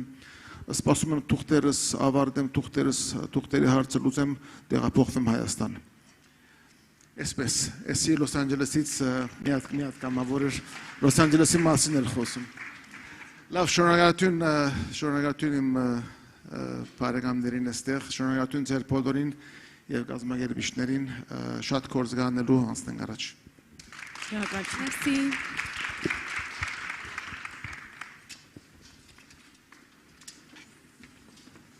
Հարգելի մասնակիցներ, այժմ հայտարարվում է ընդմիջում մինչև 13:45 րոպե։ Խնդրում ենք լանչի ընդմիջումից հետո վերադառնալ այս սրահ հաջորդ պանելային քննարկմանը մասնակցելու համար։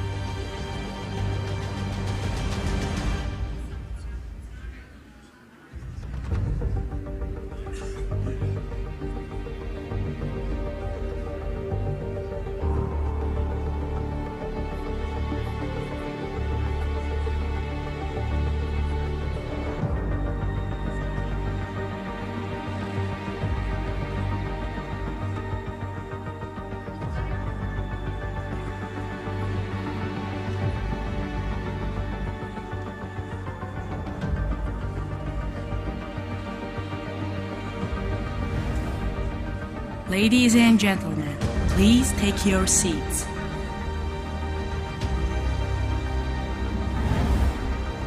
Տիկնայք եւ պարոնայք, խնդրում ենք զբաղեցնել ձեր տեղերը։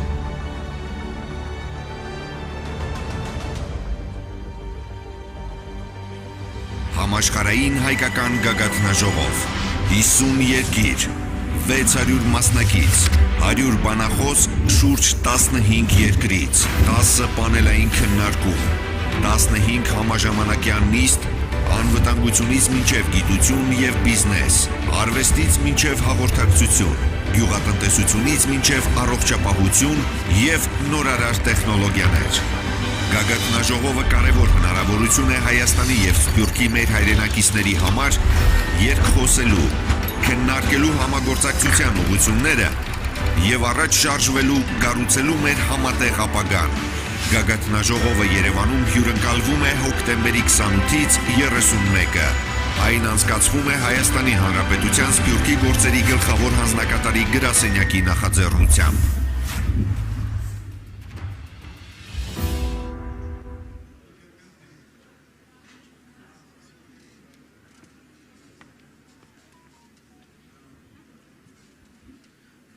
Կրկին ողջույն, սիրելի հայրենակիցներ, շարունակում ենք մեր Գագաթնաժողովի երկրորդ օրը, բովանդակային երկրորդ օրը, եւ այսօր շարունակում ենք մեր կառավարության անդամ հյուրերի ներկայությամբ։ Հիշեցնեմ, երեք հնարավորություն ունեցանք լսել մեր արտգործնախարարից, որը 1 ժամից ավել շատ անկեղծորեն եւ ուղղակիորեն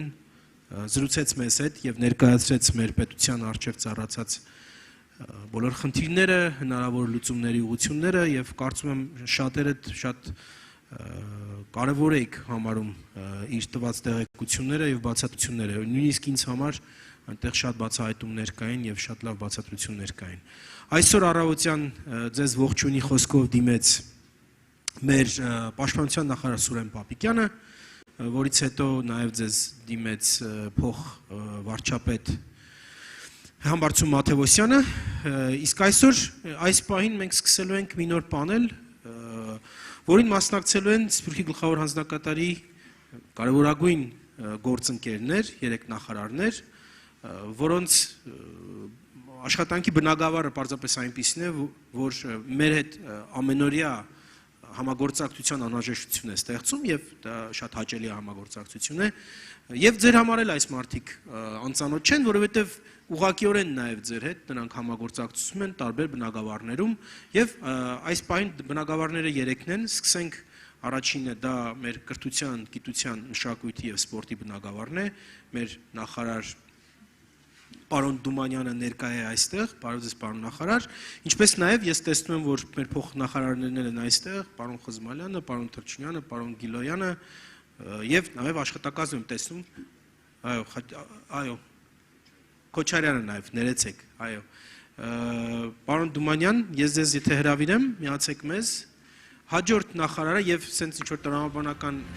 հերթականություն չկա այս ամենին, հաջորդ նախարարը եւ մեր շատ մոտ գործընկերը մեր առողջապահության նախարարուհին է, չգիտեմ տենց բարկա հայերեն թե չէ, բայց դա ուզում եմ նշել, որովհետեւ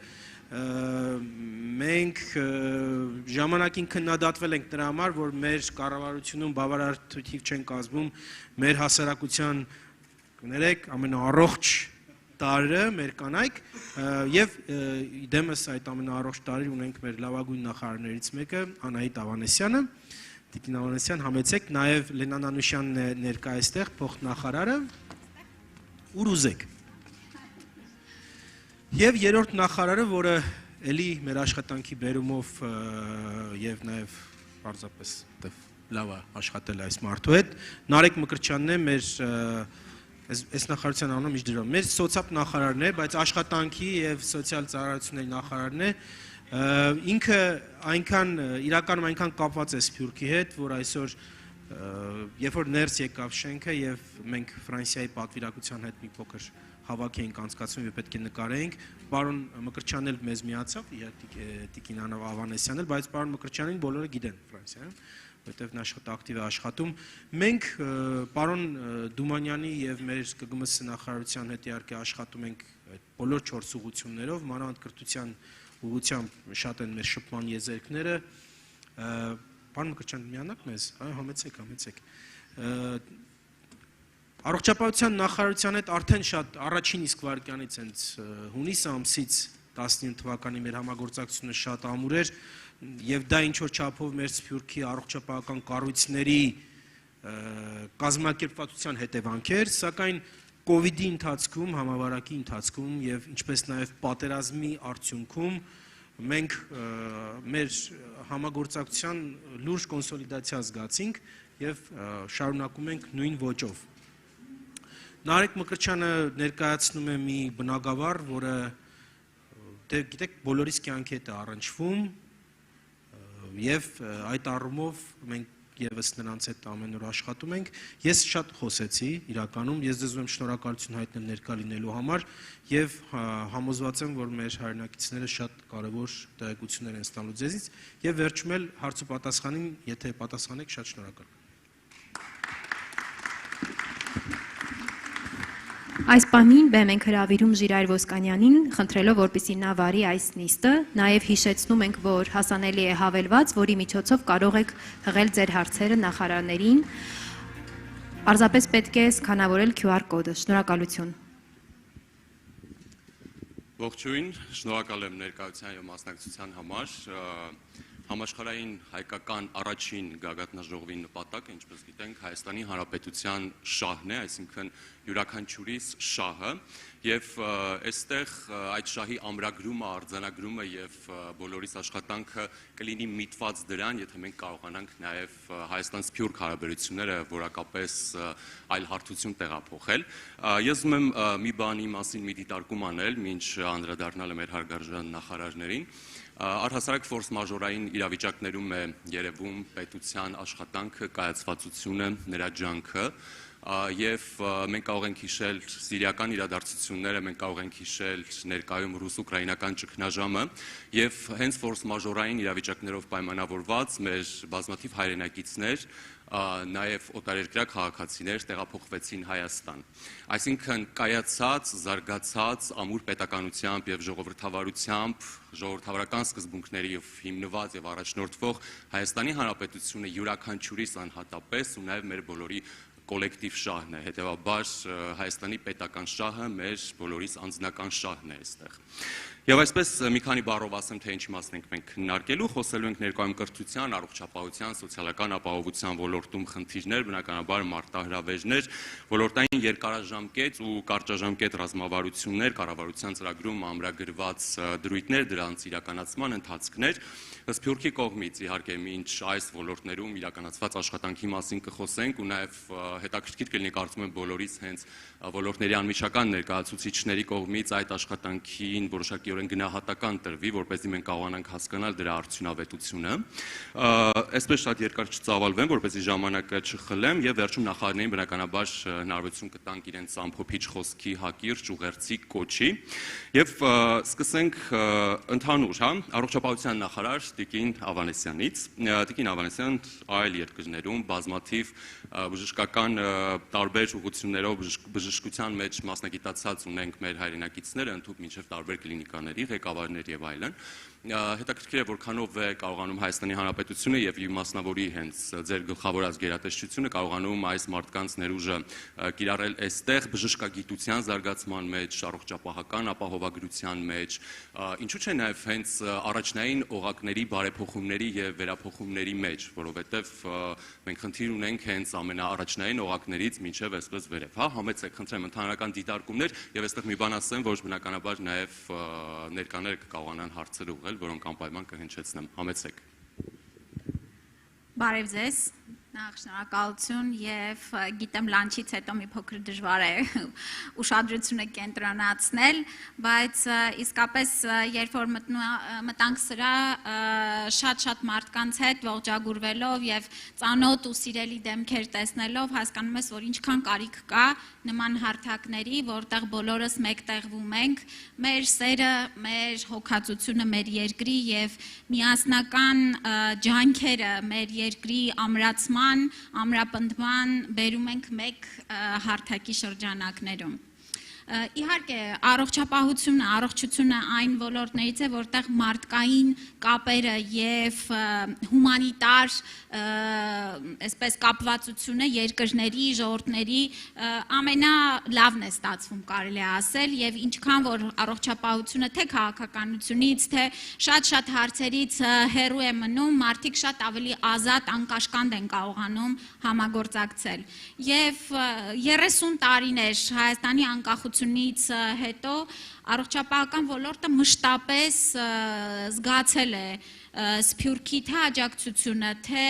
ներկայությունը, թե մշտական փոխանցումները փորձի,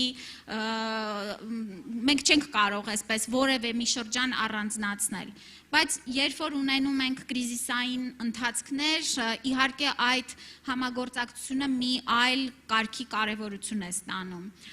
թե COVID-ի համավարակից սկսած եւ պատերազմական գործողությունների ժամանակ մշտապես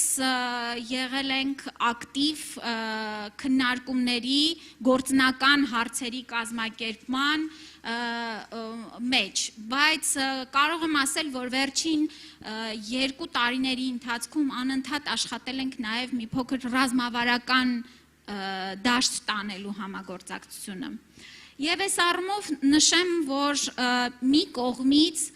փորձում ենք համակարգել ջանքերը, համակարգել այն մեծ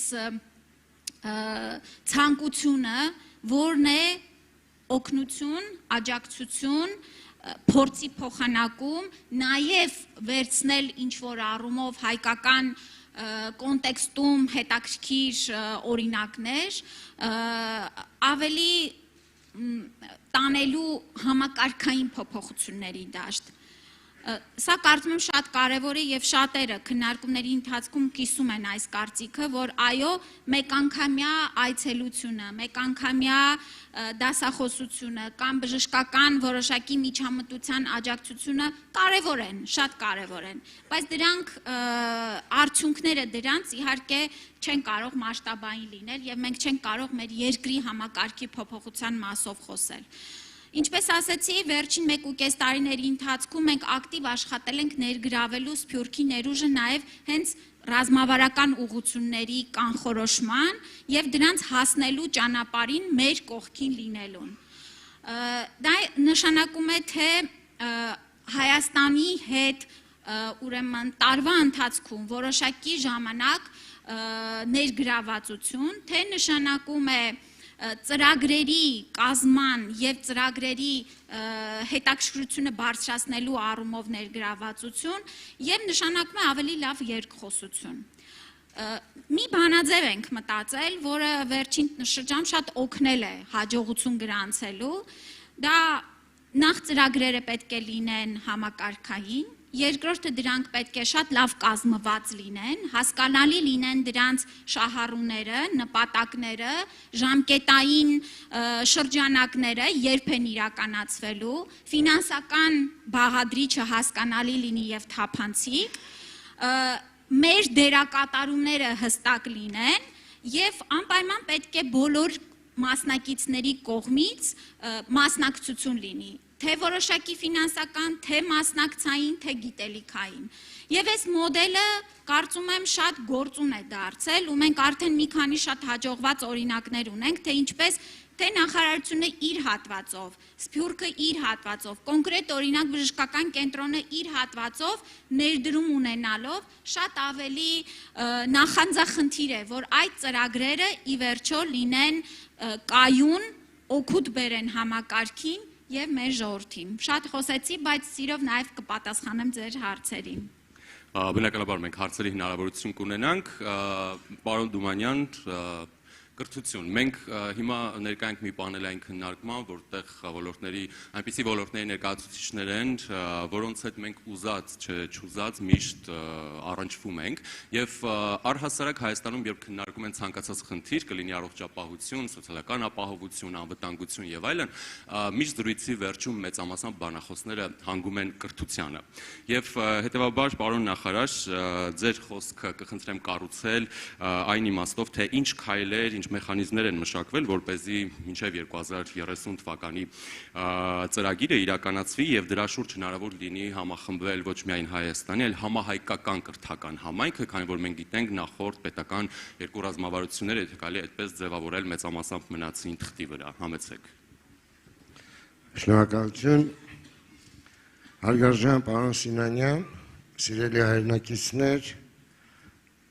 հյուրեր, թույլ տվեք ողջունել այս ֆորումին, բոլոր մասնակիցներին եւ կազմակերպիչներին։ Բացման ժամանակ ես ուզում եմ սկսել այն մտքերից, որոնք բոլորիս կարծում եմ այսօր եւ երկար ժամանակ մտածելու մեծ առիթ են տալու։ Հիշում եք վարչապետի խոսքը բացման ժամանակ, վարչապետի խոսքում հնչեցին հարցեր, որը կարծում եմ բավականին արդիական են, պահանջված են, բարդ են, բայց մենք պարտավոր ենք այդ հարցերը անընդհատ կրկնել եւ փորձել գտնել համարժեք պատասխան։ Հարցերի թվում էր ինչ ասել է Սփյուռք այժմ։ Մենք դի հասկանանք փոփոխվող աշխարհում, ժամանակակից աշխարհում, ես չեմ ուզում կրկնել այն մտքերը, ինչ է վարչապետն ասաց, բայց շատ կարևոր մտքեր են, որ ներկա ժամանակներում համեմատել այսօրվա Հայաստան-Սփյուռք հարաբերությունները նույն տրամաբանության մեջ ինչ եղել է դիցուկ 60-70 տարի առաջ, կարծում եմ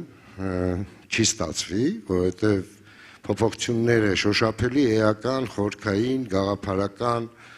անվտանգային եւ բոլոր հարցերով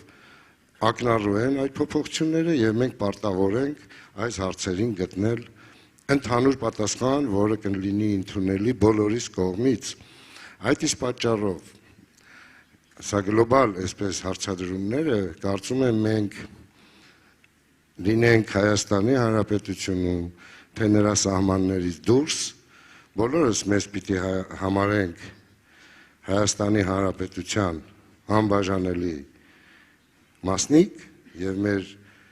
ամեն ինչը, գործունեությունը, մտածողությունը պիտի նվիրված լինի Հայաստանի Հանրապետության հզորացմանը եւ զարգացմանը։ Հիմա ըստ էության այդ կտրվածքով, եթե նայենք մեր նախարարությունը, այո, բազմաթիվ անգամ եւ հնչում է, որ մեր բոլոր խնդիրները, եթե մենք խորանում ենք խնդրի ծագման պատճառի, հետևանքների, դրանց շփման, լուծման ուղիների մեջ բոլորս որ գնում ենք եւ հանգում ենք, որ այդ խնդիրները սերտորեն կապված են կրթության հետ, ինչը սկսվում է դեռ նախակրթարաններից։ Հիմա մեր նախարարությունը ծածկում է բավական լայն սպեկտր, կրթություն, գիտություն, մշակույթ, սպորտ եւ իհարկե մի շատ կարեւոր ուղղություն, որի առաջին տառը չի գրվում նախարարության անվան հապավման մեջ, դա երիտասարդությունն է, ինչը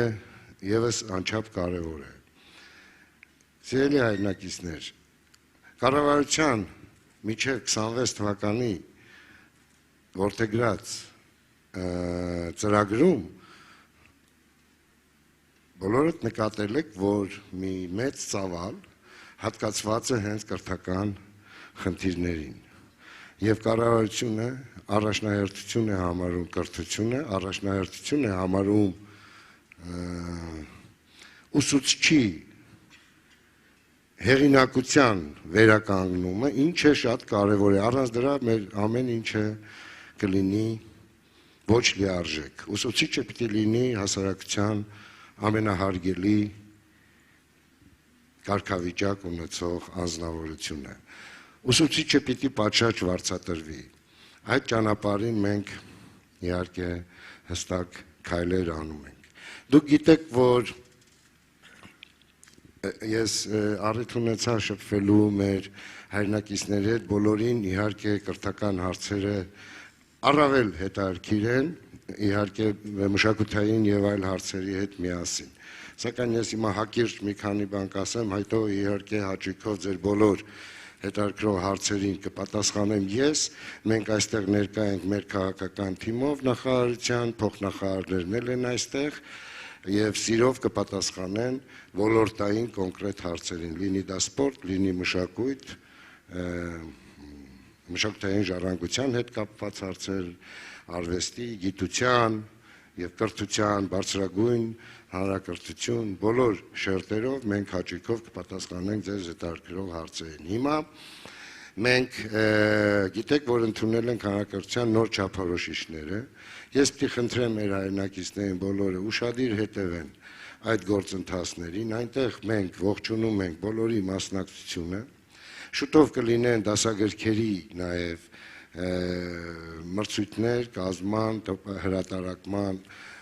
եւ այդ գործընթացը կլինի, խնդրում եմ եղեք ուշադիր, մասնակցեք, ցանկացած նոր կարծիք, ցանկացած նոր միտք, միայն կօգնի մեզ ունենալ առավել լավ պրոդուկտ։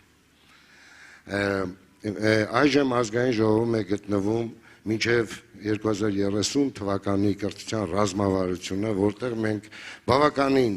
պիտի ասեմ, հավակնոտ թիրախներ ենք սահմանել, շատ հավակնոտ։ Բարձրագույն կրթության ոլորտում մենք ակադեմիական քաղաքի գաղափարն ենք ամրագրել եւ այժմ ձեռնամուխ ենք լինում գործուն եւ կոնկրետ քայլերի այդ ուղղությամբ։ Բուհական համակարգում գնում ենք բուհերի խոշորացմանը, նպատակ ունենալով ոչ թե մրցակցել Հայաստանի սահմանների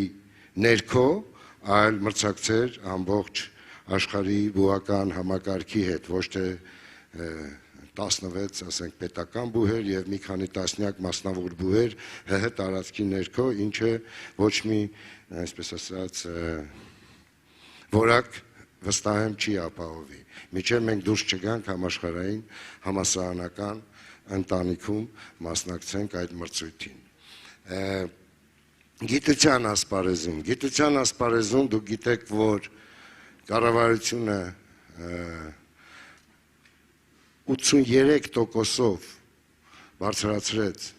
ավելացրեց ավելի ճիշտ ֆինանսավորումը պետական բյուջեից հատկացվող գումարների, ինչը աննախադեպ է, նման բան երբևիցե չի եղել,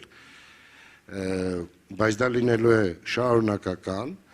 եւ այժմ գիտական աշխարհում իրական ակտիվ գիտություն, այսպես ասած, ստեղծողները, զբաղվողները բավականին աշխուժացել են եւ գիտական կյանքը այդ շրջանակներում եռում է։ Կոչ ենք անում մեր հայրենակիցներին, մենք հատուկ ծրագրեր ունենք նաեւ այլ գիտական կենտրոնների հետ, ոչ հայկական, համատեղ ծրագրերի իրականացում, խնդրում ենք ձեր գիտնական գործընկերների հետ ինտեգրվեք եւ ծրագրեր ներկայացրեք, դրանք լուրջ գրանտներ են, դրանք արժանի են, դրանք միջազգային մակարդակի ֆինանսավորում տրամադրող գրանտներ են, այնպես որ գիտնականները կարող են եւ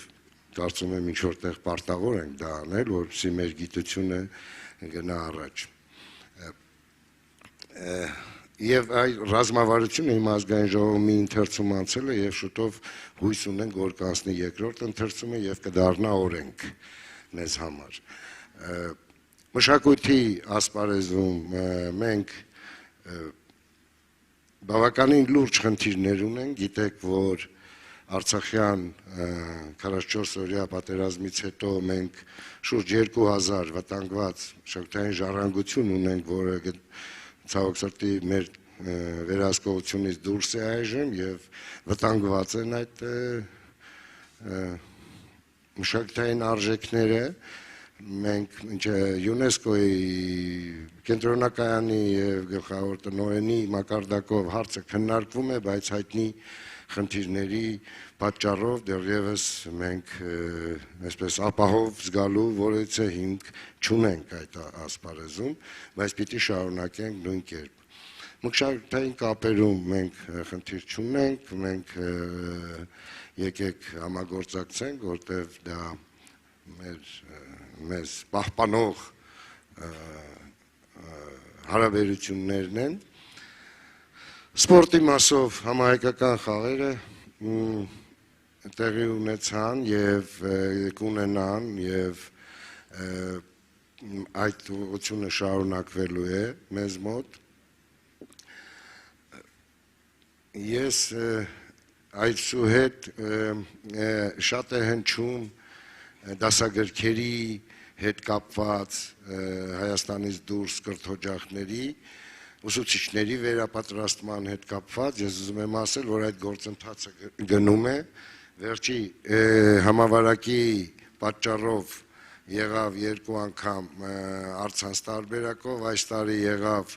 հիբրիդային տարբերակով ուսուցիչների վերապատրաստումը հայերենի, մենք պետական բյուջեից հատկացումներ ունենք դրսում հայերենի դասավանդման, հայոց լեզվի տարածման հետ կապված եւ իհարկե մենք բացում ենք հայագիտական կենտրոններ աշխարհի տարբեր համալսարաններում եւ այս գործընթացը շարունակվում է։ Դասագրքերի մասով մտածելու հարցեր շատ ունենք, որովհետեւ այս ընթացքում ներկայումս պետք է մենք միասին հասկանանք ինչպիսի դասագրքերի մասին է այսուհետ արժի, որ մենք ձևավորենք նոր դասագրքեր եւ ինչ տեսքով իրար մատուցենք այդ դասագրքերը, որովհետեւ տարբեր կարծիքներ կան այստեղ։ Եվ իհարկե ամփոփելով խոսքս ես ուզում եմ ասել, որ մենք բոլորս լինենք աշխարհասփյուր տարբեր երկրներում աշխարհասփյուր հայությունը, կարծում եմ մենք իրար մեջ մի հատ հասկանալու եւ սփյուռքի հետ տարվող աշխատանքների ռազմավարության կարիքը ունենք, որպեսզի այն չլինի այսպես դրվագային, այլ լինի միասնական, ընդհանուր ռազմավարություն ունենանք, թե Հայաստան սփյուռք հարաբերությունները ինչպես պիտի մենք զարգացնենք եւ մեր համայնքները Հայաստանից դուրս իրենք էլ ինչ ռազմավարությամբ պիտի ինտեգրվեն Հայաստանի Հանրապետության եւ մեր պետությունում տարվող քաղաքականության հետ։ Սա շատ կարեւոր է, կարծում եմ առիթ կունենանք ավելի մանրամասն հանգամանալով խոսել այս բոլոր հարցերի շուրջ, որտեղ սրանք բարդագույն եւ նուրբ հարցեր են, շատ նուրբ եւ բարդագույն հարցեր են, բայց ես վստահ եմ, որ մենք բոլորս մեզ համարում ենք Հայաստանի Հանրապետության անբաժանելի մասնիկ եւ բոլորս պետք է մեր ներուժը ներդնենք Հայաստանի Հանրապետության եւ իհարկե սփյուռքում մեր հայրենակիցների հզորացման համար եւ պիտի դա մենք գիտակցենք, դրանք պիտի լինեն համարժեք գաղափարներ, դրանք մեկը մյուսից բխող հարաբերություններ պիտի լինեն։ Ողջունում եմ ձեզ, առողջ եղեք, հաճույքով կպատասխանեմ ձեզ հետաքրքրող ցանկացած հարցի։ Շնորհակալություն։ Շնորհակալություն պարոն նախարար։ Մենք արդեն իսկ ունենք հարցեր, սակայն աշխատանքի եւ սոցիալական հարցերի նախարարի բացման խոսքից հետո արդեն կանրադառնանք հարցերին։ Պարոն Մկրտչյան, կխնդրեմ էլի աշխատանք, սոցիալական ապահովություն, ոչ միատար բազմաշերտ ոլորտ, մեծ խնդիրներով։ Կխնդրեմ ձեր խոսքում մի քանի բառով առաջնահերթություններին, որոնցում ունենք մենք արդեն որոշակի առավելություններ եւ խնդիրներ, որոնք դեռ մեզանից պահանջում են լուծումներ։ Համեցեք։ Շատ լավ, շնորհակալություն։ Հարգելի հայրենակիցներ, ողջունում եմ բոլորիդ, շատ ուրախ եմ ձեզ տեսնելու այս կարևոր միջոցառմանը եւ մեր համաշխարհային հայկական գագաթնաժողովը կարծում եմ, որ այն շատ կարևոր հարթակներից մեկն է, որը մեզ հնարավորություն կտա երկխոսելու եւ այսպես անկեղծ իրար հետ քննարկենք, թե մեր բոլորի հայրենիքի առջև ինչպիսի մարտահրավերներ կան ծառացած եւ այդ մարտահրավերներին ինչպիսի պատասխաններ ենք մենք պատրաստ մշակել, որովհետև այդ մարտահրավերների արդյունավետ մշակումից է կախված, թե մենք բոլորով միասին ինչպիսի ապագա կարող ենք ունենալ եւ ինչպիսի հայրենիք կարող ենք ունենալ։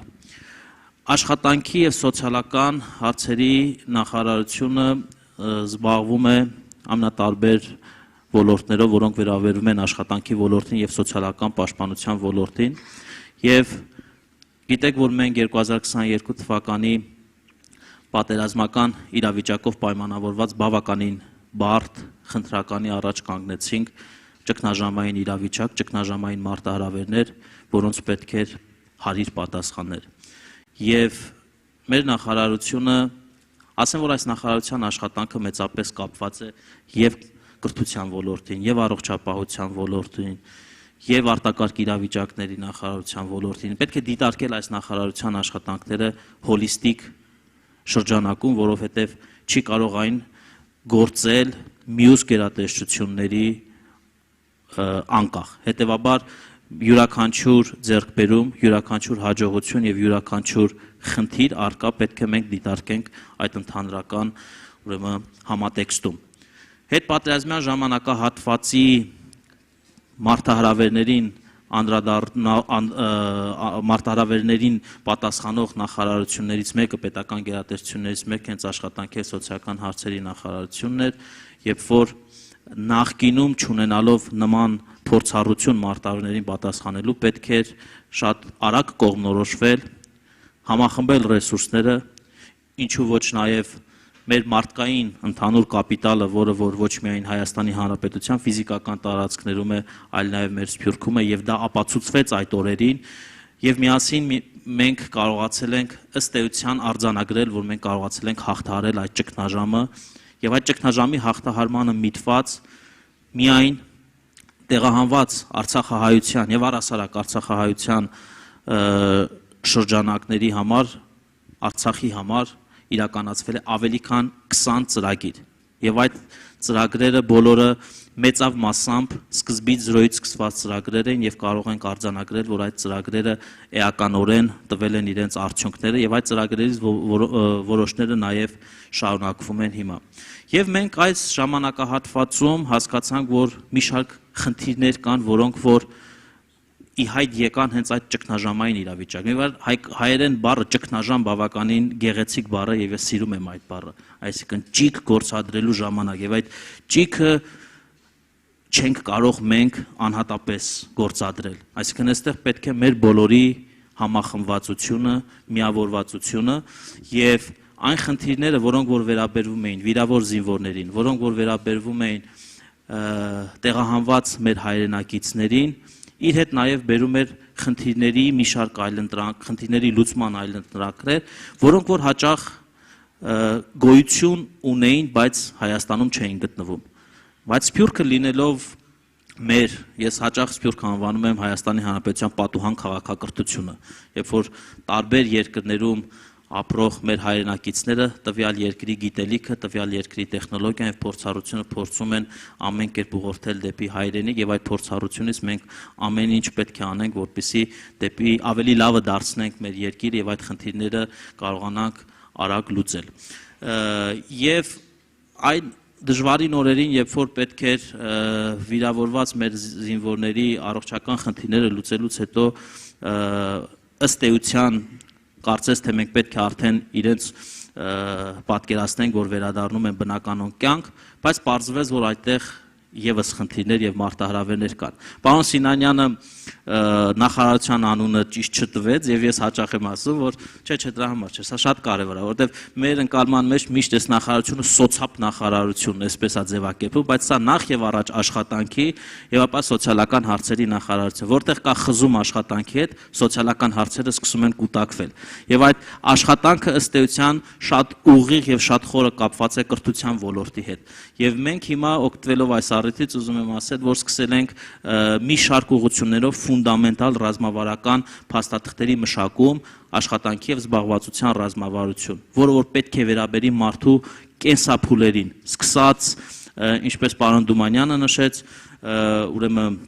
մինչ նախադպրոցական ժամանակահատվածից մինչև մարդկանց ակտիվ ծերացման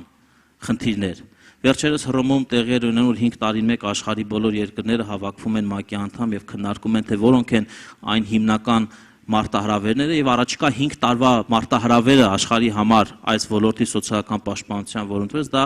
ակտիվ ծերացում կամ անգլերենով active aging, այսինքն ինչ մենք պետք է անենք, որպեսզի կարողանանք մենք մեր ռեսուրսը, որոնք այն պրոֆեսիոնալների, այն մասնագետների, որոնք արդեն թոշակային տարիքում են, շարունակեն արժեք ավելացնել եւ արժեք ստեղծել երկրում։ Սա նաեւ վերաբերում է մեր Սփյուռքին, մենք Սփյուռքում ունենք բազմաթիվ մասնագետներ եւ մենք պետք է կարողանանք իրենց փորձառությունը, իրենց գիտելիքները, ես գիտեմ, որ հանձնակատարի գրասենյակը ունի ծրագրեր, այդ ծրագրերից մենք էլ ենք օգտվում, բայց սա վերաբերվում է արդեն իսկ կայացած այն մասնագետներին, որոնք որ հասել են իրենց թոշակային տարիքին եւ պարտավոր ենք մենք այնպես անել, որպեսզի իրենք շարունակեն արժեք ստեղծել երկրում եւ լինել ներգրաված։ Եվ այս առումով մի նոր ուրեմն կարևոր փաստաթուղթ է սկսել մշակել մեր նախարարությունում եւ սա վերաբերվում է այստեղ նստած բոլորից եւ սա վերաբերում է Հայաստանի Հանրապետության եւ առհասարակ մեր հայրենիքին եւ բոլոր ոլորտներին։ Խոսքը ժողովրդագրության ռազմավարության մասին է։ Մենք մեր կառավարության ծրագրում հստակ սահմանել ենք, որ 2021-26 թվականների համար պետք է ունենանք այդ ժամանակահատվածում մշակենք Հայաստանի ժողովրդագրական ռազմավարությունը, որն է այդ ռազմավարությունը։ Սա այն փաստաթղթերից մեկն է, որը վերաբերում է ինչպես Հայաստանում ապրող հայերին, այնպես էլ Սփյուռքում ապրող մեր հայրենակիցներին, եւ ըստ էության այս ռազմավարությունից բխող քաղաքականություններից է կախված լինելու, թե մենք ինչպես ենք կարողանալու մեր տեսլականը երկրի կառուցենք, որովհետև անընդհատ խոսում ենք դպրոցների, մանկապարտեզների, ճանապարհների մասին, բայց պետք է հասկանանք, թե այդ դպրոցներում ովքեր պետք է սովորեն, ծնելիության ինչպիսի միտումներ կան, մահացության ինչպիսի միտումներ կան եւ այլն եւ այլն։ Սրանք երկարաժամկետ խնդիրներ են, որոնց լուծումները պետք է լիներ երեք, այսօր եւ վաղը։ Այսինքն չպետք է երբեք ասել, որ ուշացել ենք, բայց պետք է շատ արագ կողմնորոշվել եւ ունենալ ժողովրդագրության հստակ քաղաքականություն եւ մենք սկսել ենք այդ ուղղությամբ քայլեր կատարել, սա Հայաստանի Հանրապետության վարչապետի գրեթե ամենօրյա ուշադրության կենտրոնում է գտնվում։ Երբ որ հիմա այդ ուսումնասիրում ենք, թե ինչպիսի խնդիրներ կան, մեր փորձագետները նաեւ միջազգային էքսպերտներ, օրինակ առաջին անգամ մենք մեր պետական ռազմավարության մշակման process-ը սկսել ենք Ավստրիայի լավագույն, աշխարհի լավագույն, այսպես դեմոգրաֆիական ինստիտուտների կոնսորցիում կա, որոնք համաձայնվել են կարծիք տալ մեր ռազմավարությանը, այնտեղ ցեղասպանությունը կա։ Ցեղասպանությունը իբրև պատկերացրեք 2021-րդ դարի ժողովրդագրական միտումների վրա իբրև ազդեցություն։ Այսինքն հիմա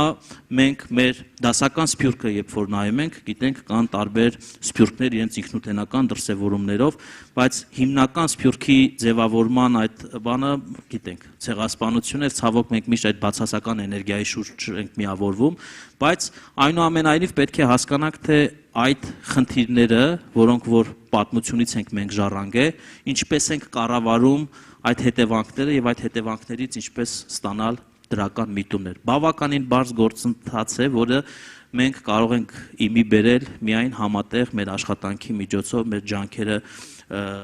համատեղելու, մեկտեղելու միջոցով։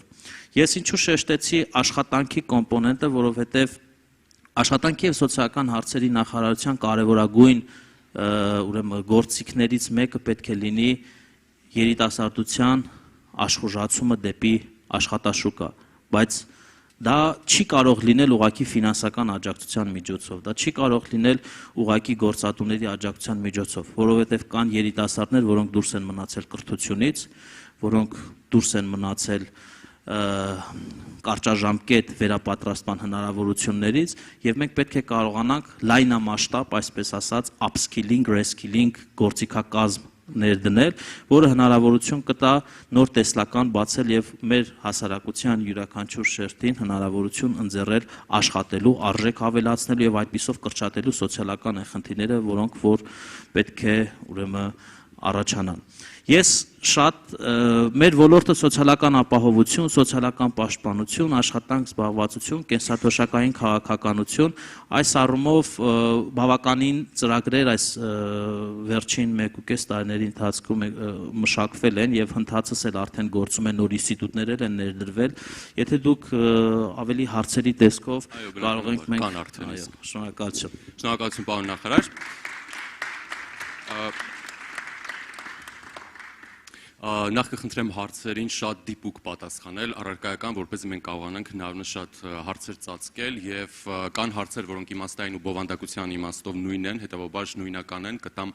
մեկ հարցի տեսքով։ Սկսենք ձեզանից պարոն Մկրտչյան, ասում են երբ է վերանայվելու աղքատության ընտանեկան նպաստ համակարգը, շահառուները միայն կախվածություն են ունենում համակարգից, պետությունն էլ մեծ գումարներ է ծախսում։ Շնորհակալություն հարցի համար, ասեմ նախ 1 տարուց ավել է գործում է միասնական սոցիալական ծառայությունը։ Սա ոլորտային այն ռեֆորմներից է եւ այն կարևոր ուղղություններից է, որը պետք է ըստ էության փոխի այդ համակարգը։ Միասնական սոցիալական ծառայությունում մեկտեղված է 4 այսպես ուղղություն. աշխատանք զբաղվածություն, սոցիալապահովություն, սոցիալաջակցություն եւ բժշկասոցիալական փորձաքննություն։ Եվ միայն այս կառույցի ուրեմն ադմինիստրատիվ արդյունավետ աշխատանքի արդյունքում շուրջ 10,000-ից ավելի շատ է, բայց ես որպեսզի չսխալվեմ, որտեղ թվերը անընդհատ փոփոխվում են, 10,000-ից ավելի մարդիկ դուրս են եկել անապահովության այդ համակարգից։ Բայց ես չեմ ասում, որ այս համակարգից դուրս գալով կրճատվել է աղքատություն կամ մենք էական խնդիր ենք լուծել։ Այդ խնդիրը պահանջում է համակարգային լուծում եւ մենք այժմ մշակում ենք անապահովության գնահատման նոր համակարգ, որը հնարավորություն կտա իր մեջ ունենալ նաեւ այդ աշխատանքի զբաղվածության կոմպոնենտ, այսինքն ոչ թե մարդուն անընդհատ դնես այնպիսի մի իրավիճակի մեջ, որ ինքը կախվածության մեջ մնա միշտ պետությունից, այդ սոցիալական աջակցությունից, ասեմ, որ միայն այդ գումարը չի, եւ կրթության, եւ առողջապահության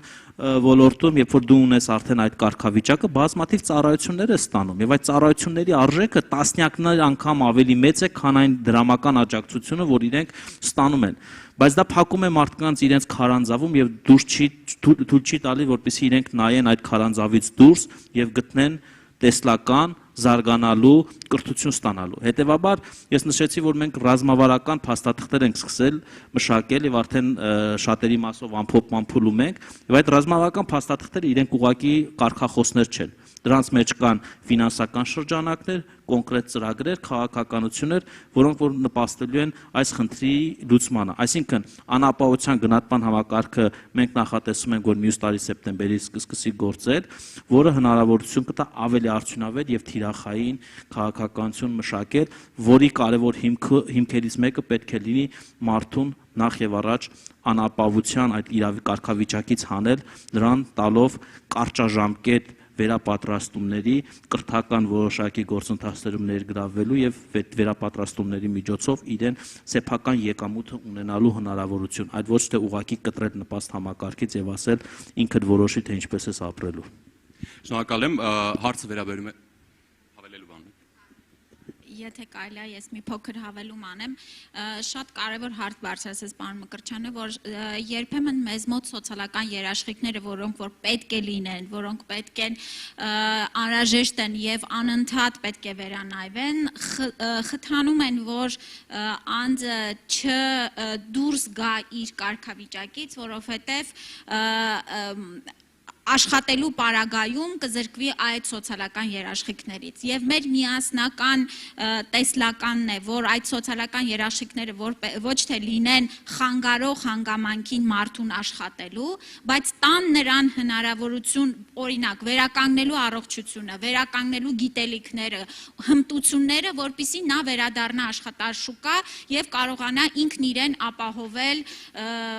իր կենսակերպը։ Բայց նորից եմ կրկնում, այո, Հայաստանը սոցիալական երկիր է եւ միանշանակ այդ սոցիալական ծրագրերն ու երաշխիքները պահպանելով մենք պետք է ուղղակի դրանք խթանիչ որպես գործիք օգտագործենք, ոչ թե որպես զսպող գործիք։ Շնորհակալ եմ, հարցը հաջորդ վերաբերում է բոլոր նախարարներին, բայց կխնդրեմ շատ դիպուկ, առարկայական ու կարճ պատասխանել։ 2020 թվականի պատերազմի պատճառով մենք հազարավոր երիտասարդներ ունենք հոգեկան առողջության հետ կապված խնդիրներով։ Սա բնականաբար ձեր 3 նախարարություններն էլ վստահ եմ ներգրաված են աշխատանքներում։ Ինչով եք դուք օգնում եւ կարող եք առարկայորեն նշել, թե կոնկրետ ամեն մեկը ձեր մասով Սփյուռքը ինչ դերակատարում կարող է ունենալ այդ աշխատանքում։ Կարևոր հարց եք բարձրացնում, որովհետև այո, իհարկե մեր առաջնային նպատակը անհրաժեշտ բժշկական օգնության տրամադրումներ եւ շարունակական բժշկական օգնության, բայց մենք անգամ երբ որ հիվանդանոցային բժշկական օգնության դեռ փուլներ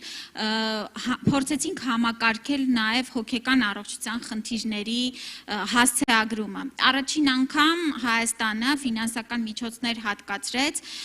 հոգեկան առողջության վերականգնման ուղղությամբ, ոչ թե հոգեբուժական, որը այո պետության հոգացության տակ է, այլ հոգեբանական աջակցության, որը անհրաժեշտ էր եւ մեր Հայաստանում գործող գրեթե բոլոր հոգեբանական կենտրոնները միավորվելով համակարգված ձևով 1 տարուց ավել ծառայություններ մատուցեցին այդ առաջնակի փուլը հաղթահարելու համար, բայց իհարկե դա բավարար չէ եւ հիմա էլ մենք աշխատում ենք, որ այդ օգնությունը լինի երկարատև, համակարգված եւ ինստիտուցիոնալ։ Այս առումով իհարկե մեր գործընկերներն են թե աշխատանքի եւ սոցիալական ապահովության նախարարությունը, թե պաշտպանության նախարարությունը եւ ուրեմն մենք միասնական կերպով պետք է մշտական այդ խնդրին շատ լուրջ մոտենանք։ Դա պետք է ասեմ նաև որ սկսվեց կոവിഡից հետո, որովհետև կոവിഡը եւս սրել է ընդհանուր առմամբ ամբողջ աշխարհում հոգեկան առողջության հետ կապված խնդիրները եւ մենք պետք է պատրաստ լինենք առաջիկայում պահանջարկի բարձրացմանը։ Ձեր մասով, այսինքն կարծում եք, որ պետության հոգացությունը բավարար է, հա, կամ սպասվող աշխատանքները եւ Սփյուռքի մասով մասնավորապես։ Նշեմ, որ այստեղ ես ասեցի, որ բոլոր հոգեբանական կենտրոնները դրա մեջ մտնում էր նաեւ մեր Սփյուռքի շատ մասնագետներ, ովքեր որ ոչ միայն մասնագիտական աջակցություն ցուցաբերեցին, այլ նաեւ հենց գործնական առումով սա միասնական աշխատանքի արդյունք էր։ Մենք մեր օրինակ Կանադայի մի շարք մասնագետների, կանադահայ մասնագետների հետ, այսպես օրինակ եմ բերում, հիմա ավելի կենտրոնանում ենք կրթական հատվածի վրա, որպեսզի պատրաստենք մասնագետներին նման ճգնաժամային իրավիճակներում ավելի պատրաստ լինել։ Ֆրանսիահայ համայնքի հետ, Ռուսաստանի մեր գործընկերների, այսինքն բազմաթիվ են համագործակցության օրինակները եւ սա այնքան լայնածավալ աշխատանք ծավալ է, որ միայն միասնական ջանքերով կարող ենք հաղթահարել։ Համեցեք պարոն Կրճ։ Շնորհակալություն ըստ էության Տիկին Ավանեսյանը ներկայացրեց, ես նույնպես համաձայն եմ, ինքը շարունակական գործընթաց է եւ հաճախ հոգեկան առողջության հետ կապված խնդիրներ նաեւ հնդածս են առաջանում, այսինքն եթե այդ ժամանակահատվածի համար, որ մենք որոշակի ծառայություններ ենք մատուցել, շահառուներ չեն եղել, ապա հնդածս նույնպես դրա կարիքը առաջանում է եւ մենք վերջերս սեպտեմբերի 13-ի Ադրբեջանի կողմից լայնածավալ այդ ագրեսիայի հարձակման արդյունքում նույնպես անհրաժեշտություն առաջացավ եւ մենք անպայման դրան անդրադարձանք։ Ասեմ, որ աշխատանքի եւ սոցիալական հարցերի նախարարությունը առանձին ծրագիր իրականացրել է եւ 44-օրյա պատերազմի համատեքստում եւ մինչեւ հիմա մինչեւ տարվա վերջ շարունակվում է այդ ծրագիրը, նաեւ մենք այդ ծրագիրը բացել ենք այս վերջին հարձակման մասնակիցների համար բոլոր նրանք ովքեր որ ստացիոնար բուժման ընթացքում են գտնվում ստացել են ոչ միայն ֆիզիկական վնասվածքներ կամ նաև հոգեկան առողջության խեղման որոշակի խնդիրներ ունեն, ապա նրանց նույնպես մենք ֆինանսական աջակցություն ենք տրամադրում, որովհետև այն ժամանակահատված, երբ որ նրանք գտնվում են բուժման փուլում կամ վերականգնողական փուլում, որ ենթադրում է ստացիոնար իրավիճակ, իրենց ընտանիքներն ըստ էության որոշակի ֆինանսական աջակցության կարիք են ունենալ եւ մենք դրա այդ ուղղությամբ ունենք ծրագիր եւ 20 թվականին ենք իրականացրել հետպատերազմյան ժամանակահատվածում եւ հիմա մենք վերաբացեցինք այդ ծրագիրը, քանի որ մարդիկ որոշակիորեն տեղյակ չէին եղել այդ ծրագրի իրականացումից եւ հնարավորություն տվեցին, որպեսզի իրենց իրավունքները իրացվեն։ Շնորհակալ եմ, համեցեք։ Շնորհակալություն։ Տեսեք, ցանկացած գործողություն, ինչը միտված է պատերազմական, հետպատերազմական իրավիճակները շտկելուն, հաղթահարելուն, դիմակայելուն, դա այդ նույն դաշտից է եւ այսինքն որ դաշտից, այդ հոգեբանական աջակցության դաշտից է եւ որ պետությունը բոլոր միջոցներով, բոլոր ուղղություններով դիմակայում է այն նեգատիվ հետևանքներին, ինչը հենց պատերազմի ժամանակ, պատերազմից հետո ես այստեղ կավելացնեի նաեւ համավարակի ստեղծած իրավիճակները, պակաս հոգեբանական ստրես չէր նաև համավարակի ընթացքում մեր ընդհանրապես մարդկության հոգեբանական վիճակը։ Հիմա կրթության նախարարության մասով, կրթության գիտության մշակույթի եւ սպորտի նախարարության մասով կարող եմ ասել հետեւյալը հստակ։ Կառավարությունը նախ բոլոր մասնակից մեր սովորողներին մեկ կիսամյակի լիարժեք ուսման վարձը փոխհատուցեց, այնուհետև սահմանեց կարգ հետագա զեղչերի համար ամբողջ ուսումնառության ընթացքում։ Իդեպ ոչ միայն մասնակից սովորողների, այլ նաև եթե ընտանիքի անդամ է մասնակցել պատերազմական գործողություններին, կին, ամուսին, զավակ։ Այնուհետև տեսեք, մենք սպորտային, մենք շատ կարևորում ենք, որ նրանք, ովքեր միայն հոգեբանական ստրես չեն տարել, այլ ցավոք սրտի նաև սահմանափակ հնարավորություններ ունեն, այլևս, որովհետեւ նրանք ինտեգրվեն մեր հասարակության մեջ, նրանք իրենց օտարված հանկարծ չզգան, օրինակ մենք սպորտային ոլորտում մենք հիմա բացելու ենք հաջորդ տարի հավանաբար արդեն կգործի ադապտիվ սպորտի կենտրոն, որտեղ մեր վիրավոր, մեր սահմանափակ հնարավորություն ունեցող հայրենակիցները կարող են ամբողջությամբ ինտեգրվել, զբաղվել սպորտով եւ հասնել բարձր նվաճումների սպորտում։ Առայժմ այսքան է։ Պարոն Դումանյան, դուք ձեր խոսքում սկզբում խոսեցիք բարձրագույն ուսումնական հաստատությունների միավորման մասին, դրա անհրաժեշտության մասին, սակայն կարծում եմ բոլոր գիտեն, որ շատ հաճախ մեր խնդիրը ոչ թե միավորումն է կամ տարանջատումը, այլ կառավարումը։ Եթե մենք միավորում ենք եւ չենք բարեփոխում կառավարումը դրա, մենք միևնույն է չենք կարող ակնկալել որոշակի արդյունավետություն, հա։ Իհարկե միավորման արդյունքում նաեւ օբյեկտիվորեն ինչ-ինչ հանգամանքների բերումով մենք կարող ենք արդյունավետ ինչ-որ ցուցանիշներ ունենալ։ Կառավարումը որքանով տեղ ունի այդ փոփոխություններում։ Շատ շնորհակալ եմ հարցի համար։ Շատ շնորհակալ, ես այդ հարցին չկենտրոնացա, բայց եթե հարց է հնչել, հաճույքով կկենտրոնանամ եւ առավել մանրամասն նախ ես չեմ ասել միավորում եւ մեր ռազմավարության մեջ միավորում բառ ընդհանրապես գոյություն չունի, այլ գրված է խոշորացում։ Խոշորացումը այլ է, միավորումը այլ է։ Մենք գրել ենք մինչեւ 8 բու։ Մինչեւ 8 բու խոշորացված, այժմ խոսքը պետական բուհերի մասին է, խոսքը 16 պետական բուհերի մասին է, որոնցից 4-ը մարզային բուհեր են, 12-ը գործում են Երևանում։ Այո, շատ ճիշտ եք, դուք կառավարում ասացիք եւ այլն, ես այլ բառ կօգտագործեմ, որտեղ կառավարում բառը հաճախ շահարկվում է կառավարելի լինելու այլ իմաստով այդ մտքի հետ, այստեղ միանշանակ այստեղ մենք խնդիր ենք դրել բուհական կրթության որակի բարձրացումը։ Առանց որակի գոյություն չունի բուհական կրթություն։ Առանց գիտական կոմպոնենտի գոյություն չունի բուհական կրթություն։ Եվ ավելին մենք չգիտես ինչու բու ասելով մեր հասարակության մեջ անմիջապես եւ առաջին հերթին ի նկատի ունեն հենց այս 16 բուհերը, չգիտես ինչու, երբ որ մենք ունենք մի 2-3 տասնյակ ավել բուհեր, նաեւ մասնավոր։ Եվ սիրելի հայրենակիցներ, դուք մեզանից լավ գիտեք, որ աշխարհում մասնավոր բուհերը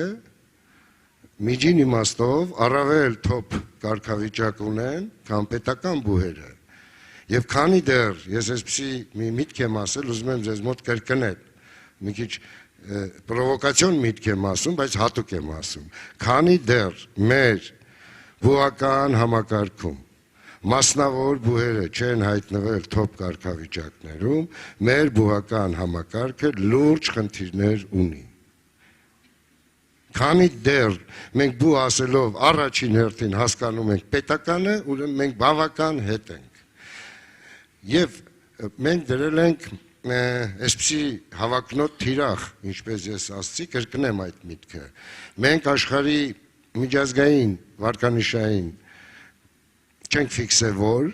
բայց ամեն դեպքում ասել ենք, որ միջազգային վարկանիշային համակարգում 500-յակում առաջին պետք է ունենանք 4 բու։ Սա շատ պատասխանատու թիրախ է։ Բայց մենք պատրաստ ենք քննադատվել, եթե այդ 4-ը դիցուկ լինի 3 կամ 2, բայց այդ 2-ը կամ 3-ը ունենալ արդեն շատ լուրջ նվաճում է։ Բայց մենք գիտակցաբար ենք այս ամենը անում, մենք գիտակցաբար դնում ենք շատ բարդ թիրախներ, կառավարությունը այսպիսին է այսօր։ Եվ խոշորացումը, ուզում եմ ասել, միավորում է, որին դեմ եմ, խոշորացումը այդ նպատակը ունի ըստ ուղղությունների։ Այսօր այնպիսի իրավիճակ է մեզ մոտ մեր գնահատականով, որ այն որևիցե կերպ չի նպաստում միջազգային հարթակներում, միջազգային համասարանական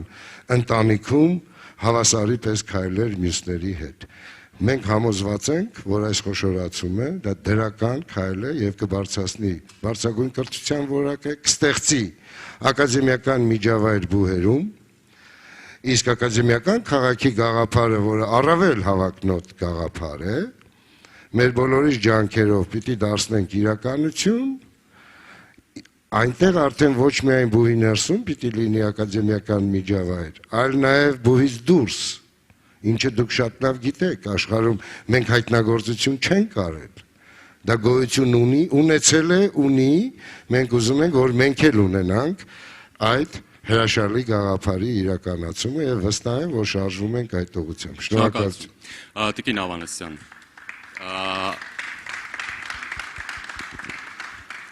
ասում են, ինչ համակարգային փոփոխություն եք դուք բերել առողջապահության ոլորտում եւ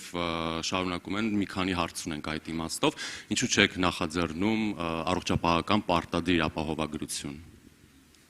Շնորհակալություն հարցի համար։ Նախ սկսեմ ապահովագրությունից, հետո կթվեմ մի քանի համակարգային փոփոխություններ։ Ուրեմն դեռ համավարակից առաջ մենք աշխատում էինք, արդեն սկսել էինք աշխատանքները հայեցակարգի մասով ապահովագրության համընդհանուր, որովհետև վստահ ենք, որ առանց ապահովագրական համակարգի մենք չենք կարող խոսել ընդհանուր մեր ժողովրդի առողջական հարցերով ապահովվածության առումով։ Մենք գիտենք, որ շատ ծառայություններ տարիների վեր հասանելի չեն, որովհետև մարդիկ խնդրի առաջ գալու պարագայում ընկնում են խոշոր ֆինանսական դժվարությունների առաջ եւ չեն կարողանում ճիշտ ժամանակին օգտվել առողջապահական ծառայություններից։ Հայեցակարգը մշակվեց, բայց իհարկե համավարակի ընթացքում այն չէր կարող իրագործվել։ Պատերազմից հետո մենք այն վերանայել ենք եւ մի քանի փուլ քննարկումներից հետո կարծես եկել ենք վերջնական հանգրվանին եւ հույս ունենք, որ մինչեւ տարեվերջ կառավարությունը կհաստատի հայեցակարգը։ Ասեմ, որ ընդհանուր առումով այն ենթադրում է փուլային ներդրում, որովհետև մոտեցել ենք առողջապահության ապահովագրական համակարգին ոչ միայն որպես զուտ ֆինանսական բաղադրիչի ներդրում, այսինքն հիմա ունենք X գումար, պահանջում ենք X անգամ 2 կամ ավել գումար, որպեսզի ավելի շատ ծառայություններ հասանելի լինի։ Ամենևին մենք գծագրել ենք համակարգային փոփոխությունների քարտեզ, թե ինչ պետք է անենք, որ ֆինանսական բաղադրիչի ներդրմամբ ունենանք ավելի լավ առողջական վիճակ մեր ժողովրդի, որտեղ դա է մեր հիմնական նպատակը։ Ներդնելու ենք փուլային առումով, պետությունը ամեն տարի ուրեմն ավելացնում է առողջապահության ծախսերը եւ 4 տարում արդեն հաջորդ տարվա բյուջեն եթե մենք համեմատենք, կարող ենք ասել, որ կրկնապատկվել է։ 18 թվականին առողջապահության բյուջեն 81 միլիարդ դրամ էր, հաջորդ տարի մեր բյուջեն արդեն հասնելու է մոտ 150 միլիարդ դրամի։ Տեսնում ենք, թե ինչ ահռելի փոփոխություն է։ Սա նշանակում է ավելի հասանելի ծառայություններ, սա նշանակում է նոր խմբեր, ովքեր որ առաջի անգամ կարող են օգտվել այդ ծառայություններից, սա նշանակում է ավելի որակյալ ծառայություններ, որտեղ այդ միջոցները ուղղվել են նաև ենթակառուցվածքների, կրթական համակարգի, որակի վերահսկման, բարելավմանը։ Բայց նորից եմ կրկնում, այո, մենք 3 տարում, մինչև 2026 թվականը պետք է ներդնենք ամբողջական, պարտադիր, ապահովագրական համակարգը եւ կարծում եմ, որ հասարակության մեջ էլ արդեն վաղուց հասունացել է այդ պահանջարկը, մեր դիտարկումները եւ հարցումներն էլ ցույց են տալիս, որ այո, մարդիկ պատրաստ են վճարել, որպիսի հետագայում, երբ որ խնդիրներ են ունենում առողջապահական, հանգիստ լինեն, ապահով լինեն, որ իրենց առողջությունը, իրենց հարազատների առողջությունը հնարավոր է ճիշտ ժամանակին վերականգնել։ Համակարգային փոփոխությունից 2-3 շատ կարճ բան ասեմ։ Մեր ուրեմն ուշադրությունը իհարկե նաև մարզային եւ Երևան քաղաքի առողջապահական ծառայությունների համահավասարեցումն է։ Եվ սա կարևոր նպատակ է, որին մենք ամեն տարի ավելի մոտենում ենք, այն առումով, որ կարող ենք ասել հաջորդ տարվանից չի լինելու որևէ մի մարզային բժշկական կենտրոն, որը վերազինված, վերակառուցված եւ հագեցված չի լինելու։ Ներկայումս 15 ուրեմն վերակառուցման ծրագրեր են ընթանում, հաջորդ տարի ներգրավելու են եւս 22 վերակառուցման ծրագրեր։ Ես այստեղ ուղղակի մասշտաբն եմ ուզում ցույց տալ։ Համակարգային փոփոխություն է առաջնային օղակի, մեր պոլիկլինիկաների, ամբուլատորիաների վերափոխումը եւ դրա ռազմավարությունը արդեն իսկ կազմվել է, պետք է այստեղ հատուկ նշեմ նաեւ մեր Սփյուռքի հայրենակիցների ակտիվ մասնակցությունը ռազմավարության գծման եւ դրան հասնելու ճանապարհին շատ կարեւորում եմ, որովհետեւ եթե չունենանք առաջնային օղակի համակարգ, չենք կարող ընդհանուր լավ առողջական ելքերի մասին խոսել։ Շնորհակալ եմ։ Պարոն Մկրտչյան, ասում են Սփյուռքի հետ կոնկրետ ինչ ծրագրերով եք աշխատում, նշում են, որ երեխաների պաշտպանության ծառայություններում Հայաստանը մեծ թերություններ ունի եւ այս իմաստով հարցնում են կարիք ունեք Սփյուռքից մասնագետների, որոնք պատրաստական են ներգրավել դրանում։ Շնորհակալություն հարցի համար, նախ վերջից կամ հետո թե ինչ ծրագրերով ենք համագործակցել եւ առհասարակ ինչպիսի համագործակցության հնարավորություն կա։ Երեխաների պաշտպանության ոլորտը այն շատ զգայուն ոլորտներից մեկն է, որ միշտ դավարկման կարիք ունի եւ միշտ կարելի է անդրադառնալ եւ բնականաբար լավագույն փորձը բերել։ Մենք մեր ենթակայության տակ ունենք բազմաթիվ խնամքի կենտրոններ, բազմաթիվ որ ասում եմ, այնտեղ նաև մենք արտապատվիրակում ենք ծառայություններ հասարակական կազմակերպություններին, քաղաքացիական հասարակության, որպեսզի իրենք նույնպես ծառայություններ մատուցեն։ Եվ հիմնական խնդիրները մեր հաշմանդամություն ունեցող երեխաներին ներառական եւ կենսաբանական ընտանիքում ապրելու հնարավորություն տալն է։ Մենք գնում ենք նաև ապաինստիտուցիոնալացման ճանապարհով եւ այդ ապաինստիտուցիոնալացումը ըստ էության ենթադրում է, որ հաստատություններում մեծ շատ հնարավորություն չստեղծենք, որպեսզի մարդիկ կուտակվեն, երեխաները հիմնականում հաշմանդամություն ունեցող եւ առհասարակ մեր մանկատները, այլ ընտանիքում ապրելու հնարավորություն տալ, որովհետեւ էականորեն տարբերվում է ընտանիքում ապրելու ընտանեկան միջավայրը եւ ինչքան էլ որ ջերմություն կտան մեր այդ կենտրոններում աշխատող դայակները, մանկավարժները, ինչքան էլ որ այնտեղ ջերմություն կլինի, ընտանեկան ջերմությունը ուրիշ է։ Եվ մենք ի ուրախություն բոլորիս պետք է ասեմ, որ մենք խնամատար ընտանիքի ինստիտուտն ենք զարգացնում եւ այս առումով ուրախ կլինեմ համագործակցելու ցանկացած մեկի հետ, ով կունենա փորձ, այսպես անգլերենով foster child foster care-ը կոչվում, խնամատար ընտանիքի ինստիտուտի զարգացումը։ Մենք այժմ ունենք շուրջ 60 ընտանիք, որտեղ որ ապրում են 93 երեխաներ, նաև հնարավորություն ենք տալիս 18-ից 23 տարեկաններին այս խնամատարության ուրեմն ինստիտուտում ներառելու, սա շատ լավ ուրեմն ըստ էության ինստիտուտ է եւ ես ուրախ կլինեմ, որպեսզի հասկանամ, թե մեր Սփյուռքի հայրենակիցները, որոնք ապրելով տարբեր երկրներում, ինչպիսի փորձառությունով են անցել տվյալ երկրները, որովհետեւ հիմա մենք խնդիր ունենք օրինակ այդ համակարգի մասին շատ խոսելու եւ հանրայնացնելու, որտեղ մարդիկ լավ չեն պատկերացնում, թե ինչ է այդ խնամատար ծնող լինելու, խնամատար ընտանիք լինելու հանգամանքը, թե ինչպես կարող է դա մի նոր ընտանիք պարգևել մի մարդու, որը որ երեխաների, որոնք որ դուրս են մնացել ծնողական խնամքի հնարավորությունից։ Եվ մեր առաջնային մանդատն է օգնել կյանքի դժվարին իրավիճակում հայտնված մարդկանց։ Հետևաբար այս մասով ես ոչ միայն մեր միջազգային գործընկերներին, առհասարակ ցանկացած մեկի, ով տեղյակ է այս համակարգից, միշտ ունենք կարիք քննարկումների, խորհուրդների հասկանալու, թե ինչպես կարող ենք այս համակարգը հանրապետությունում զարգացնել եւ առաջիկայում պլանավորում ենք արշավ սկսել տեղեկատվական, որպեսզի իրազեկենք մարդկանց այդ ինստիտուտի մասին։ Սփյուռքի հետ մեր համագործակցությունը մասնավորապես ակտիվ փուլի մեջ մտավ հետպատերազմյան ժամանակահատվածում, որովհետեւ յուրաքանչյուր մտահոգ մեր հայրենակից ամենատարբեր խողովակներով հասցնում էր ինֆորմացիա, թե ինչով կարող է օգտակար լինել, ինչպես կարող են մի լավ բան կատարել մեր պատերազմի ժամանակ մասնավորապես վիրավորում ստացած տղաներին։ Եվ պետք է ասեմ, որ դա արդեն այն փուլն է, երբ որ մենք կարողացել էինք առողջական որոշակի խնդիրներ լուծելուց հետո մարդկանց աջակցող միջոցներ տրամադրել եւ նրանց ավելի ներառական միջավայրում ապավելու հնարավորություն տալ։ Այստեղ շատ կարեւոր էր այդ պրոթեզավորման գործընթացը, որ մենք շատ լավ համագործակցություն ունեցանք մեր Սփյուռքի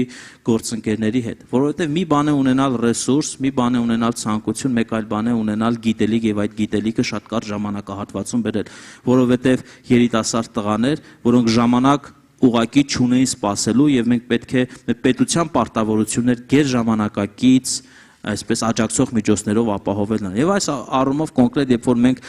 փորձեցինք ներգրավել Հայաստանում աշխարհի լավագույն պրոթեզներից իսլանդական արտադրության, այստեղ մեզ աջակցության եկան Սփյուռքում փորձառություն ունեցող եւ այդ տեխնոլոգիաների հետ աշխատող մեր հայրենակիցները,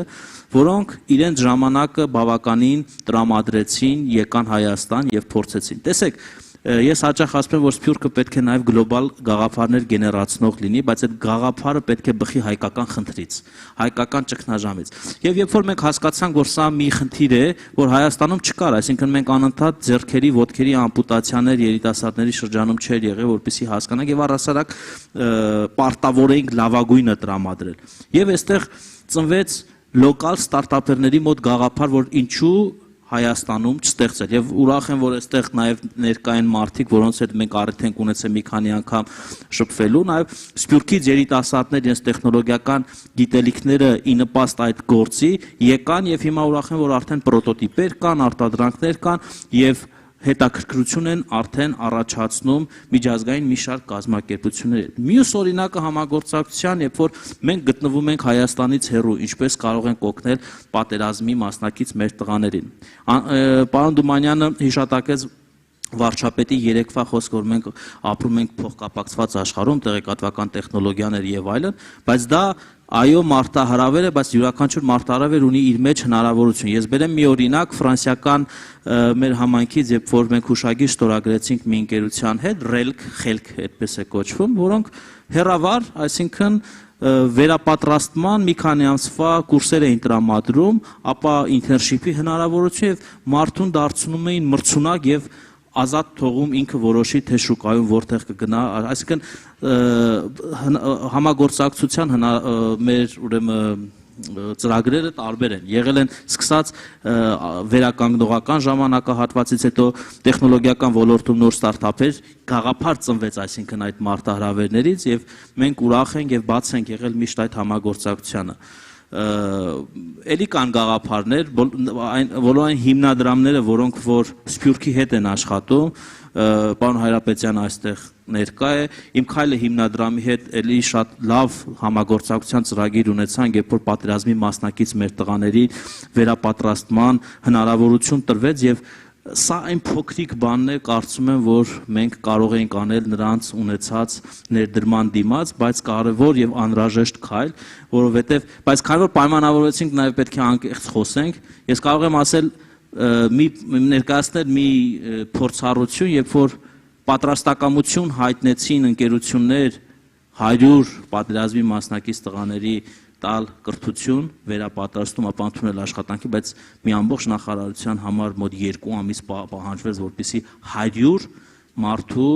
պատրաստական կրթական process-ով անցնելու, վերապատրաստման process-ով, հետո նոր բարձր աշխատավոր պատկերացրեք, 2 ամսում մենք հազիվ կարողացանք այդ պատրաստական մարդկանց, սա ինչ է, սա կրթության խնդիրն է, կրկին մենք վերադառնում ենք կրթության ոլորտ եւ այսինքն հարցերի հարցը կրթությունն է, գիտակցումը, որ չի կարելի ուղակի կախվածության մեջ դնել մարդուն, այլ պետք է մարդուն տալ հնարավորություն ինքն իր ուրեմն ճանապարհորդությամբ հասնի իր երազանքին։ Շնորհակալ եմ, Տիկին Ավանեսյան, հետաքրքրվում են շատերը, թե ինչ է խորհրդանշում ձեր կրծքանշանը։ Շնորհակալություն, ես անպայման ուզեցի, որ մնա նշանը, երկու կետ ասեմ, որ նախ հոկտեմբեր ամիսը կրծքագեղձի քաղցկեղի դեմ իրազեկման ամիսն է եւ ամբողջ աշխարհով մասնագետներ, առողջապահության կազմակերպիչները փորձում են բարձրացնել իրազեկվածությունը կանանց շրջանում, խրախուսել ճիշտ ժամանակ հետազոտվել, վարել առողջ ապրելակերպ, որպեսզի նվազեցնենք հիվանդացության ռիսկերը եւ մենք մեր համակարգային առումով էլ կարևոր փոփոխություն է, որ շեշտադրումը տանում ենք դեպի կանխարգելում, դեպի վախ հայտնաբերում, դեպի հայտնաբերումից հետո մարդկանց կողքին կանգնելու եւ հասանելի դարձնելու նաեւ բժշկական օգնությունը։ Վերջին 3 տարիներին ասեմ, որ սկսել է ուրեմն կրծքագեղձի քաղցկեղի սկրինինգային ծրագիրը, որը մարզերում է, արշավը մարզերում է իրականացվում, Լոռու մարզում, Տավուշի մարզում արդեն իրականացրել ենք 50-ից 65 տարեկան կանանց անվճար ուրեմն սկրինինգային ամբողջական փաթեթը տրամադրվել է, դրանից հետո էլ նրանք անվճար նաև բժշկական օգնություն են ստացել։ 14000 կին արդեն հետազոտվել է, նրանցից 1000-ը ունեցել են խնդիրներ, անցել են բժշկական օգնության բոլոր փուլերը եւ բոլորը առողջ են։ Սա ինչ է ցույց տալիս, որ մեր ուշադրությունը առողջապահական համակարգի պետք է իհարկե ավելի ու ավելի ուղղվի դեպի կանխարգելում, դեպի վախ հայտնաբերում եւ արդյունավետ բուժական միջոցների ներդրում։ Շնորհակալություն։ Պարոն Դումանյան, հարցնում են, թե ինչ քայլեր եք իրականացրել, որպեսզի Սփյուռքից մասնագետները ներգրավվեն կրթության ոլորտում,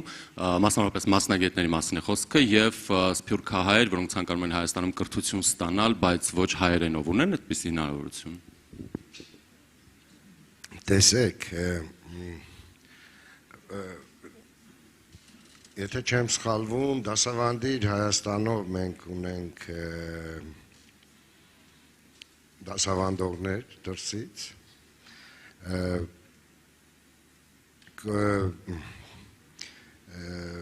որ ամերիկյան ոնց էր անունը մոռացա կորպուս որ իրենք ուրեմն այո խաղաղության կորպուսը իրենք բերում են ուրեմն կամավորական խմբեր եւ մենք հաճույքով, ուղղակի հաճույքով բաշխում ենք, նրանք հաճույքով գնում են սահմանամերձ նույնիսկ շրջաններ, մարզեր, ոչ միայն դասավանդում են, այլ նաեւ վերապատրաստում են ուսուցիչներին, օտար լեզուների գծով, հա,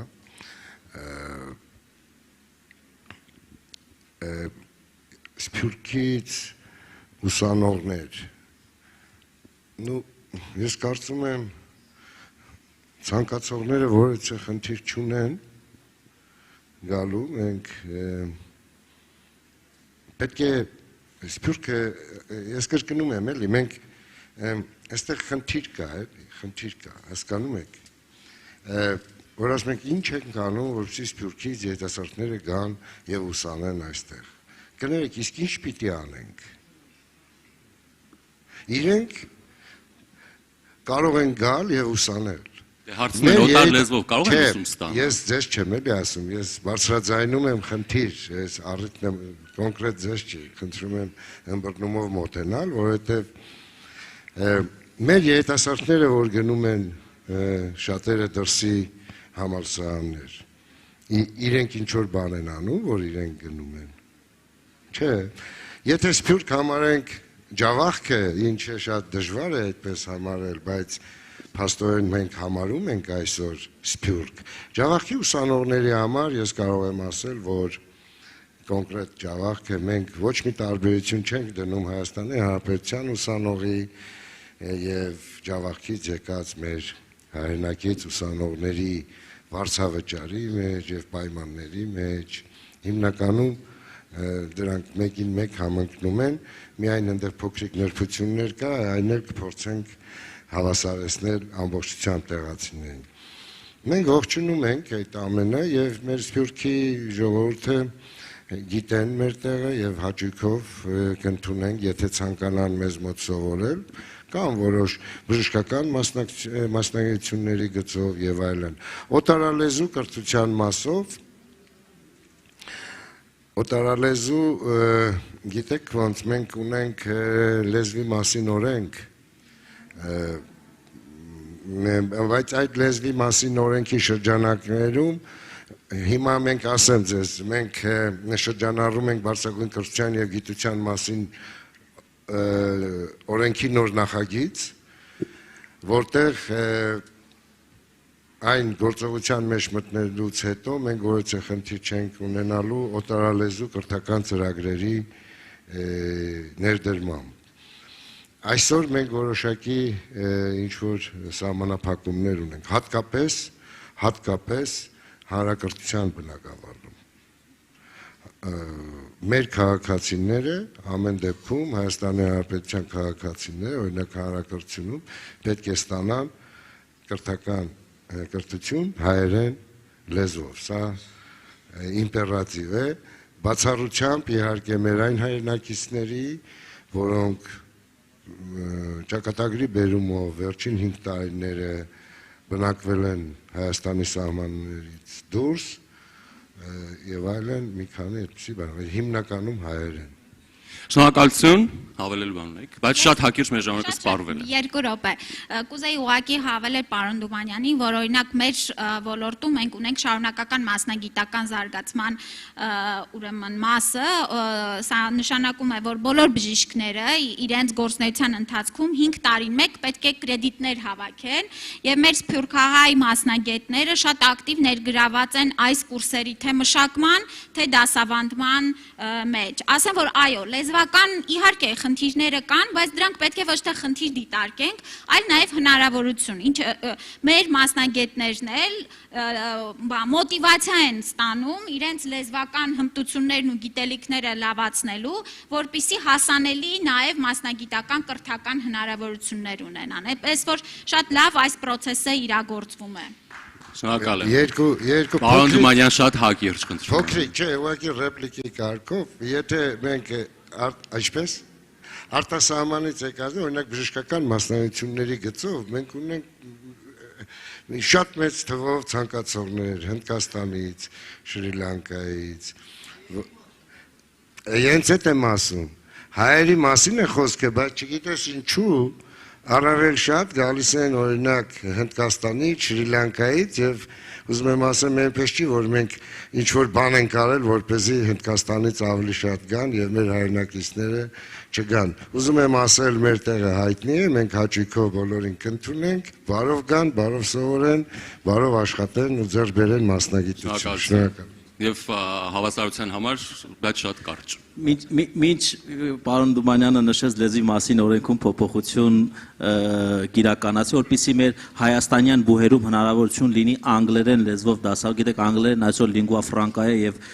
կապ չունի թե դու որ երկրում ես գտնվում, հիմնականում ինչպես են շատ երկրներում գնում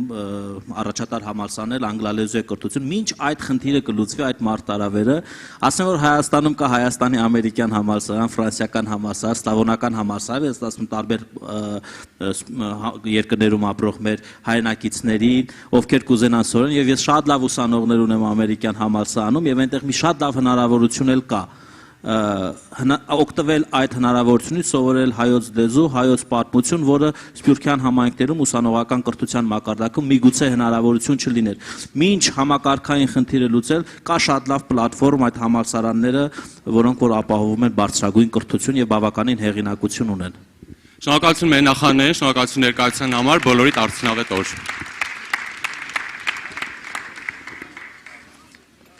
Շնորհակալություն բանախոսներին, հարգելի մասնակիցներ, խնդրում ենք ձեր ուշադրությունը էկրաններին, քանի որ այնտեղ պատկերված են միաժամանակյա ընթացող նիստերի թեմաները եւ համապատասխան սրահները։ Խնդրում ենք ընտրել ձեր նախընտրելի սրահը եւ թեման եւ զբաղեցնել ձեր տեղերը համապատասխան սրահներում։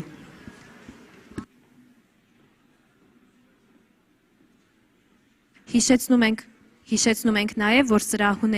ընդհանուր սրահում տեղադրված է առաջարկների արկղը, մենք բարձր կգնահատենք ձեզ կողմից ներկայացվող բոլոր առաջարկները։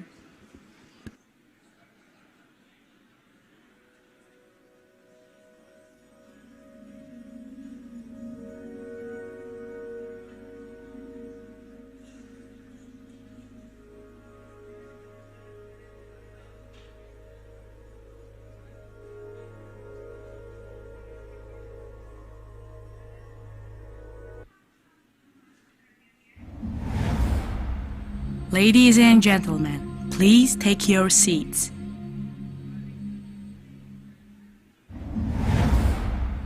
Տիկնայք եւ պարոնայք, խնդրում ենք զբաղեցնել ձեր տեղերը։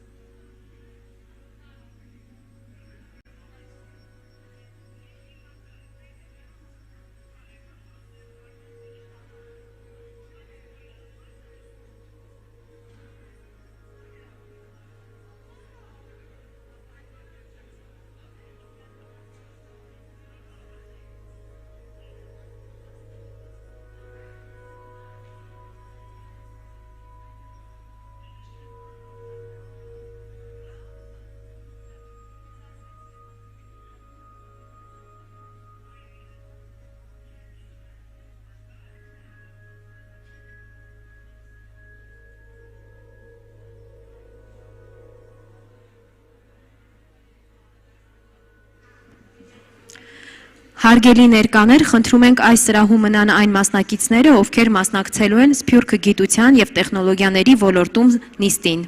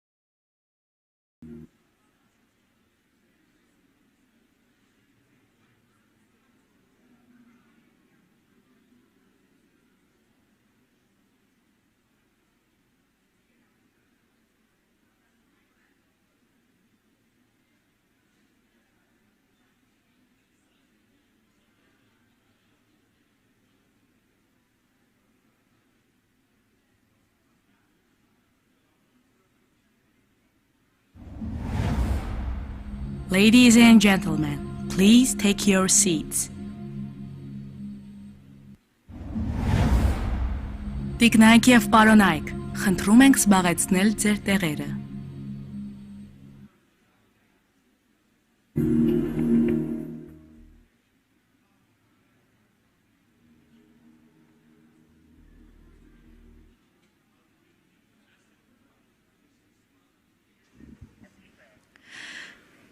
Սիրելի հայրենակիցներ, հարգելի հյուրեր, մեկնարկում է Սփյուռքը գիտության եւ տեխնոլոգիաների ոլորտում նիստը։ Նիստը վարելու համար բեմ ենք հրավիրում Արմեն Օրուջյանին։ Բեմ է հրավիրվում պարոն Օրուջյանը։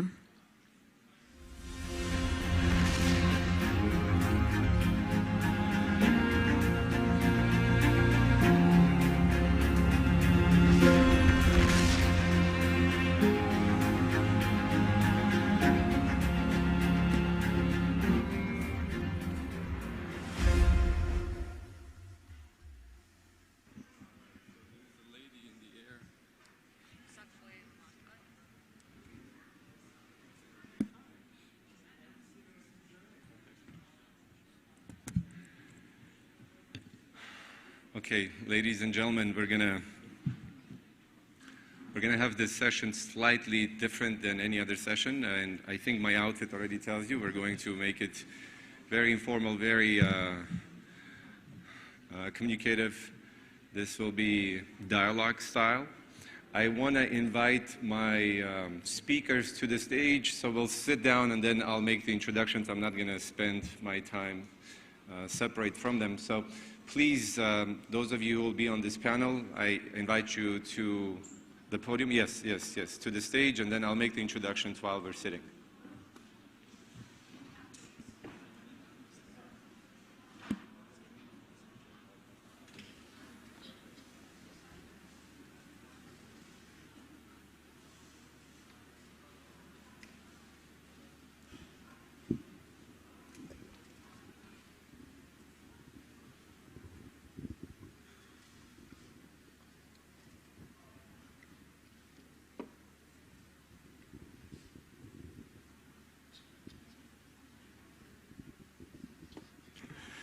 Okay.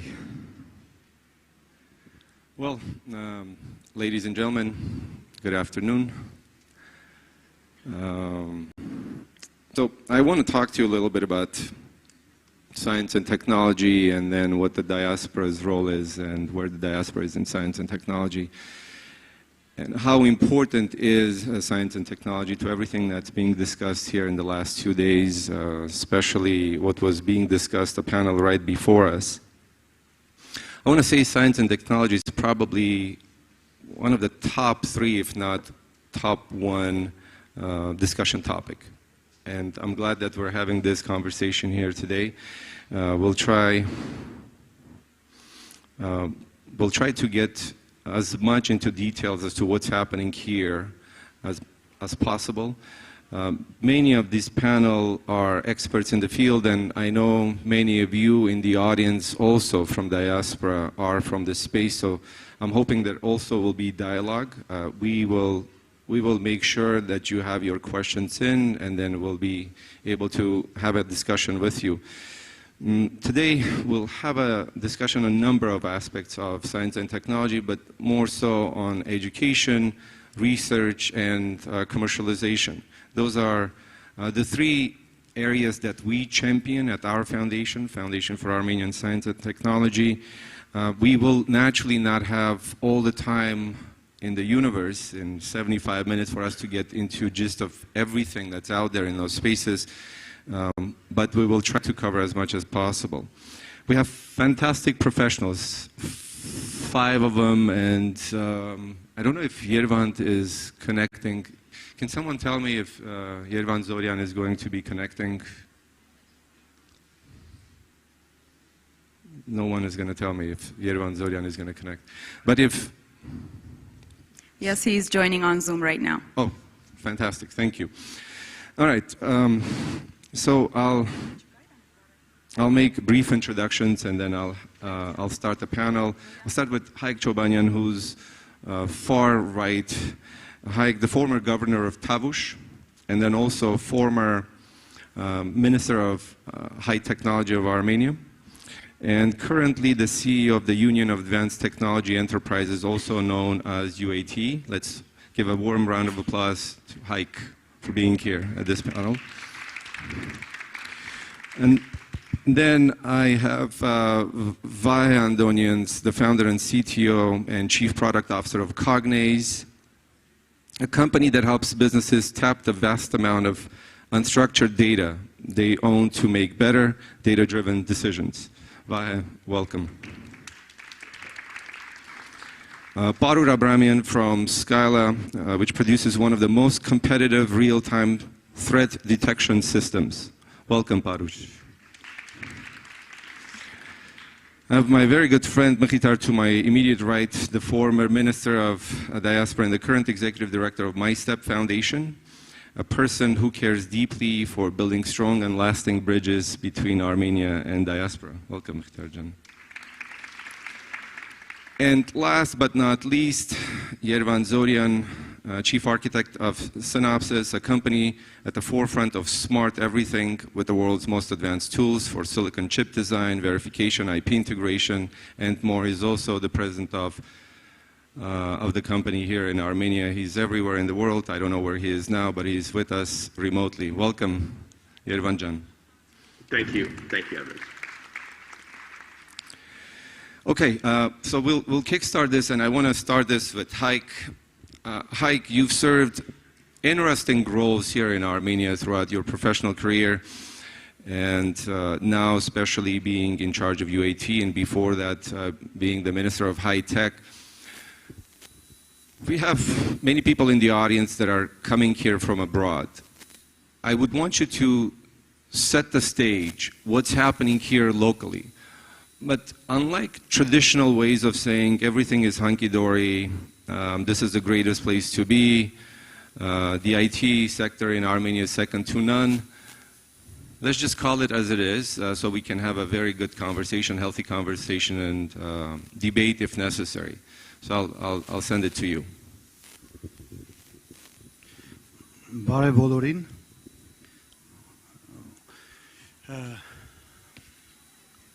Այո, մենք ցավոք սրտի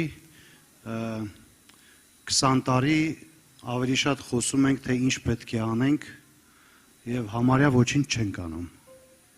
Եվ պետք է այս իրականության հետ աղերսվենք առանց երկմտանքի եւ ամաչելու կամ չգիտեմ ինչ զգացողությունների, եւ պետք է խոսենք մեր խնդիրներից եւ ավելի շատ խնդիրների լուծումներից ընդհանրապես, որովհետեւ չգիտեմ, մենք կարծես թե բոլոր փորձառությունները անցել ենք մերժելու համար ցանկացած կենացային հայտարարություն, ցանկացած կենացային տրամադրություն։ Նորից եմ ասում, եթե հիմա ասենք, թե ինչ պիտի անենք մենք, ինչ անելիքներ ունենք, կարող ենք լռել եւ ցույց տալ բազմաթիվ ելույթներ նախորդ տարիներին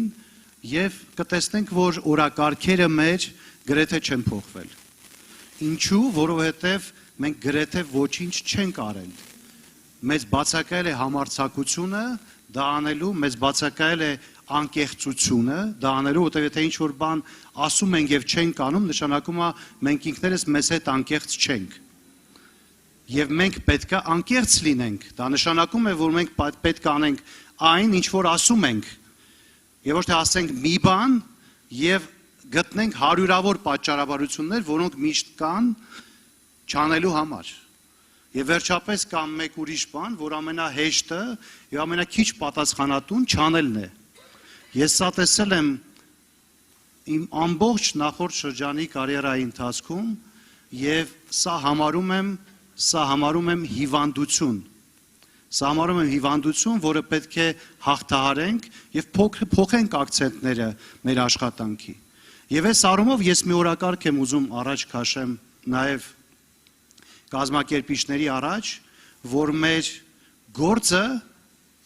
եւ մասնակիցների առաջ, բոլորիս առաջ, որ մեր գործը պետք է սկսվի վաղը չէ մյուս օրը, երբ որ կավարտվի այս գագաթնաժողովը եւ ավարտվի հաջորդ գագաթնաժողովի նախորդ օրը։ Եվ տեսնենք ինչքան է լինում այդտեղ ներգրավվածությունը։ Արդյոք մենք բոլորովս պատրաստ ենք նստելու եւ աշխատելու այդ օրակարգերի վրա եւ հաջորդ անգամ նոր օրակարգ ունենալու, թե պիտի շարունակվի երի նույնը։ Եվ սա կլինի այդ գնահատականը, եւ ես ուզում եմ իսկապես այս մարտահրավեր առաջ քաշեմ ամենասկզբում այս լսարանի կազմակերպիչների եւ հայության առաջ։ Ես շատ ուրախ եմ, որ Արմենը սփյուռք բառը չօգտագործեց, որովհետև ես կարծում եմ, որ ժամանակն է հրաժարվել ընդհանրապես այդ բառից, որովհետև մենք կա մի հայրենիք եւ մի ժողովուրդ, եւ չկա որևէ տարբերություն, թե մարդը որտեղ է ապրում աշխարհում։ Առավել եւս այնպիսի գլոբալ հարթակներում, ինչպիսին գիտությունն է եւ տեխնոլոգիաներն է։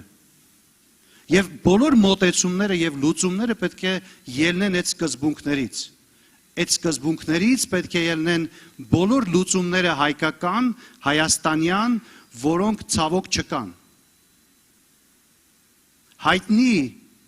գիտնականը կամ տեխնոլոգիական ոլորտի առաջնորդը, հայ առաջնորդը, որպեսզի դառնա Հայաստանի Հանրապետության քաղաքացի,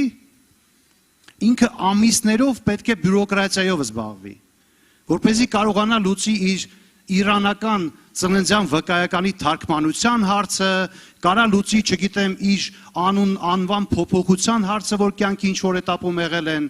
չեմ հասկանում, մենք որ թվականին ենք ապրում։ Եվ արդյոք երբ որ ասում ենք, որ մեկ ազգ, համայն հայություն, տեխնոլոգիա, նորարարություն, գիտություն, առաջնահերթություն, անկեղծ ենք մենք դրանով։ Մենք ինչ ենք անում։ Մարդ, որի մեջ հայ արյուն է հոսում եւ բոլորը գիտեն դրա մասին։ Մարդ, որը մի քանի ձեռնարկություն է բացել Հայաստանում եւ այսօր Հայաստանում է աշխատում, ոնց կարա այդ մարդը ընկնի այնպիսի process-ների մեջ, կներեք, որ հիասթափվի հայրենիքից։ Եվ սա ոչ թե, եւ սա ուզում եմ, որ դառնա գործողություն։ Հիմա սա պետքա ձևակերպել task, ինչպես լուծել։ Ուզում եք, կարող եմ 5 րոպեում ձևակերպել ինչպես լուծել այս հարցը։ Եվ լուծվում է այդ հարցը ընդհանրապես։ Եվ այսպիսի բազմաթիվ հարցեր, ինչ է նշանակում սփյուռքահայը չի կարող պաշտոն զբաղեցնել կամ ինչ-որ տեղ զբաղեցնել եւ այլն։ Առավել եւս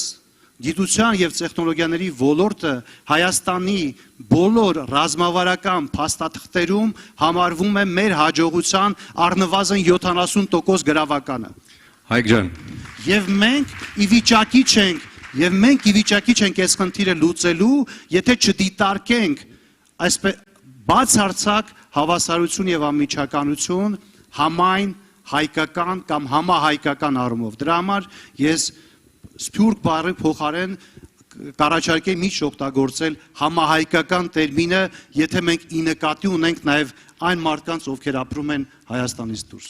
John, thank you for passion as well. This is what I was hoping for. This is really what I was hoping for, and I'm glad that you're setting the tone in this way. Passion is necessary in what we're doing. You suggested that not much has been done, not enough has been done over the past decades, and I want to bring Yervant into this conversation from that perspective. Yervant, from the optics of a multinational, how do you build in Armenia? Why are you still here, if that's the case? Because you've been here for 17 years, and are you still expanding? Or these challenges that Haik was speaking about, they're also in a way a thorn for you as well? Thank you, Armin. I assume you hear me well. Actually, I agree with Haik with a couple of points, and not with some others. I agree with Haik that the term diaspora versus Armenia should not be used as much. We are a global nation, particularly in this technology sector. There are no boundaries. There are no barriers, whether we live on this land or that land or some other land. Of course, Armenia being our reference land, our main hygienic, where we need to be at But many of us spend certain amount of time here or there, so it's not 100% spirit, it's not 100% irony. There are lots of hybrid areas in between, if you think of it, especially in the technology sector, especially with a large number of individuals in technology who deal with that. So that's from a geographic perspective. From a multinational, as you ask, or companies that are coming from abroad to Armenia, that has happened long ago. It's not new. We have started working from diaspora to Armenia at the time, and we started to have a presence in Armenia about 30 years back. And that continued little by little and increased little by little. And I think it's one of the most successful sectors where diaspora is engaged well. So this globalization that we have helped us a lot in having a strong presence in Armenia and bringing initially small startups. Initially, I remember back in the early 90s, with HPL, with Intas, with Credence, with Virage Logic. We did lots of bringing from the diaspora to Armenia, from Silicon Valley to Armenia. But today,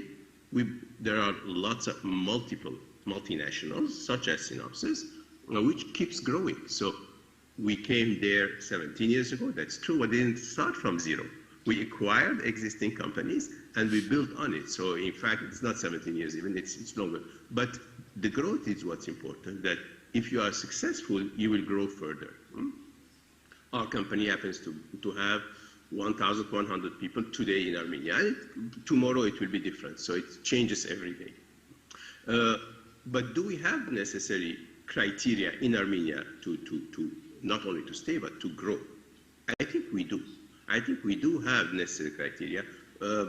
In our case, we are in 60 different countries, but we grow faster in few of those, in 4 of those, one of which is Armenia. So we grow fast enough in order to recruit more, in order to bring more projects, in order to do more advanced work. However, the however is here. Technology is a changing game. It's not constant. Okay? What I do yesterday is not the same that I do today. It's not the same as I do tomorrow. Particularly in our domain, in the semiconductor industry, the change is so fast. So if we are not able to adapt to that change, if we are not able to move fast with it, we cannot grow further.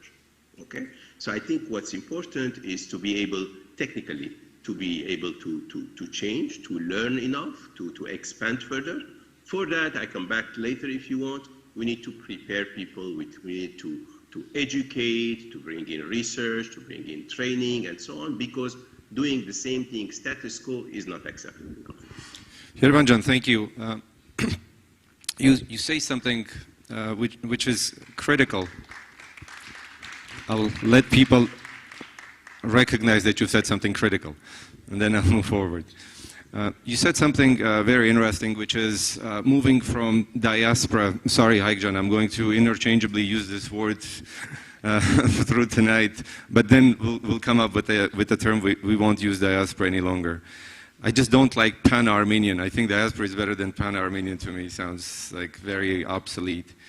But coming back to the fact that it was diaspora, then coming to Armenia, and then growth in Armenia, which was the case with Synopsys here.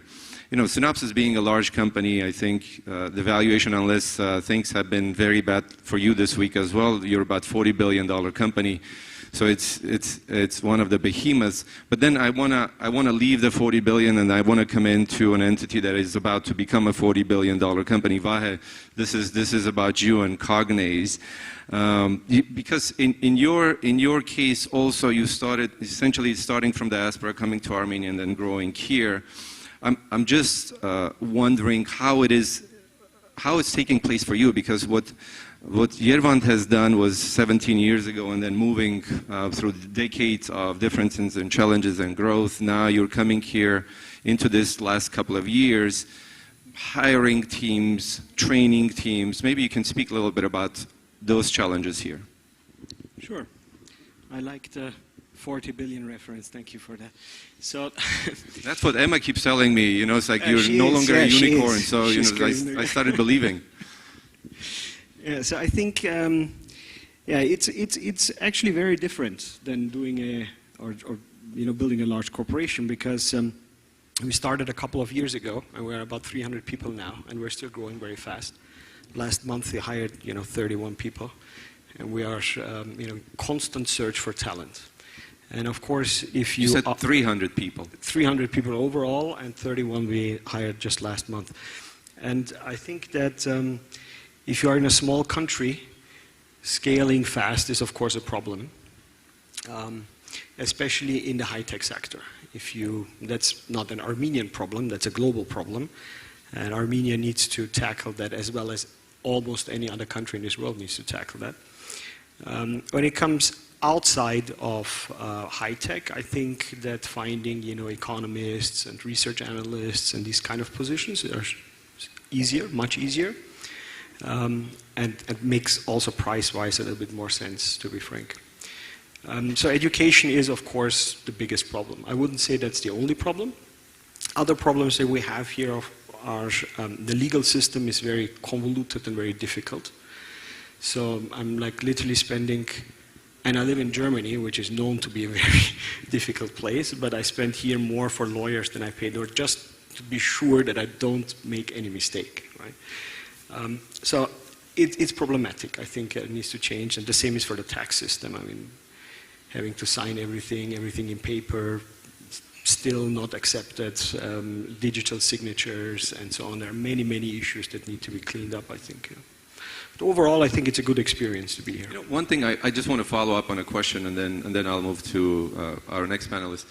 So you're hiring all these people here, and some of them you need to train. And I think you and I, we had this conversation some time ago. The difficulty of getting visa for Armenians to travel outside. For your staff here to travel outside. For instance, if you want to take them to Berlin and give some particular training, you struggle. So maybe you can speak a little bit about that. That's true, and especially I have to say there is not much you can be proud of if you live in Germany right now. But this is in particular very bad. Like getting appointments for visas takes a year almost just to get an appointment, right? So that's a problem that I think government level needs to solve, to get easier access to visas and easier transportation of people, because visa is one problem, and then of course there's how do you get out into the country. It's only a 4-hour flight, but it's always a 3-day trip to come here, especially in winters, where it could be a 1-day trip, right? So travel plus visa is a big problem also. I think our High Commissioner is here. Yeah. So this is an actual problem that needs to be solved at the government level, because either it's bilateral relationships or something with the European Union, but also with the United States. We had a program in March of this year in Los Angeles, and the earliest visa appointment was available September 2023, and we did something expedited, but it's an ongoing issue, I think, that needs to be resolved at the level of government, where we build these particular bridges between Armenia and many of these countries to allow many of our young technologists, scientists, for them to be able to travel freely for these types of engagements. Coming to Skyla is also I would assume you have similar types of challenges that Vahe is presenting, given that you're also an organization that was built outside, now you're here trying to grow. I don't know if you're as big as Vahe's team, maybe even bigger, 300 people. And just want to compliment Vahe, one element here where the rest of the world is retreating. You've hired 10% of your team last month. Most entities are actually downsizing, so kudos to you. Back to Skyla, so if you can maybe speak a little bit. Maybe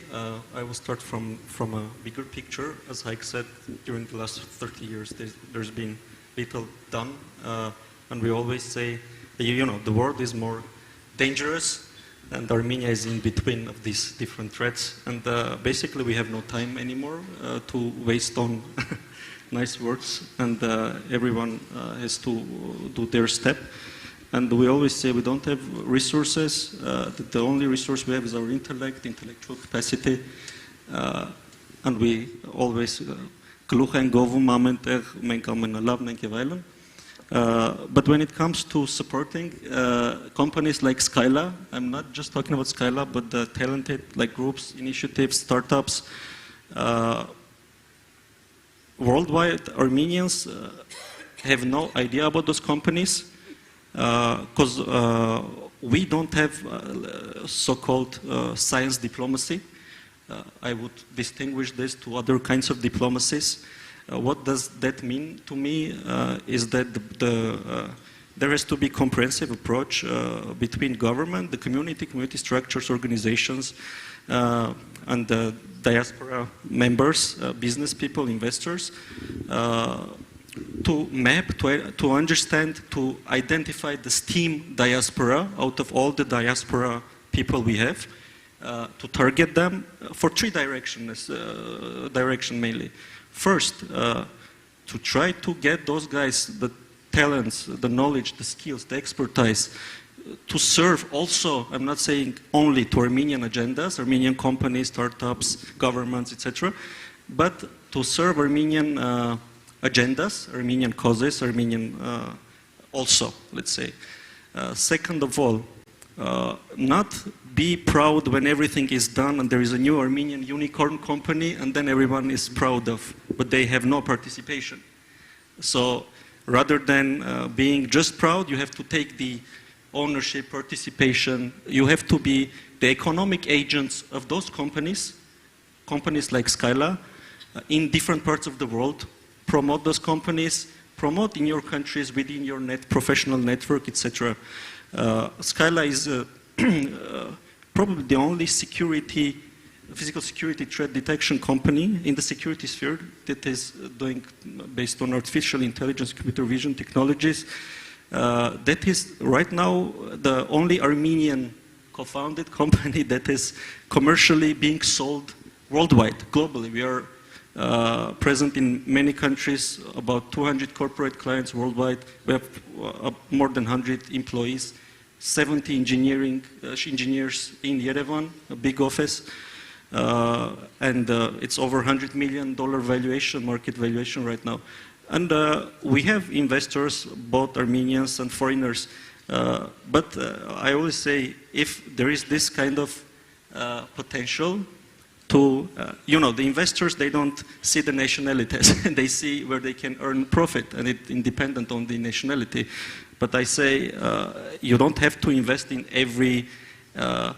idea, or every initiative. You have to be interested, be proactive, come to Armenia, or connect to us or our kind of companies, whether it's a military industry, security, biotech. There are a lot of initiatives going on, very interesting, very potentially like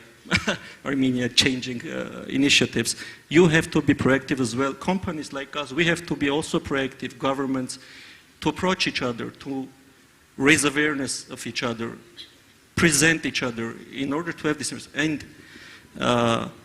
when those guys are not complaining. I mean, there are a lot of investors here as well. Like we have money, we want to invest, but we don't know where. I'm saying you have to be first interested, caring. You will find out those companies. And second of all, if not you, one day another foreign VC or private equity will invest in us, will turn into $1 billion company in a couple of years, and the money will go to the foreigners and not to Armenians worldwide or here. So you choose. I mean, let's say, it maybe sounds harsh, but with you or without you, Skyla or those kind of companies will succeed somehow if they got to this point. But it's better, of course, to have Armenian presence, Armenian ownership, because it's Armenian company. And we should do everything to promote the company, to give the investment, to get the best talents in France, in US, Armenians, non-Armenians, and also promote it, to help to enter new markets, extend new markets. So, Baruch, essentially, the message from you, once we become a unicorn, it's now, we're going to put that expectation on you. You need to become a unicorn because you kind of said it without saying it. But once you become a unicorn, that's when people take a note of you. But until then, when you need that boost, when you need all of those activities support for you to become that unicorn, you just don't see it. It's not coming, at least it's not coming in the ways you would want it to come in. Although now you said, you have 200 major clients, you're a $100 million business and what have you, but it's still not there. It's unknown. Yeah, something probably more needs to be done. And, so congratulations, first of all, for you and your founding team for building an organization of that nature. I think between what Vi is doing with Cognizant and you guys, congratulations, really. We need experiences of that nature. We need specialists such as yourself, because that really inspires next moves and inspires young people here as well, for them to see you as heroes. And we lack that, right? When you're a young man or a woman in Armenia and you say, you know what, I want to be like, it's difficult. You still have few people that you can say, I want to be like here locally, but it's generally, you don't want to be like the people that, it's like you think of more often than not. And I think we need more heroes such as these guys. So congratulations. Now, I want to come back to, I want to bring it home a little bit and have, Mkhitar, you've been doing a lot of work in terms of building bridges between Armenia and the word that we're not using today. Diaspora. But also,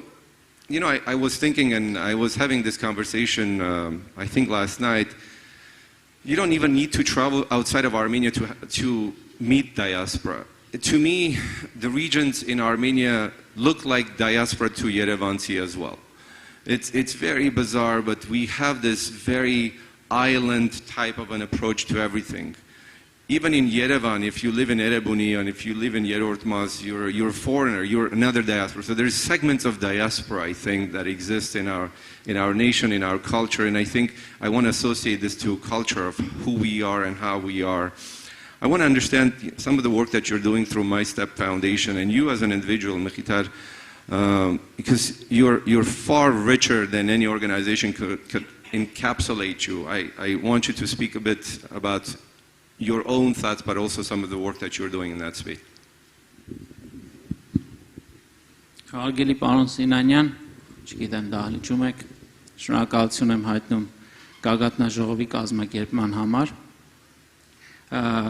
Սիրելի Արմեն, նախ շնորհակալ եմ խոսքը տրամադրելու համար։ Ես գուցե քիչ անց կոնկրետ հարցին կանդրադառնամ, հաշվի առնելով այն հանգամանքը, որի տարբերություն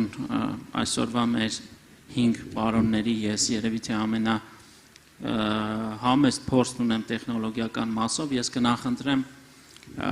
խոսել ավելի շատ գիտության մասին, քաղաքականության եւ քաղաքականությունների մասին, կարծեմ թե ինչ որ չափով դա կարող է օգտակար լինել այս քննարկման համատեքստում։ Տեսեք, ես կարծում եմ, որ Հայաստանի պես փոքր երկրները պետք է մեծ երազանքներ ունենան եւ դրսեւորեն կամք հասնելու այդ երազանքներին կամ ընդհանրապես չունենան երազանք եւ առհասարակ չիմանան ինչ բան է երազելը։ Հիմա այս համատեքստում վերջին շրջանում հատկապես Հայաստանի առջև ծառացած մարտահրավերներից հետո կա դիսկուրս Հայաստանում, անշուշտ շատ ծայրահեղացված, բայց էական չի իմ վերաբերմունքը արդյոք արժի նման դիսկուրս ունենալ, թե ոչ, այն կա։ Այն է, որ Հայաստանը կանգնած է անդունդի եզրին։ Հիմա գիտեք, եթե անգամ այդպես է, ապա Հայաստանը ըստիս եւ եթե մեր զրուցակիցները այլ կարծիք կունենան, կխնդրեմ որպեսզի հնչեցնեն, ես երկու ճանապարհ եմ տեսնում։ Առաջինը ընկնել եւ բացել թևերը ու ճախրել, երկրորդը չբացել թևերը եւ ավարտել այս պատմությունը։ Հիմա մեր նաեւ այսօրվա այս օրերի գագաթնաժողովը եւ այս ողջ աշխատանքները, որ իրականացվում են, ես հետևել եմ, կարծում եմ, թե այս հարցի հետ կապված մենք ունենք հստակ կոնսենսուս։ Այսինքն ես չեմ ուզում, որ միասին մենք այստեղ քննարկենք, թե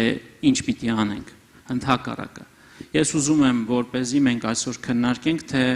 ինչպիսին պիտի լինի մեր թռիչքը եւ ուր պիտի տանենք դա, որն է մեր վերջնանպատակը որն է։ Բայց որպեսզի այս ամենը մենք հասկանանք, շատ կարևոր է որպեսզի մենք կարողանանք ճիշտ ախտորոշել խնդիրները եւ մարտահրավերները, որպեսզի հետո նաեւ լծվենք լուծումների փնտրտուքի մեջ եւ հասնենք դրանց։ Այդ տեսեք տարբեր են կարծիքները, իդեպ վերջերս մի առիթով ես խոսում էի, որ շատ լավ կլինի, որպեսզի մեղավորների հավերժ փնտրտուքից մենք անցում կատարենք լուծումների փնտրտուքի մեջ, որովհետեւ գիտեք, սա արդեն մեզ այնքան է մաշեցրել, մեր շատ քիչ մնացած էներգիան, ժամանակը եւ ռեսուրսները, իսկ դրանք իսկապես բավականին սակավաթիվ են, մենք ծախսում ենք անօգուտ բաների վրա։ Ես իմ առաջարկը հետեւյալն է, որպեսզի մենք դա ճիշտ ուղղորդենք այդ էներգիան, ճիշտ ֆոկուսը պահենք ճիշտ խնդիրների լուծման վրա, բայց սա նշանակում է, որ մենք այնուամենայնիվ պիտի ախտորոշենք խնդրեմը։ Այ թեզերը շատ են սխալների։ Օրինակ պարոն Չոբանյանը, Հայկը այսպես յուրովի ձևով մատուցում էր տարբեր բյուրոկրատական խնդիրներ, խնդիրներ, խտրական մոտեցումներ, խոչընդոտներ եւ այսպես դրանք հազարավոր են, ցավով եմ սա ասում, բայց ես գիտեք, գուցե դա պայմանավորված է նրանով, որ վերջին տարիները ես նվիրել եմ ավելի շատ գիտության եւ կրթության ոլորտին, բայց ինչու եմ ես դա արել, որովհետեւ ես այդ խնդիրների հիմքը եւ արմատը տեսնում եմ հենց այս ոլորտների մեջ, որում կարծում եմ, թե նաեւ մեր սպիկերները դրանց անդրադարձան իրենց խոսքում։ Գիտեք, երբ մենք օրինակ խոսում ենք պատերազմում կրած անհաջողության մասին, հազարավոր թեզեր կան։ Բայց ես կարծում եմ, որ երկրները պատերազմները պարտվում են դրանից շատ ավելի վաղ ժամանակներում։ Պատերազմները պարտվում են օրինակ այն երկրները, որոնք դադարում են հավատալ գիտության հզորությանը, դադարում են չապավինել գիտությանը առհասարակ, չեն գիտակցում, չեն հասկանում ամբողջությամբ, թե ինչ հնարավորություններ կարող է տալ գիտությունը երկրներին ու ժողովուրդներին։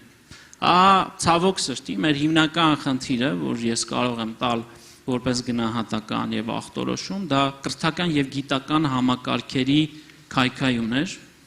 եւ համապատասխան քաղաքականությունների ու ռազմավարությունների բացակայությունը։ Ես ուզում եմ, որպեսզի նաեւ այսօրվա մեր քննարկման արդյունքում հնչեն կոնկրետ գնահատականներ եւ կարծիքներ, թե ինչպես մենք պիտի այդ ամբողջը կառուցենք, որպեսզի դա սկսի բենեֆիտներ բերել նաեւ մեր պետությանը անվտանգությունից մինչեւ տնտեսություն։ Տեսեք, այսօր Հայաստանում որոշակի փոփոխություններ տեղի են ունենում, բայց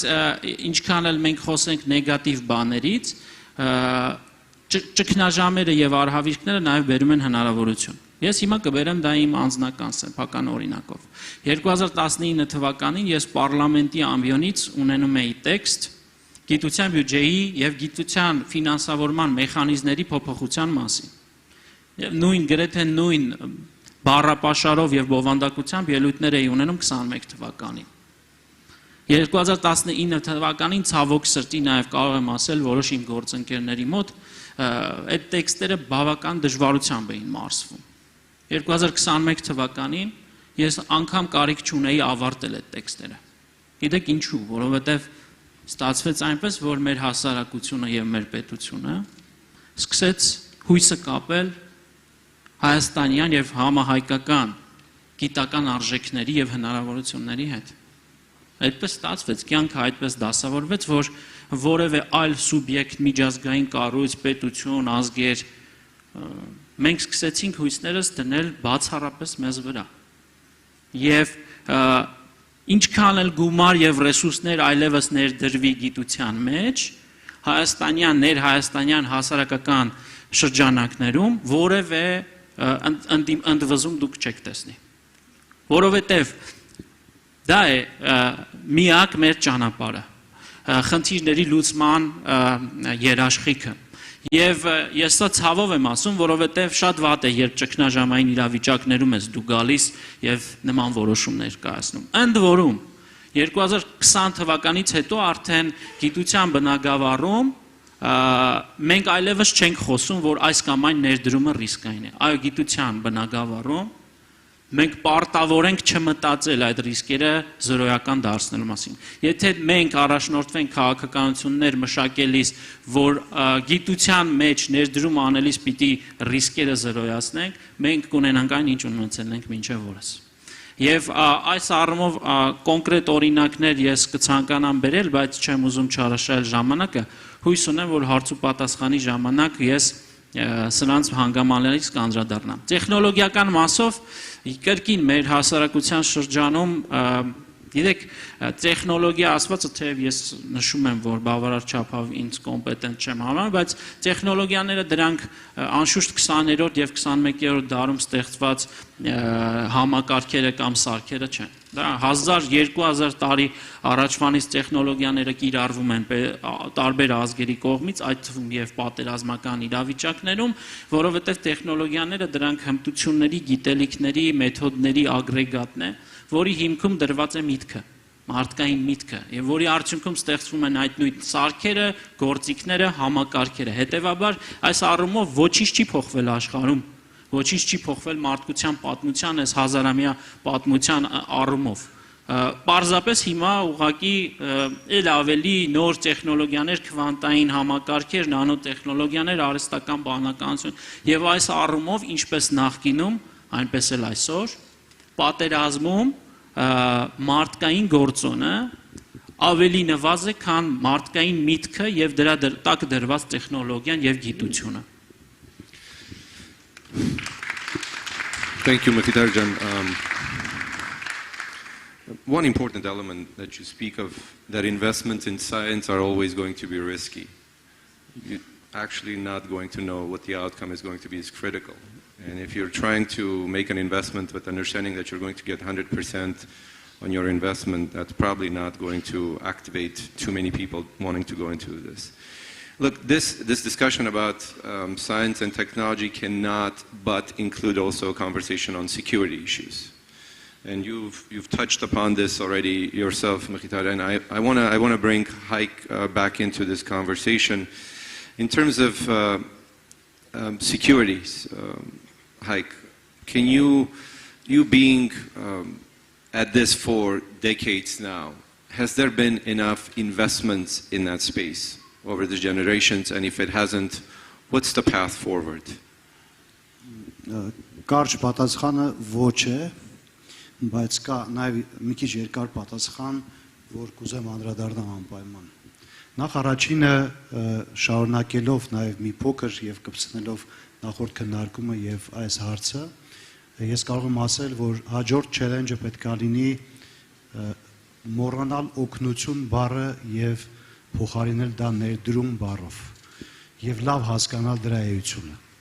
Դա կրիտիկական նշանակություն ունի համահայկական օրակարգերում։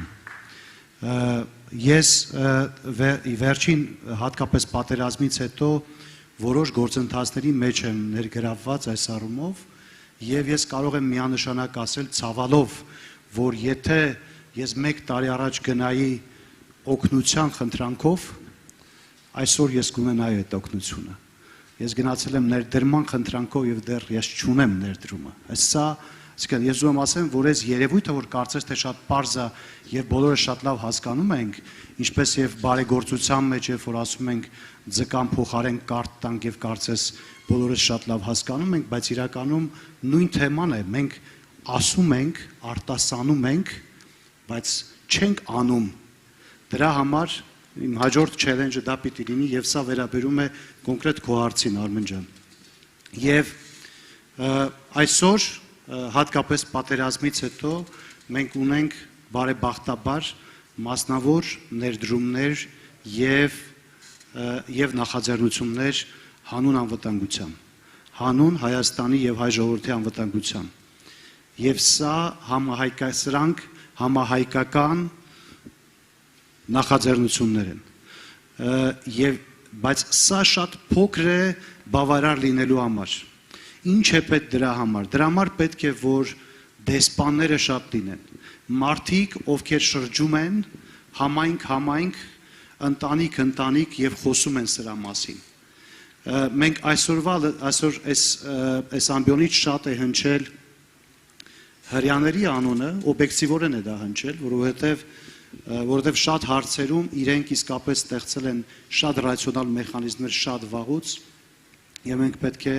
ընդօրինակենք այդ մեխանիզմները, եթե դեռևս ավելի լավը չեն կարողանում ստեղծել։ Եվ ազգային հայկական հիմնադրամը պետք է առաջին հերթին ուղղված լինի մեր անվտանգությանը։ Եթե մենք որքան ճանապարհ ենք կառուցել, որքան եկեղեցի ենք կառուցել, որքան դպրոց ենք կառուցել, որքան մանկապարտեզ ենք կառուցել, եթե այդ գումարի ընդամենը 10%-ը ներդրած լինեինք մեր անվտանգության մեջ, մենք այսօր կունենայինք ավելի մեծ հայրենիք մեր տիրապետության տակ։ Եվ սա պետք է լինի ազգային սկզբունք, դա պետք է լինի ազգային սկզբունք, ազգային պարտականություն, որևէ մեկին չենք կարող պարտադրել, բայց դա պետք է լինի ներքին ազգային պարտականություն։ Եվ վերջինը, որ այս առումով ուզում եմ ավելացնել, չհաշահագործելու համար ժամանակը, այստեղ պետք է պետությունը մեկ պարտադիր գործիք ունենա բոլոր նմանատիպ ազգային, ռազմավարական, առավել եւս գոյաբանական թեմաների շուրջ։ Եվ այդ գործիքը շատ պարզ գործիք է, որը կոչվում է համաֆինանսավորման հիմնադրամ, matching, այսինքն երբ որ ներդրողը, մասնավոր ներդրողը իր ամբողջ ռիսկով, իր կոմպետենցիայով, իր էքսպերտիզայով որոշում է կայացնում, օրինակ 10 միլիոն դոլար ներդրում կատարել Հայաստանի անվտանգության մեջ, պետությունը պիտի ասի ես քո կողքին եմ, եւ ես համոզված եմ, որ դրանից հետո մենք 10 անգամ ավելի շատ գումար կհավաքենք եւ պետական աջակցությամբ պետք է կրկնապատկենք եւ ավելի շուտ կհասնենք այն վիճակին, երբ որ համոզված կլինենք, որ աշխարհում չկա մի ազգ, որը որ կարող է կողել մեր սահմանը։ Շնորհակալություն։ Thanks, Haikjan. Good. Excellent point. I know, Vahe, you wanted to add a few things, please. Yeah, maybe a little bit of a different perspective here, because I think everybody is taking here as granted that the answer to all difficulties that Armenia is going through is technology or science, right? First of all, I'm not 100% sure. 5 years ago it was military, now it's science and technology, right? First of all, science is different than technology, and science discriminates based on data and not on belief. I'm not even sure if you can marry science with being an Armenian or not, right? Because it's questionable. But what I can say is technology certainly has to play a role, but it's not the solution to all problems. You can't just put all the burden, all the difficulties that we have just on the shoulders of technology and say like, oh, if we have this kind of technology, nobody's going to change our borders anymore. I'm not convinced that that's true. It doesn't matter how much technology you have. Right? Okay, thanks for that perspective as well. I think one element that part of this conversation is education being at the forefront of anything. Even if you're speaking about military, you're speaking about technology, you're speaking about science, without proper and competitive education, none of this is relevant. It's just a pipe dream. So I think one of the critical aspects of investment is the proper investment in education, and I don't mean education, let's just build new schools, but it is having a competitive curriculum that is modern, forward-looking, faculty, but also infrastructure with all the modern technologies. So that's one area I think that needs to be, real investment. Haik said one thing about, it's like no help but investments, and I like that. And I want to go to Yervand here. Yervand, because for the last 15, 17 years, I think your work has been around no help but actual investments. And if I'm not mistaken, and this is my own calculus, you haven't said anything of this nature to me, but you've probably invested over $1 billion in Armenia. Over these last 15, 17 years. How do you view that element of, because besides being an Armenian, you're also chief architect of a large entity. Your investments cannot be based, I'm an Armenian, I'm going to invest in Armenia. You're a public company, you're responsible in front of your shareholders and what have you. So everything that you do has to have logic to it, something defendable. So speak a little bit about this and how you build products here in Armenia, having all of these challenges that we discussed. And then one thing before you start, I want to have everyone invite for you to send your questions. I already am receiving some of the questions. We've kind of covered something in the military. I had some questions from there, but please keep your questions coming and then I'll bring it to our panelists. Go ahead, Yervant. Sure. Yes, definitely, Armen. It is an investment. It has to be looked at as investment. But it's a win-win thing, right? So while the company has to win, you want to make sure that also the employees of the company will win, also the country that they're living in will win. So in order to bring in more projects to Armenia, to bring in more, to hire more talents in Armenia, we need to make a case for it. Every time we start a new program in Armenia, a new branch in Armenia, such as the one we did in Gyumri in the past 2 years, and now we have a nice team growing there, it needs justification. And justification is clear. Justification is comparable to other countries. The company will grow, but would I put this team in Armenia, or would I put it in some other country? Would I put it in Europe, in India, in China, or in Japan? So we have the options, or somewhere in the US as well. We have options of putting the teams in different places, but Armenia needs to be justifiable. So as an investment, and that is not just the cost of the team, it is much more than that. It's the allegiance, it's how long they will be there, how well they produce, how well they will advance their growth. So you look at a number of things in order to make a decision whether to invest somewhere or not. But I think one of the most important investments that we did in Armenia is in building the pipeline properly. You touched on that, I touched on that, education, research, R&D, training later. It's a continuum. It's not a one-stop approach. It's a continuum. You start from school education to the university education, you continue. So what we did there is we created a very smooth process to start early on. So we have a partnership with 4 different universities in Yerevan and one additional university in Gyumri, and we partner with them and we do bachelor's, master's, PhD programs. While doing that, the guys do their internship and then they get hired and so on. So it's very smooth from the time you start your education to the time you end up working at Synopsys or somewhere else. But that continuum is important to take into consideration. And that's part of the investment. So the investment is not in developing products, the investment in preparing graduations. During my last visit to Yerevan, we had a graduation ceremony. I was proud to see 175 people graduating within 1 year from our bachelor's, master's programs, including 7 new PhDs. It gives me pride to see that we are really seeing new talents coming out, studying in these nice new high-end disciplines, and continuing. Now, the reason we are growing more and more in Armenia is because we are able to bring in the newest scientific innovation, the newest technologies into the teams in Armenia. And that's again because we are retraining our workforce. So we don't just hire them and work with them for the next 10 years, 15 years, but rather we need to retrain them. That's again part of the investment, if you want. Now, most recently, we started working also with the schools.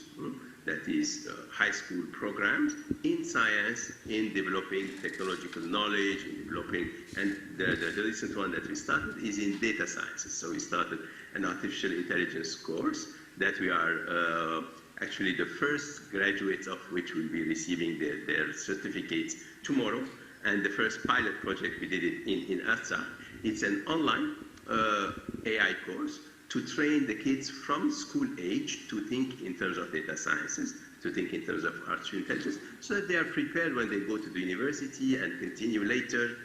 will reach their points. To do that, though, we need to think of all the regions, Armenia and Artsakh. We cannot only operate in Yerevan. Yes, the majority of our talents, our workforce are coming from Yerevan today, but we have lots of talents all over Armenia, all the regions. So whatever programs we put, in education, in science, has to think of the entire population, make sure that we bring in the entire youth into the right direction. That's why this most recent artificial intelligence course that we started, it's delivered in an online form. We are using the Armenian Virtual College, ABC, for that, and ABC is trying to provide it in any point in the country, whether it's in Artsakh or in Armenia. So that will help us again in disseminating knowledge. The entire investment, Armenian. So the investment is not just developing new products, but rather investment is end-to-end continuum. Thanks. I want to congratulate you and Synopsys for arranging this program, the online program on artificial intelligence. I also want to add that since Minister Dumanyan is here, we are also launching in high schools, in 10 high schools next year for all of our diaspora communities here, for you to know that starting next year, we will have the American AP systems in high schools, in 10 high schools. The pilot on artificial intelligence will be the vertical, and it will not only be in Yerevan, it will be in Yerevan, 5 in Yerevan and 5 in Tavush region as well. So we're expanding and bringing that type of an educational infrastructure here. I want to commend the Minister for working very closely with us on arranging this, and we've announced this a few months ago. We'll go into structuring this, and this is one of those critical aspects of education. Now, we have roughly about 13 minutes left. I have a few questions here that I want to bring to our panelists. Mukhtar, I think this question, you would be properly, you will know the background, the data, given what you were doing in the parliament when you were a parliamentarian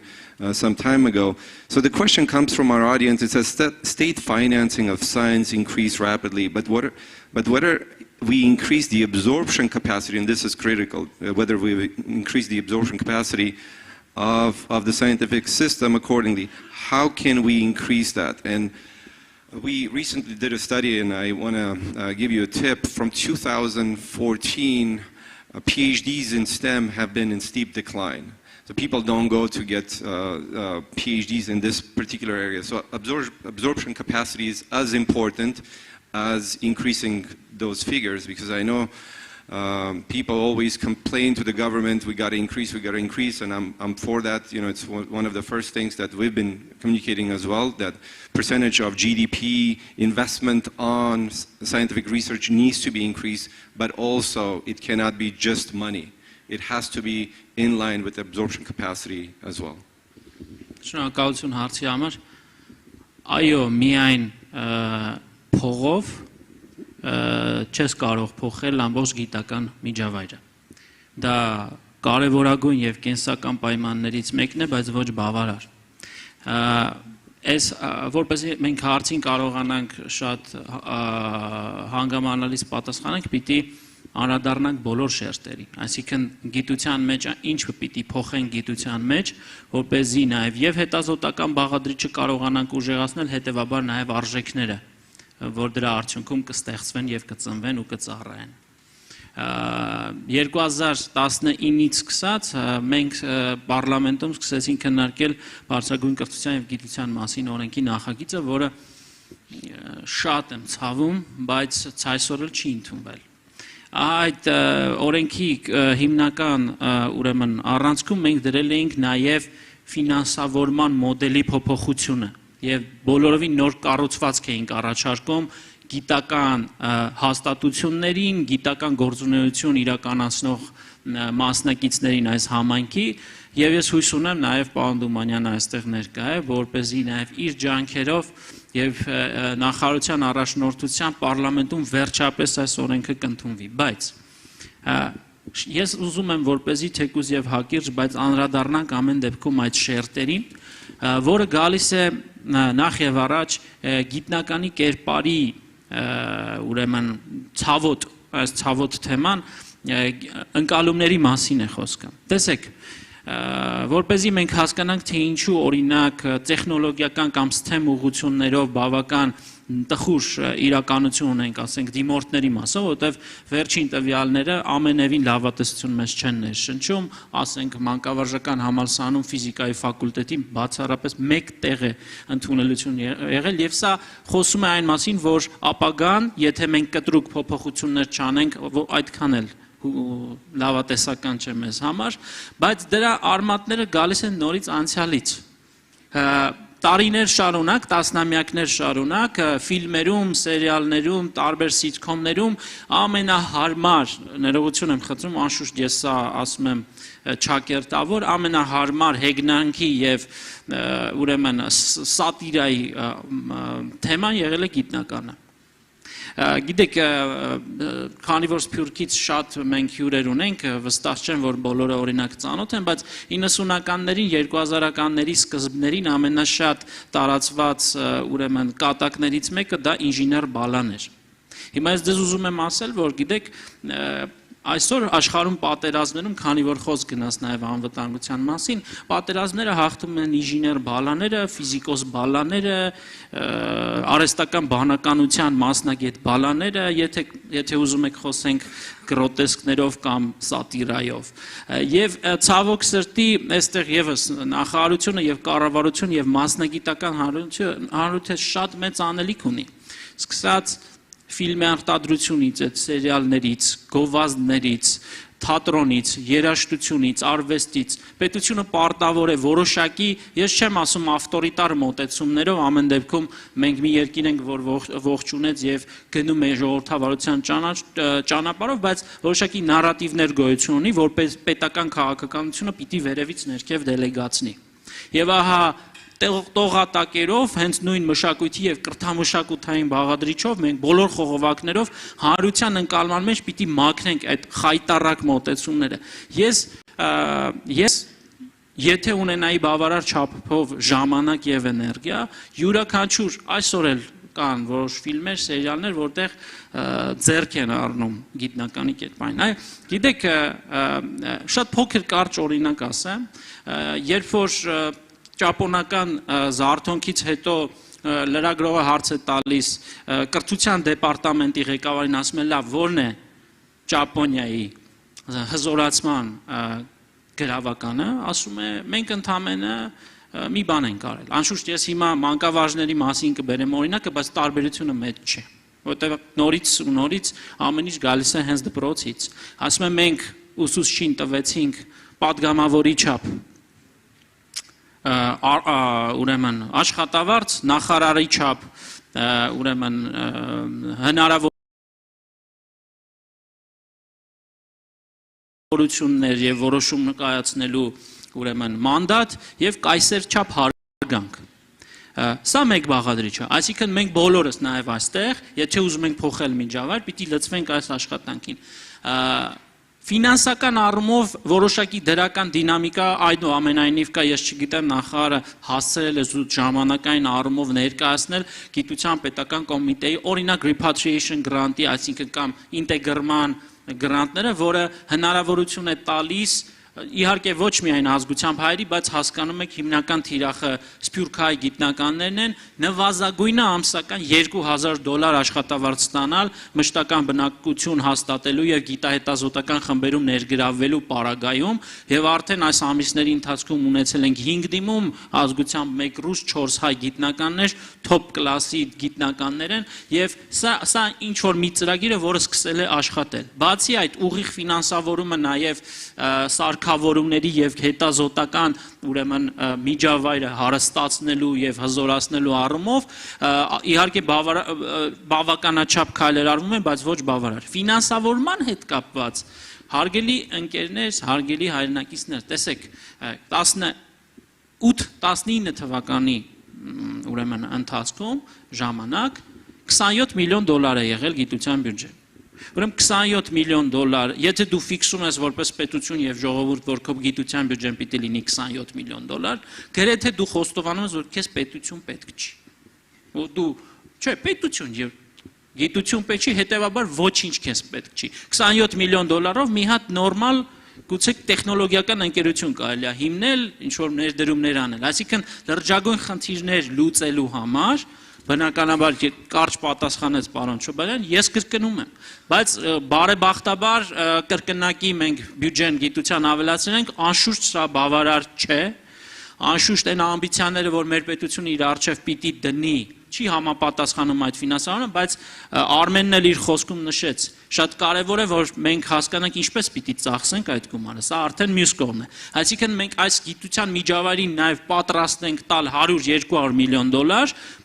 հասկանալով թե ինչպես եմ, արդյոք նրանք մի բան է, երբ դու փողը տալիս ես, եւ մի բան է, երբ այն չի ծախսվում, սա էլ մեկ այլ խնդիր է։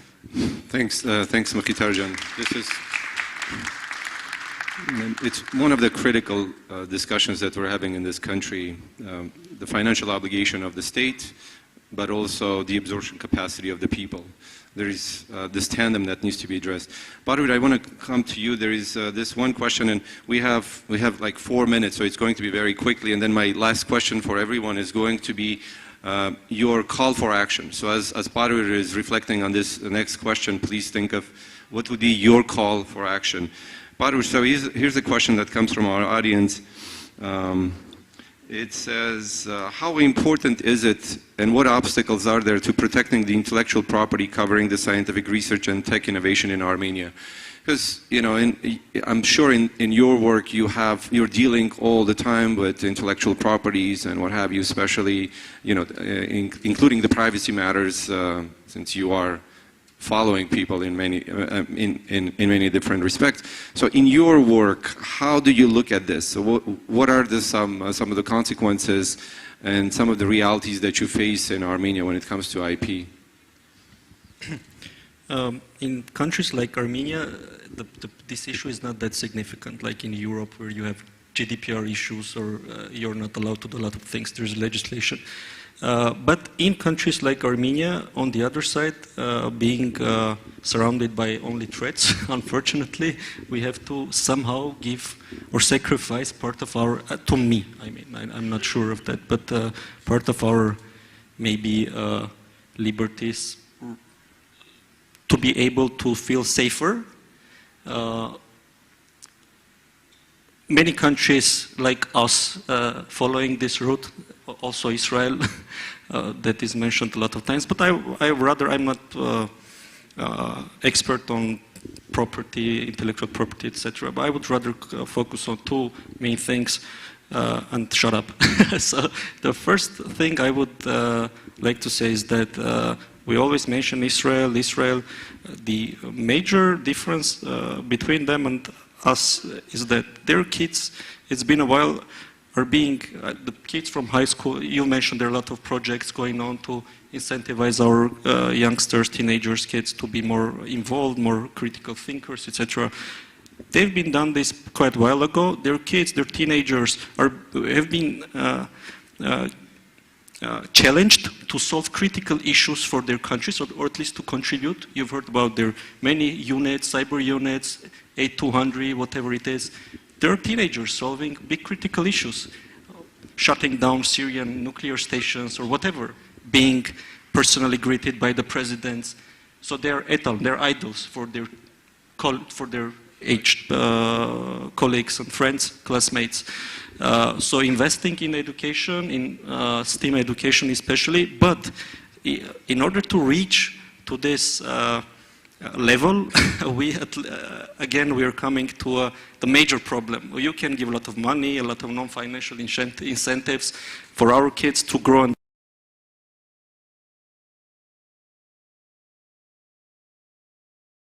become talents and scientists, but also inviting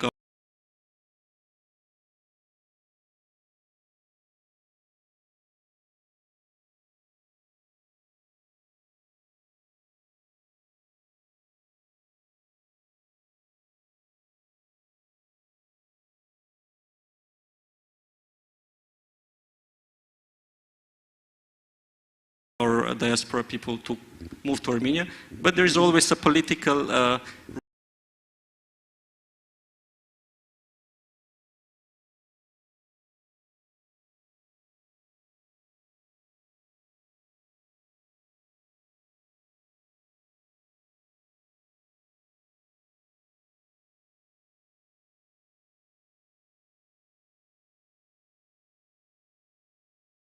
reason, because as Mkhitar said, like we need two wings. Yeah, we.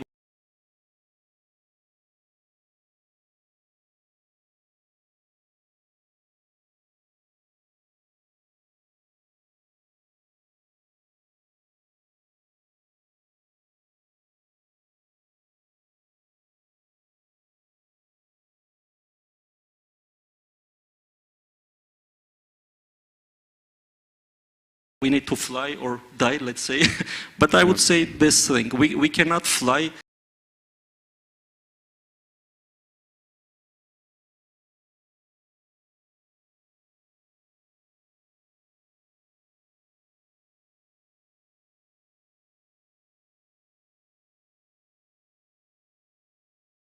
if one of the wings is broken or we have only one leg. There are a lot of internal issues among Armenians politically and whatever. We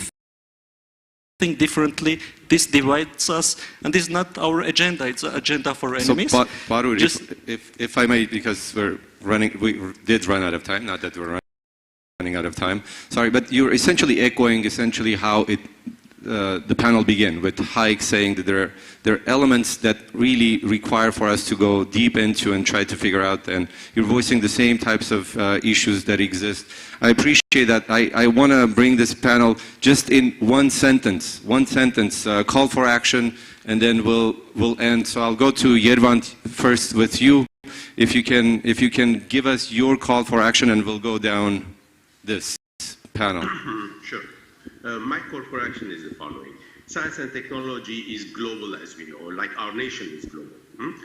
Whatever we do in it, we have to make sure that we leverage the most wherever we are. So strengthening that bridge, and we built an Armenian virtual bridge for that, along with the government,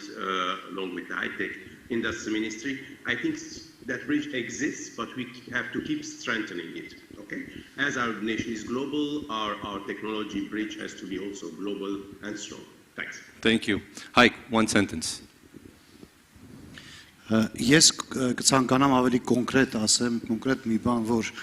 ես կարծեմ, եթե մենք 4 հոգով կամ 5 հոգով ձևակերպենք 5 կոնկրետ շատ հասանելի խնդիր, որը կուզենք 1 տարի հետո երբ որ հավաքվենք այստեղ եւ ասենք, այս խնդիրը լուծված է, դա շատ մեծ փոփոխություն կբերի մեր կյանքում։ Մեր ոլորտում 2021 թվականին կար 20-21,000 ինժեներ, եւ դա կազմում էր մոտորապես $1 միլիարդ շրջանառություն Հայաստանի համախառն արդյունքում, որը գեներացնում էր մոտորապես $300 միլիոն հարկ։ 2012 թվականից մենք դպրոցներում ներդնում ենք ինժեներական լաբորատորիաներ։ Այսօր այդ լաբորատորիաներում սովորում են մոտորապես նույն քանակով երեխաներ, 18,000 երեխա, որ 635 դպրոցում Հայաստանի սովորում են ինժեներինգ։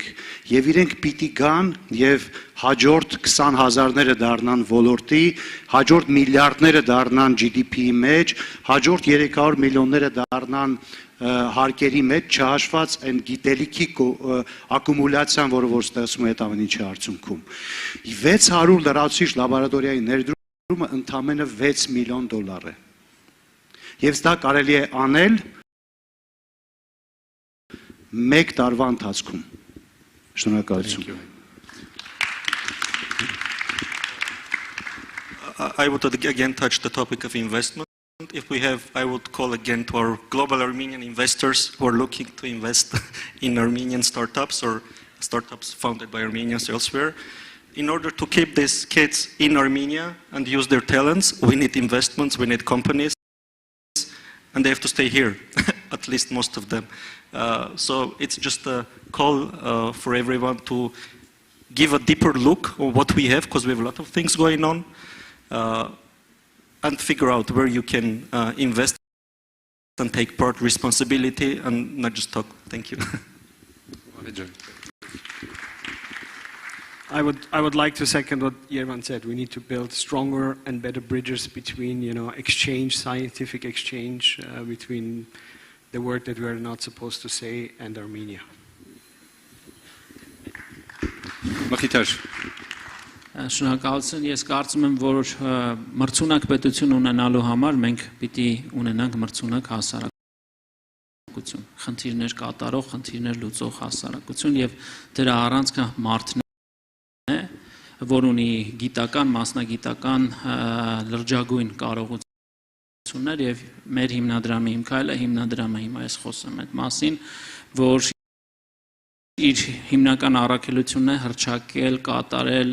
մեծ ներդրումներ մարդկային կապիտալի բացահայտման եւ զարգացման գործում։ Հետևաբար, այս կոնտեքստում մենք սկսել ենք քվանտային եւ մեզոսկոպիկ ֆիզիկայի մագիստրոսական ծրագիրը, որի արդյունքում հայ ուսանողները հնարավորություն են ստանում աշխարհից ժամանած բարձրակարգ եւ աշխարհահռչակ բուհերում դասավանդող քվանտային ֆիզիկայի ոլորտում դասավանդող գիտնականների, մենք սրանով փորձում ենք փոխել նաեւ բուհական միջավայրը, տալ բացառիկ հնարավորություն եւ դրա համար մենք ստեղծել ենք համահայկական գերազանցության կենտրոն։ Եթե ասում եք call for action, եկեք համագործակցենք, աշխատենք, օգնեք մեզ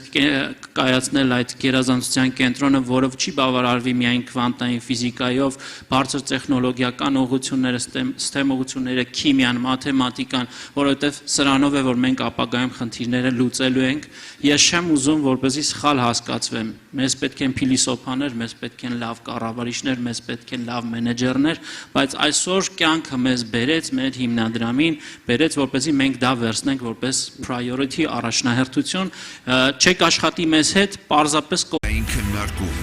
15 համաժամանակյան նիստ անվտանգությունից մինչև գիտություն եւ բիզնես, արվեստից մինչև հաղորդակցություն, գյուղատնտեսությունից մինչև առողջապահություն եւ նորարար տեխնոլոգիաներ։ Գագաթնաժողովը կարևոր հնարավորություն է Հայաստանի եւ Սփյուռքի մեր հայրենակիցների համար երկխոսելու, քննարկելու համագործակցության ուղղությունները եւ առաջ շարժվելու, կառուցելու մեր համատեղ ապագան։ Գագաթնաժողովը Երևանում հյուրընկալվում է հոկտեմբերի 28-ից 31-ը։ Այն անցկացվում է Հայաստանի Հանրապետության Սփյուռքի գործերի գլխավոր հանձնակատարի գրասենյակի նախաձեռնությամբ։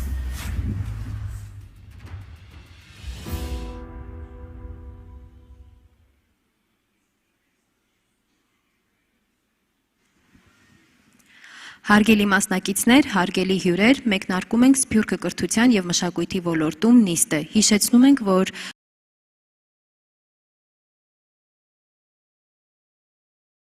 զուգահեռ անցկացվում են 3 նիստեր 3 տարբեր սրահներում։ Նիստը վարելու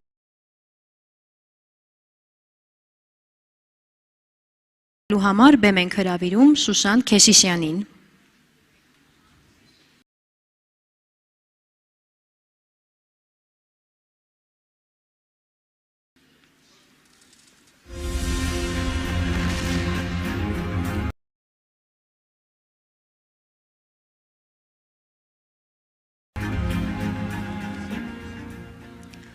Նիստին մասնակցում են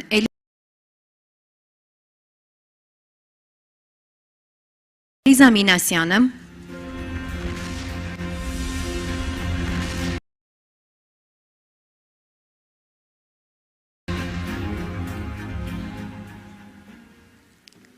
Լարիսա Հովանիսյանը,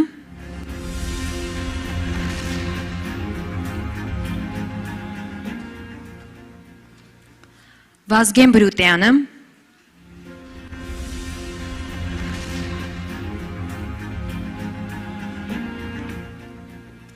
եւ հեռակապով մեզ է միանալու Սերոբ Խաչատրյանը։ Հիշեցնում ենք, որ նիստի ընթացքում ձեզ հուզող հարցերը կարող եք ուղղորդել մեզ էկրանին պատկերվող QR կոդը սկանավորելու միջոցով։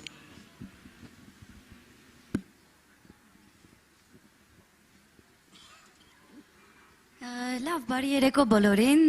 նախ եւ առաջ շատ ուրախ եմ այսքան մարդ տեսնել այստեղ եւ շնորհակալություն եմ ցանկանում հայտնել Սփյուռքի գլխավոր հանձնակատարի գրասենյակին նմանատիպ միջոցառման համար։ Հուսով եմ կունենանք շատ հետաքրքրական եւ կառուցողական քննարկություն այսօր։ Սկսենք երևի Էլիզա ձեզ հետ։ Ուրեմն ցանկանում եմ ձեզ հարցնել, եթե կարող եք մեզ ներկայացնել ավելի Ջինիշյան հիմնադրամի կրթական ծրագրերը եւ արդյունքները, որ այսքան տարիների ընթացքում դուք ձեռք եք բերել։ Շատ շնորհակալություն։ Ջինիշյան հիշատակի հիմնադրամը Հայաստանում իրականացնում է կրթական, առողջապահական եւ տնտեսական զարգացման ծրագրեր։ Կրթական ծրագրերի ոլորտում մենք հիմնականում կենտրոնանում ենք քաղաքացիական հասարակության կրթության կրթական ծրագրերին, հիմնականում իրենց ծրագրերով, իրենց խնդիրներով ընկերանում էին, կապեր էին ստեղծում։ Հիմա ունենք մի հզոր բանակ, կամավորների մի հզոր բանակ Հայաստանում, մեծ մասը մեր ուսանողների, այսպես ասած, միջազգային եւ պետական ատյաններում են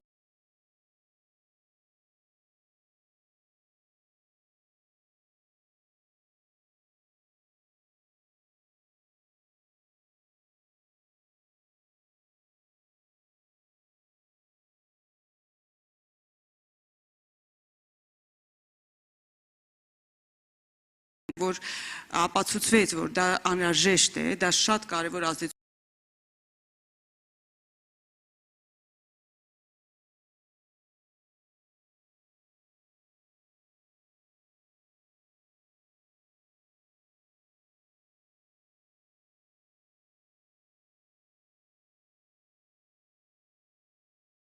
է ունենում երիտասարդների վրա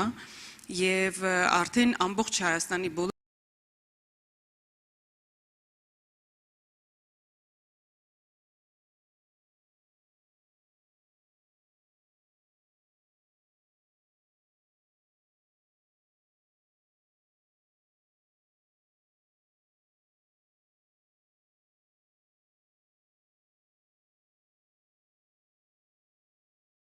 բոլոր դպրոցները պետք է հնարավորություն ունենան օգտվել այդ ծրագրից, դա անհնար է անել առանց ձեռնեցին իրենց նախաձեռնություններ անցած տարի ֆինանսավորման խնդիր ունեին եւ չէր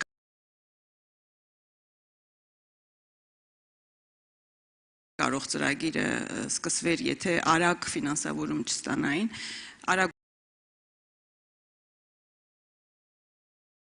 Ությունը եւ ճկունությունը մեր հիմնադրամի ամենաուժեղ կողմերից է, շատ բարձ համակարգ ունենք ծրագրերի հաստատման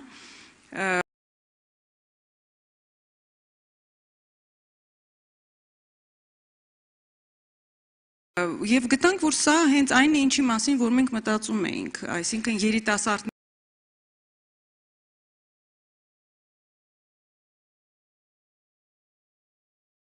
ակտիվ հայ երիտասարդներին Սփյուռքից, տարբեր երկրների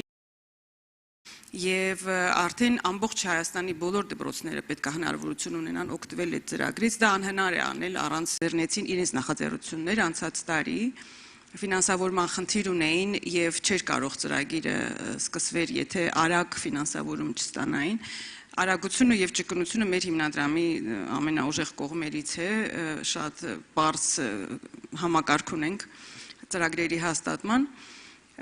եւ գտանք, որ սա հենց այն է, ինչի մասին, որ մենք մտածում էինք, այսինքն երիտասարդներին, ակտիվ հայ երիտասարդներին Սփյուռքից, տարբեր երկրներից 22-ից 35 տարեկան, եթե չեմ սխալվում, հնարավորություն էր ընձեռվում գալ Հայաստան մի քանի շաբաթ մնալ Հայաստանում եւ ուսումնասիրել Հայաստանը, ծանոթանալ